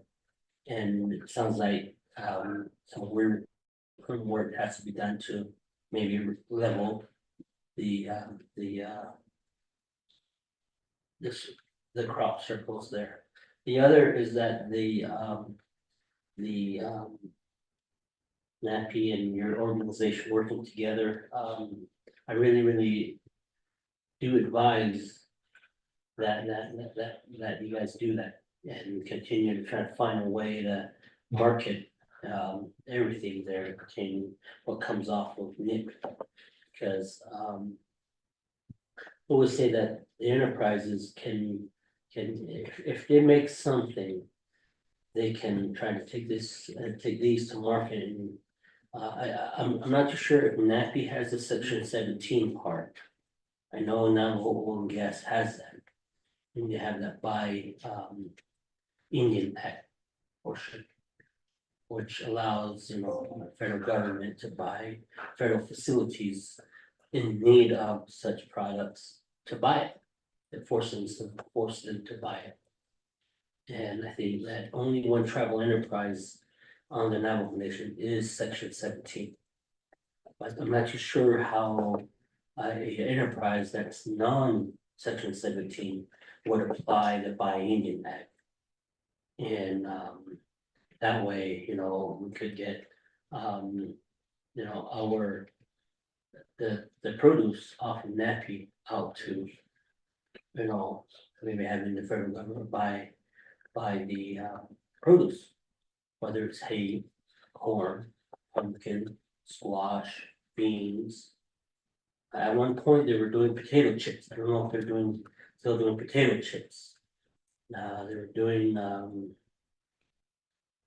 they're doing some things there. So, but that's what I'm getting to, is that I think more collaboration and communication with enterprises really important, and for the growth. And I really want you guys to grow and grow. This is what we want in jobs for Navajos out there that are seeking jobs. And some of them are seeking short-term employment. Some of them are seeking long-term employment. And I always tell my sons, I said, not everybody's destined to become a doctor or a lawyer. We still need the mechanics, we still need the farmer, we still need the rancher, we still need the cashier in society. So just do something that you can do to make a living, and so you can sustain yourself. So these are some of the thoughts that I have, and I appreciate your presentation. Yeah, thank you. Yeah, thank you, Shiaj. Speaker Honorable Claw. Thank you, gentlemen, for your report here, but I want to look at what we have on our agenda. And we're all here, I know NAPI's here in the room, and the main order of business was to hear on the water supply and electricity usage. As RDC, we did have a meeting there at NAPI a couple of months back, and during that time, there was projections made for water usage. And to my recollection, the usage and the payment that is being received do not offset one or the other. So right now, as the RDC, we are evaluating all enterprises to ensure that they are making the maximum use and making their enterprises to a place where they are financially successful. And so at this point, from the report that we received, and Mr. Zeller is here, and he can correct me if I'm giving the wrong information. But NAPI has been paying that usage. And so right now, I know you are contributing, but right now, the evaluation includes seeing if there needs to be an amendment to the current contract. And also maybe the payment, and that might be an executive session. But that was the whole point, and during that time, I know the family did want to speak at that particular meeting. And they were told that they would set up an additional meeting later on, and that is the meeting that we are here for today. So although I am sympathetic to a lot of the challenges that were presented within this presentation, my main interest is to hear about the water supply and electricity usage, and also to run the numbers so that we can evaluate the success of your business, and also just ensuring that we do hear the concerns here. But we do need to ensure that our enterprises are not put into a financial predicament of where they're paying for the losses as well. And so there has to be that balance made. And in addition to that, I think that with this report, we would just accept it as is. And I would recommend a separate leadership meeting between NAPI and the Pumpkin Patch Upland Desert Popcorn LLC, where they could discuss these other issues here. And so, as Speaker So mentioned, it does reflect back on the NET project and how the water usage is divvied up. And so it is very critical that we take a look at how the water supply is being used, the acreage that is within the supply amount, and then the electricity usage. So again, this is, I know 35 years, people are getting used to the status quo where nothing is being questioned or challenged. And I know it becomes a very delicate situation because we do want businesses to operate and work in partnership with the Navajo Nation, but yet we do not want the Navajo Nation to be taken advantage of as well. So with that, if you do have those numbers for the water supply and electricity usage, that's the information that I'm requesting for. If not, I would ask, my recommendation is to put them back onto the agenda when they do have that information ready, and then move on with the agenda again. So that would be my recommendation, Madam Chair. Thank you. Yeah, thank you, Honorable Claw. And again, when our advisor had essentially reached out, that was the request of this presentation here today. And again, as leadership, the biggest concern again is in terms of water usage. Because I know through the NIT program, there is some identification of water usage in terms of the acre feet per year. And I know that as Pumpkin Patch, you do have a lease right now, and maybe one of the other options, and again, the recommendation that came from Honorable Claus looking at a leadership meeting and having NAPI there as well, because technically you are umbrellaed under NAPI. And what we want to do is be able to come to the table with leadership present to really look at, okay, what was really identified in your lease contract with the Navajo Nation. The second part is the cost sharing mechanism in terms of, okay, Pumpkin Patch utilizes this much acre feet per year of water, and also the utility usage, and how much is your company paying back NAPI to subsidize, the overall bill that they have to pay. And at the end of the day, you have your financials too, where you're either at a net loss or a net you have a net income at the end of your bottom line on your financials. So again, we want to be able to have a more sound leasing in place where NAPI is not really undertaking all of your expenses, mainly just the water and electricity usage as well. So we want to come together and collaborate of what, you know, your presentation had set here today as well. So again, I believe that would have to be the next step, is to just look into a leadership meeting between NAPI, the Pumpkin Patch Upland Popcorn LLC, and then Resources and Development Committee, hoping that you would have those information available at the leadership meeting, which in terms of date and time will be forthcoming. So that was the purpose of coming here before Resources and Development Committee, because those were concerns that we had taken, and I believe you were also present there at that meeting that had taken place at the NAPI location as well several months ago. So again, I just wanted to put that out there. So if no other comments, colleagues, I do have Honorable Simpson or Chair Ness. Madam Chair, I'd like to raise a point of order. Okay. My observation here is, our legislative district assistant, Mr. Freeland, has been, communicating well with the Hambies.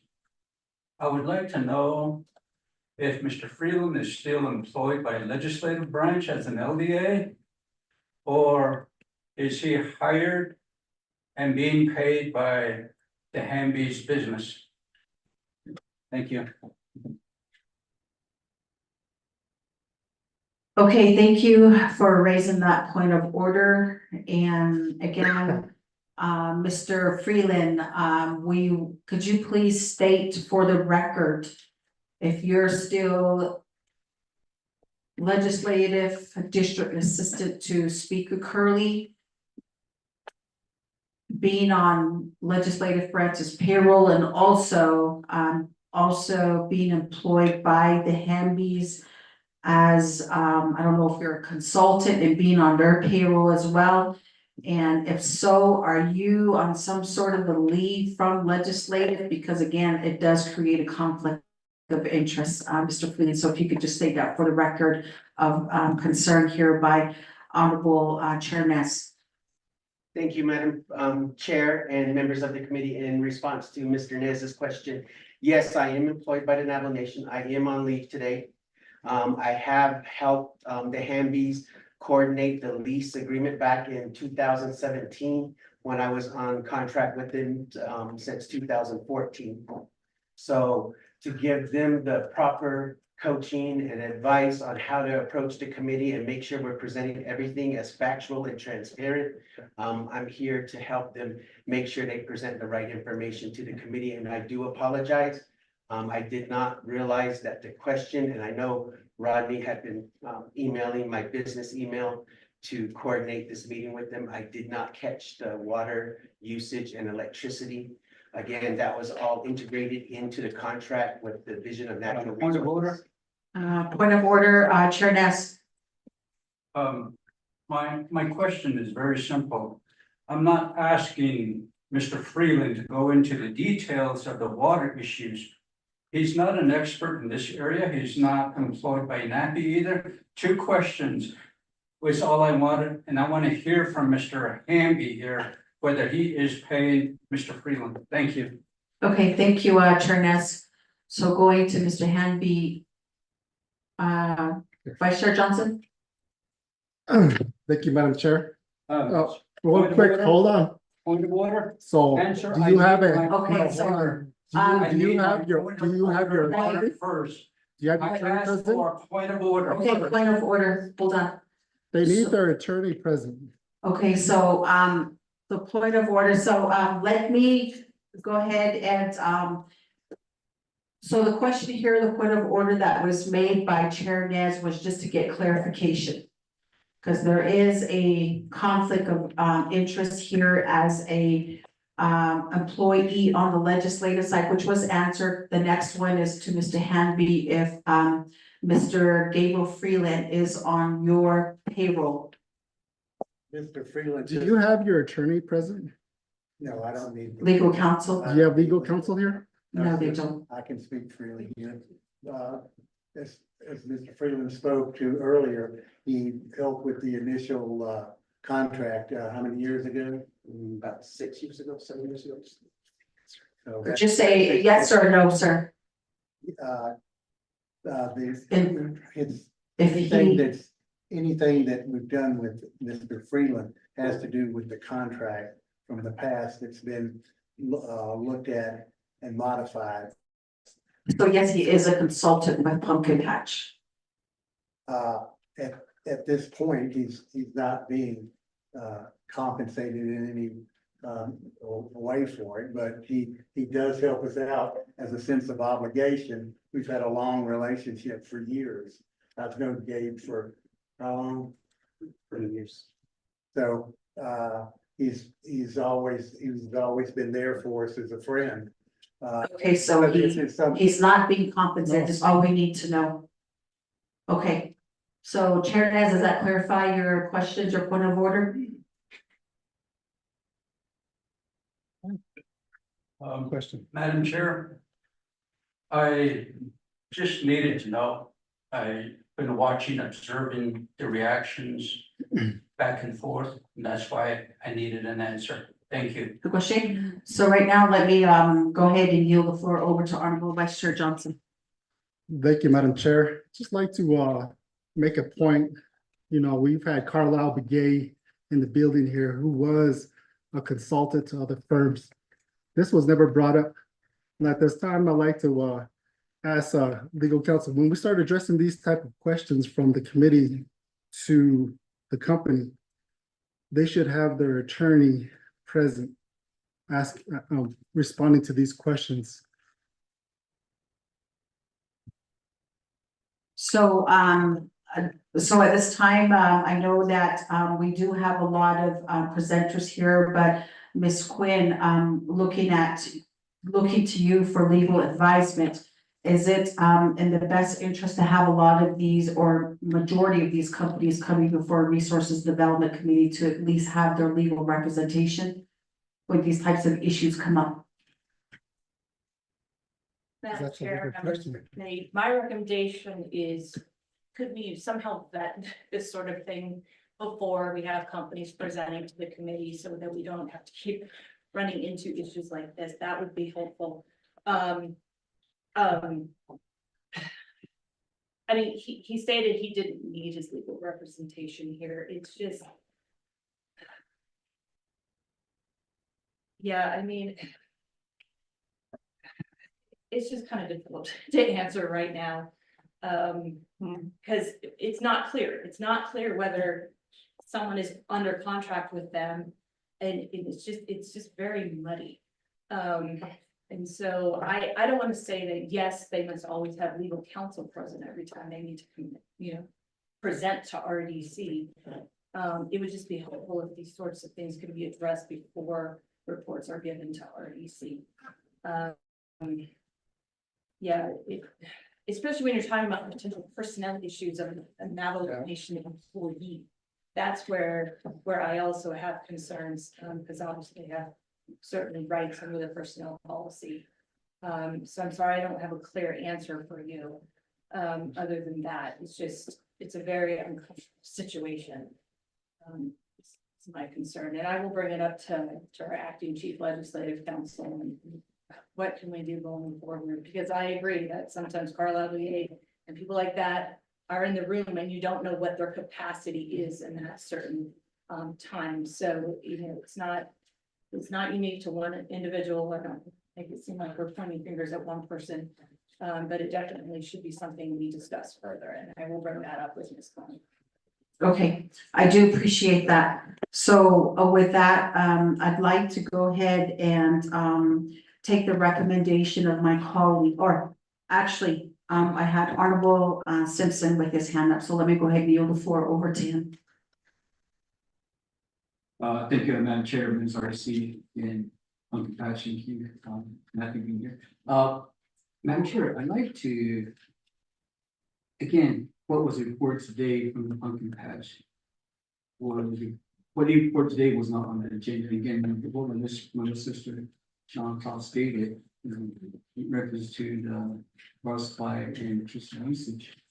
So what the report today, pumpkin patch, we accept the report, and we accept everything that they stated. I mean, so I would just say that we voted down, but at the same time go along with Doug Paul's recommendation.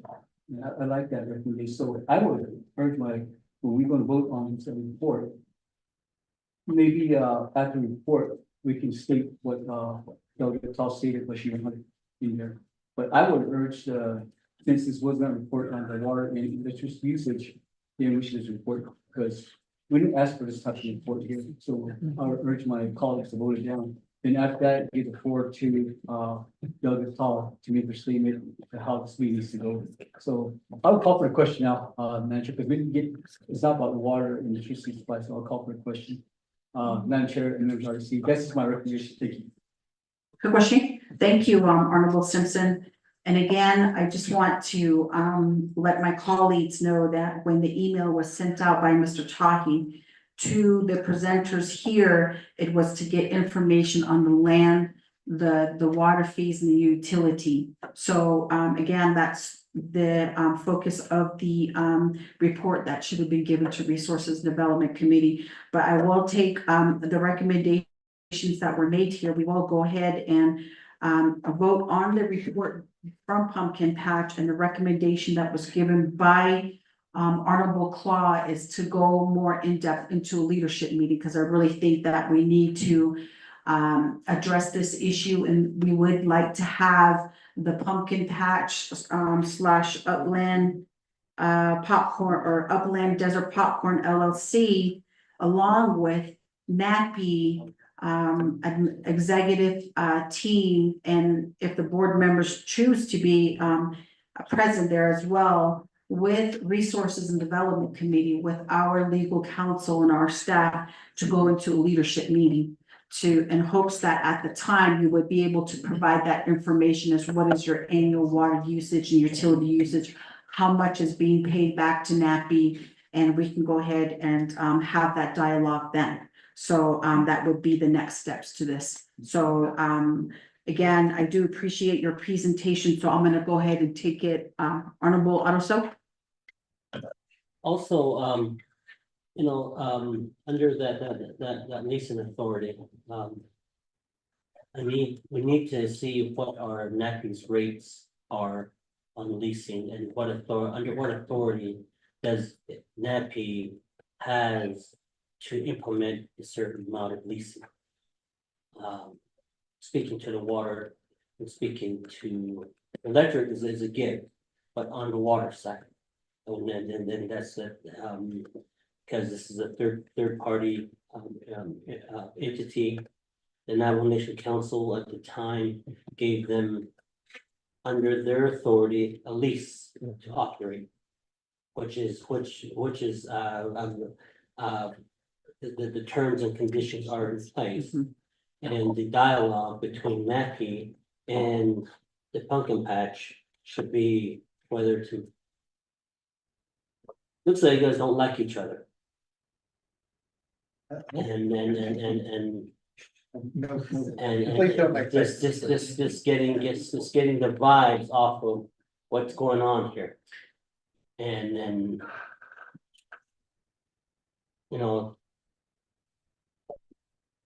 I think a lot of this should have been taken care of with one-on-one discussion between the enterprise and third party. And if some needs to be paid, it looks like it's over money. Can you get that to us in writing? What is owed? How much is it? That way, it's plain and simple. Instead of just saying, oh, you owe us this much. Get it on the darn piece of paper, get it to us. And that way, this type of issue does not show up here at the floor of Resources and Development Committee. not happy. Thought you guys were holding hands and singing Kumbaya and skipping down the yellow brick road there. So We want to get there. that's where I'm at, and thank you. Fukushi. So, what we'll do as next task is again, just vote on this report, however you wish to vote, colleagues. We will schedule a leadership meeting at the time. We would like, the Pumpkin Patch Upland, Desert Popcorn LLC to provide how much is your annual usage of water and electric, and how much are you currently paying NAPI, and vice versa for NAPI to provide a report to show what is possibly any outstanding expenses that right now that you've been incurring on behalf of the Pumpkin Patch or the Upland Desert Popcorn Company. And then we also would like to know what were the terms and conditions of the lease. So we would like to know that in hopes that we could rectify and come to a solution on this. And again, I know we would have to have a in-depth dialogue. So this calls for a leadership meeting in hopes that we address this issue. So again, we want to be able to work together. Okay, so we want to work together, and that is leadership is centric on trying to address these and coming up with solution with issues like this, if there is any. I'm not saying that there is, but let's try to work on this. So with that, I'd like to go ahead and just take it to Honorable Simpson.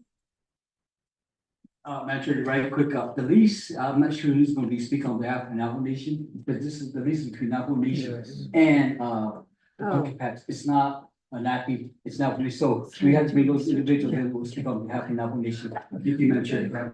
Yeah, thank you, Honorable Simpson. So, our advisor, Mr. Tahi, is gonna go ahead and do research on that lease, Ziggy, and then also have, that particular, department to be in attendance as well, because we need to just address this and go from there. And however we're gonna do this, amending or however we're gonna do this, we need to talk about this in the leadership meeting. So thank you for that, Honorable Simpson. So with that, let's go ahead and take it to roll call vote to Rodney. And Madam Chair, members of RDC, this is roll call vote for receiving reports. Item D, Honorable Shauna Cloud, how do you vote? Red. Honorable Shauna Cloud votes red. Honorable Casey Allen Johnson, how do you vote? Vice Chair Casey Allen Johnson votes green. Honorable Casey Allen Johnson votes green. Honorable Ricky Nez, how do you vote? Delegate Rick Nez votes red. Honorable Ricky Nez votes red. Honorable Danny Simpson, how do you vote? Red. Honorable Danny Simpson votes red. Honorable Otto Still, how do you vote? We vote green. Honorable Otto Still votes green. Madam Chair, one in favor, Two. two in favor, three opposed, and Madam Chair not voting. Okay, so with that, the report from Pumpkin Patch Fundraiser Inc. / Upland Desert Popcorn LLC was not accepted here by Resources Development Committee. So thank you, gentlemen. You'll be getting an email from Mr. Tahi, who is our advisor for the committee, for a leadership meeting that will be forthcoming, the date, time, and location. Okay. We're all in the middle of harvest, both NAPI and ourselves. It's the height of harvesting corn, popcorn, and pumpkins. Is it possible that this could be scheduled sometime in late November when the harvest for all of us is finished? Sure, that we would like to be acceptable of that and take the harvesting into consideration, because I know it's a lot of work. So we will be looking at sometime late November. We'll see how our schedule is, and then maybe even if it's too busy for Resources Development Committee, we'll go ahead and look into early December. Thank you. And thank you, gentlemen, for coming before Resources Development Committee. Okay, thank you. And this is some of the produce we grow. We're just gonna, it was sort of a demonstration of how we look after our customers. We don't want to grow all these different things, but to dominate the market, we need to provide them. We go the extra mile. If y'all would take some of this home and give it to your children. They make people happy. Thank you so much. We appreciate that. Yeah.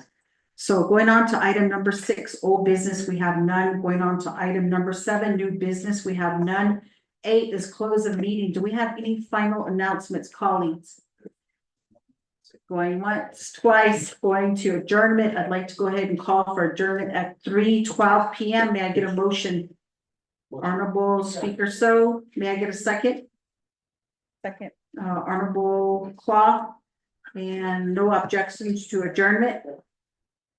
Let's just go ahead and take it to roll call vote to adjourn at 3:12 PM, Rodney. Madam Chair, members of RDC, this is roll call vote for adjournment at 3:12 PM. Honorable Shawna Cloud, how do you vote? Green. Honorable Shawna Cloud votes green. Honorable Casey Lynn Johnson, how do you vote? Vice Chair Casey Lynn Johnson votes green. Honorable Casey Lynn Johnson votes green. Honorable Ricky Nez, how do you vote? Honorable Ricky Nez votes green. Honorable Danny Simpson, how do you vote? Green. Honorable Danny Simpson votes green. Honorable Otto, how do you vote? Green. Honorable Otto votes green. Madam Chair, that's 5 in favor, 0 opposed, and Madam Chair not voting. Okay, so with that, motion carries to adjourn. So we do adjourn at 3:12 PM. And thank you, colleagues, and also to our legislative staff, to our guests that are still present here in the Natani boardroom, and also to listeners on the call.